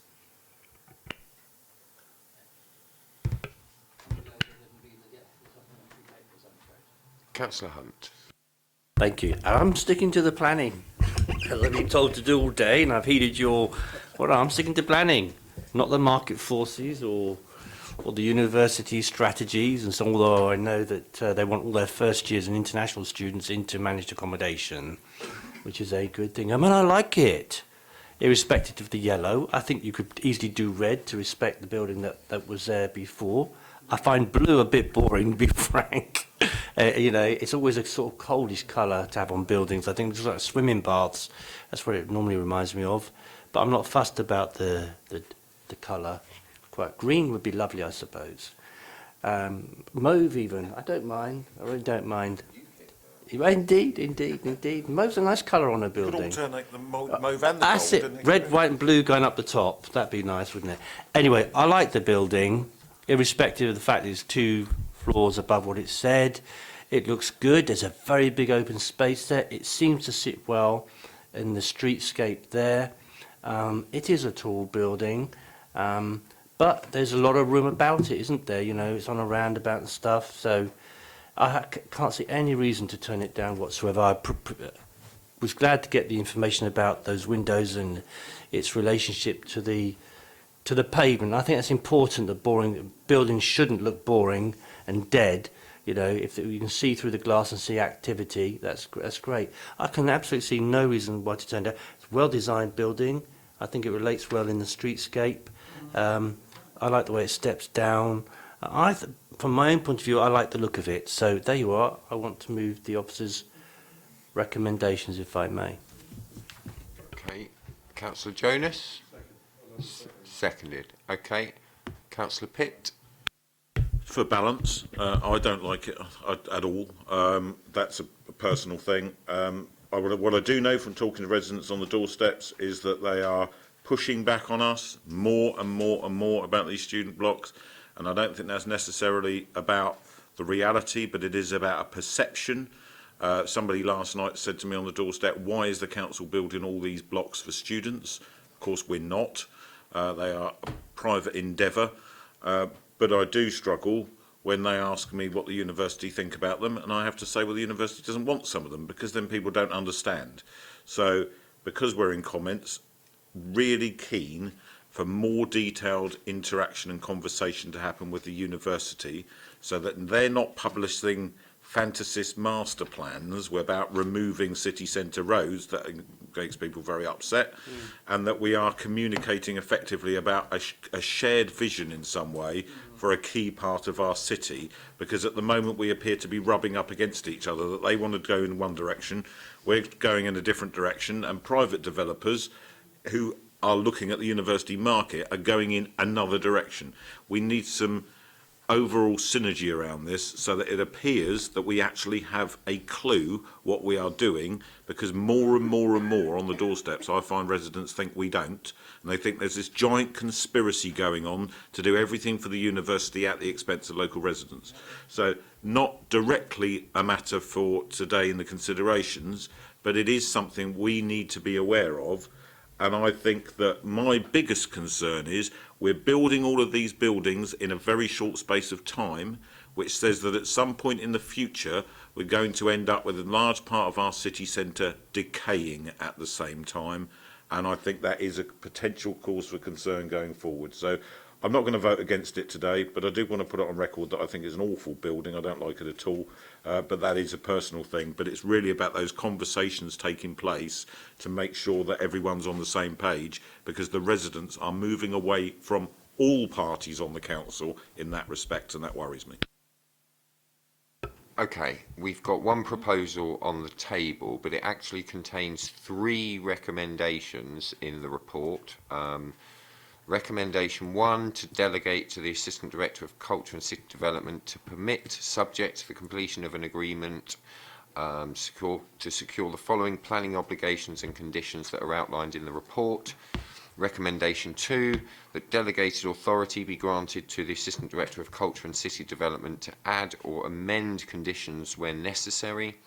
And recommendation 3, that delegated authority be given to the Assistant Director of Culture and City Development to refuse planning permission if the required legal agreement has not been completed within 3 months of the date of the resolution. All those in favour, please show. That's been agreed unanimously. Thank you. And we now have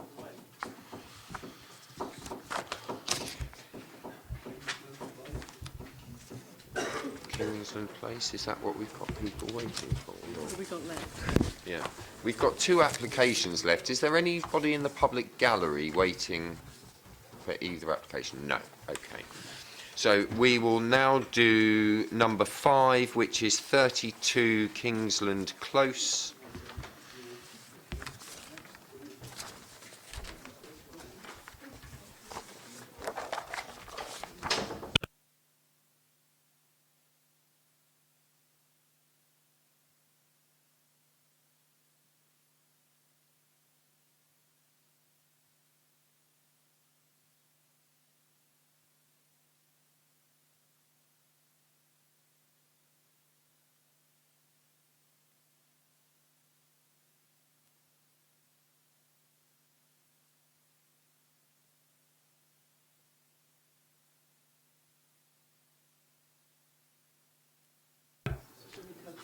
you remember that from school?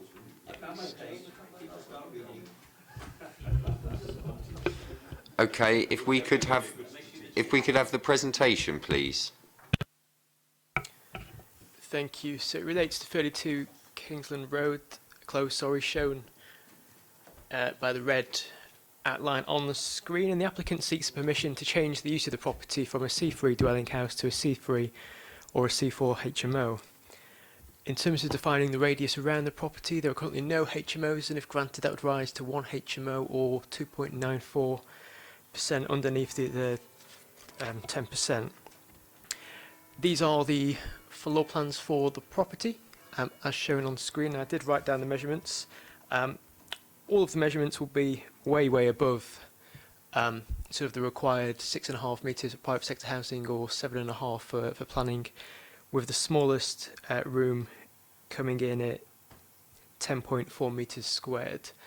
As there's no increased requirement for off-road parking, and as conditions have been recommended to be imposed to secure cycle parking, it's recommended the application be granted conditional permission. Thank you. Questions, members? None? Comments? Alicia, Councillor Denny. Is there only one bathroom?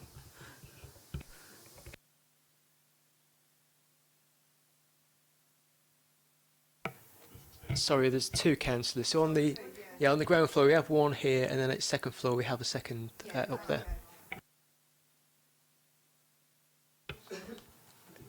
Any other questions or comments? No? Oh, Councillor Hugh Mason, sorry. What is the lighting for the kitchen? That's a very good question, and I don't know the answer. It looks remarkably enclosed.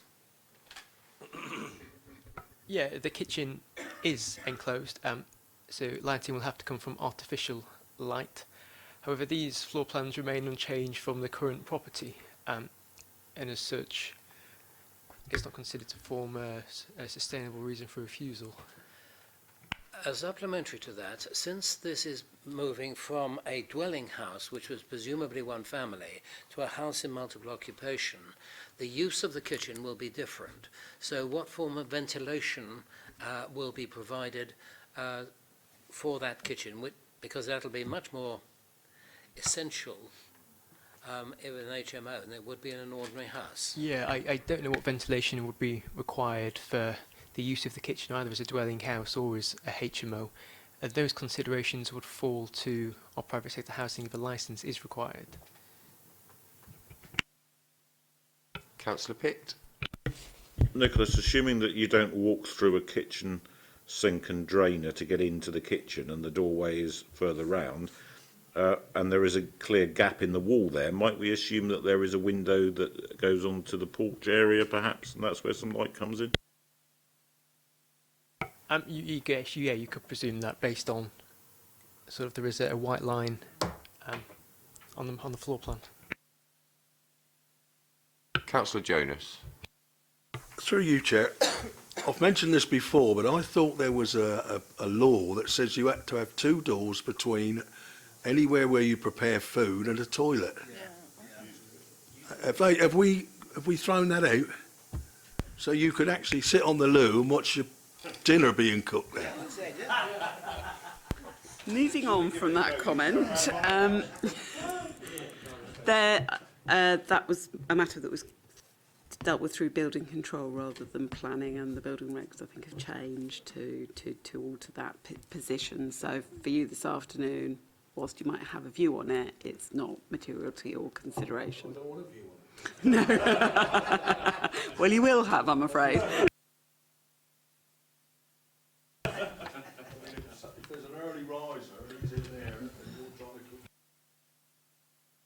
Okay, any other comments? So I'm going to propose the officer recommendation of conditional permission, seconded by Councillor Pitt.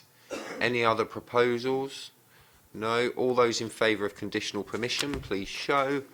And that is unanimous. And we are on to the final application, application 13, which is 69 Lyndhurst Road, which is on page 92.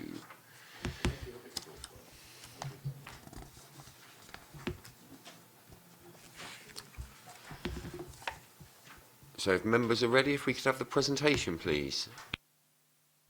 Okay, so we relate to 69 Lyndhurst Road, shown here, by the red line, and the applicant seeks a change of use from a C4 or C3 to a seven-person sui generis HMO, and permission was granted in March this year for the use of the property either within Class C3 or Class C4. On this this floor plan, and it probably looks a little bit messy, we have the measurements for the rooms, and that's detailed on page 93 of your committee, 93 and 94 of your committee report. And as you'll note from the sizes, the bedrooms are significantly above the required, and that's sort of separate to the spaces for the en-suites. So to give you an indication of what the property looks like, this is the finished product of the property for the kitchen living area in the top left, and one of the bedrooms and its ensuite on the bottom right. And again, the next two images just give you an indication of two other bedrooms in the property. And as you can see, they appear to give quite a high standard of accommodation, and it is a good standard HMO. Because, again, there's no off-road parking at the property, and it's already been granted a C4, there's no increased requirement for additional cycle parking at the property. And subject to us securing the Solent Special Protection Areas payment, it's recommended the application be granted conditional permission. Thank you. Okay, thank you very much. Questions? Councillor Hunt? So in the representations on page 93, D, it says this is a family area and there are already too many HMOs. So what investigations have taken place, and how those investigations have been made to determine that that is not the case? Yeah, so it's like some of the arguments we had earlier, and the count is on the screen if for members. We rely heavily on applicants to tell us, okay, we think there are HMOs, what are the properties, and can you give us those addresses, and we will look into them, we will investigate for you, and where necessary we will amend the HMO count and put them in. But in this case, no information has been forthcoming in that regard. So, if I may, so the representations were made around that, they didn't actually, it was just a generalisation as opposed to anything that they produced to you in order to go and look at. Yeah, I think that's it. And I have to remember again, in this application, the property already has a lawful use as either a C3 or a C4. That was granted earlier this year, and on the current SPD, and even if sort of the amended SPD was adopted, it still wouldn't be captured by the 10%. So, lastly, then, the difficulty I have is in how come such a strong view has been created by people that there are too many HMOs? Have you any idea, or is it just whispers or guessing or what? Well, indeed. It is a common comment that we get there are too many SPDs. It could obviously refer to the entire city, but in the case of this 50-metre radius, this is the HMO count that we have, and no additional HMOs have been brought to our attention to look into. Any other questions from members? Comments? Councillor Jonas? It is a comment, and that is because you've drawn that circle and you include a huge building which is a church. It seems a little bit unfair that we conclude buildings that there's no way you can have. At least I don't think anyone's living in there. I mean, because it's done on a percentage basis, it simply will take the number of residential properties within that radius. Yeah. Can I ask one question? Very sorry. It says current HMO count 4.88%. Normally, there's the red dot in the middle, which is the application site. So where are the other ones then that make 4.88? I can't see. They're normally shown. Yeah, it's down here at the bottom. There's just one other. How come that? Beg your pardon. How come it's not in red? A darker ring around it. I can't see. Yeah, so the red dot. They used to be shown in red. Applies just to the application property, and it is meant to be a house, but I think it looks more like a little bit of a teeth is the HMO. Are we on comments? Councillor Pitt? Just worth noting that the kitchen lounge is significantly under the standards that we're going to be looking for, but the rooms are all comfortably over on this one, and I think the inspector would say that that was a reasonable trade-off between the two. I also share those concerns about the accuracy of the count. Again, specifically having had a number of people in Lyndhurst Road say that they are concerned, and as I raised with you, Chair, a little while back, and I don't know if other members are aware of this necessarily, but at the moment the HMO register held by planning is publicly accessible. The HMO count held by the private sector housing, which doesn't always seem to match, is currently charged at £5 per, if you just go and make an application to the council, £5 per property or £200 per road for that information. And bearing in mind on that one there, you've got 2 roads affected. For you to get all of that information from private sector housing through a commercial, for an inquiry that they would class as commercial unless you go down and see Bruce personally, £400 if you're a resident to find out if the stats are right. We have to sort this bit out fast because it's really winding people up.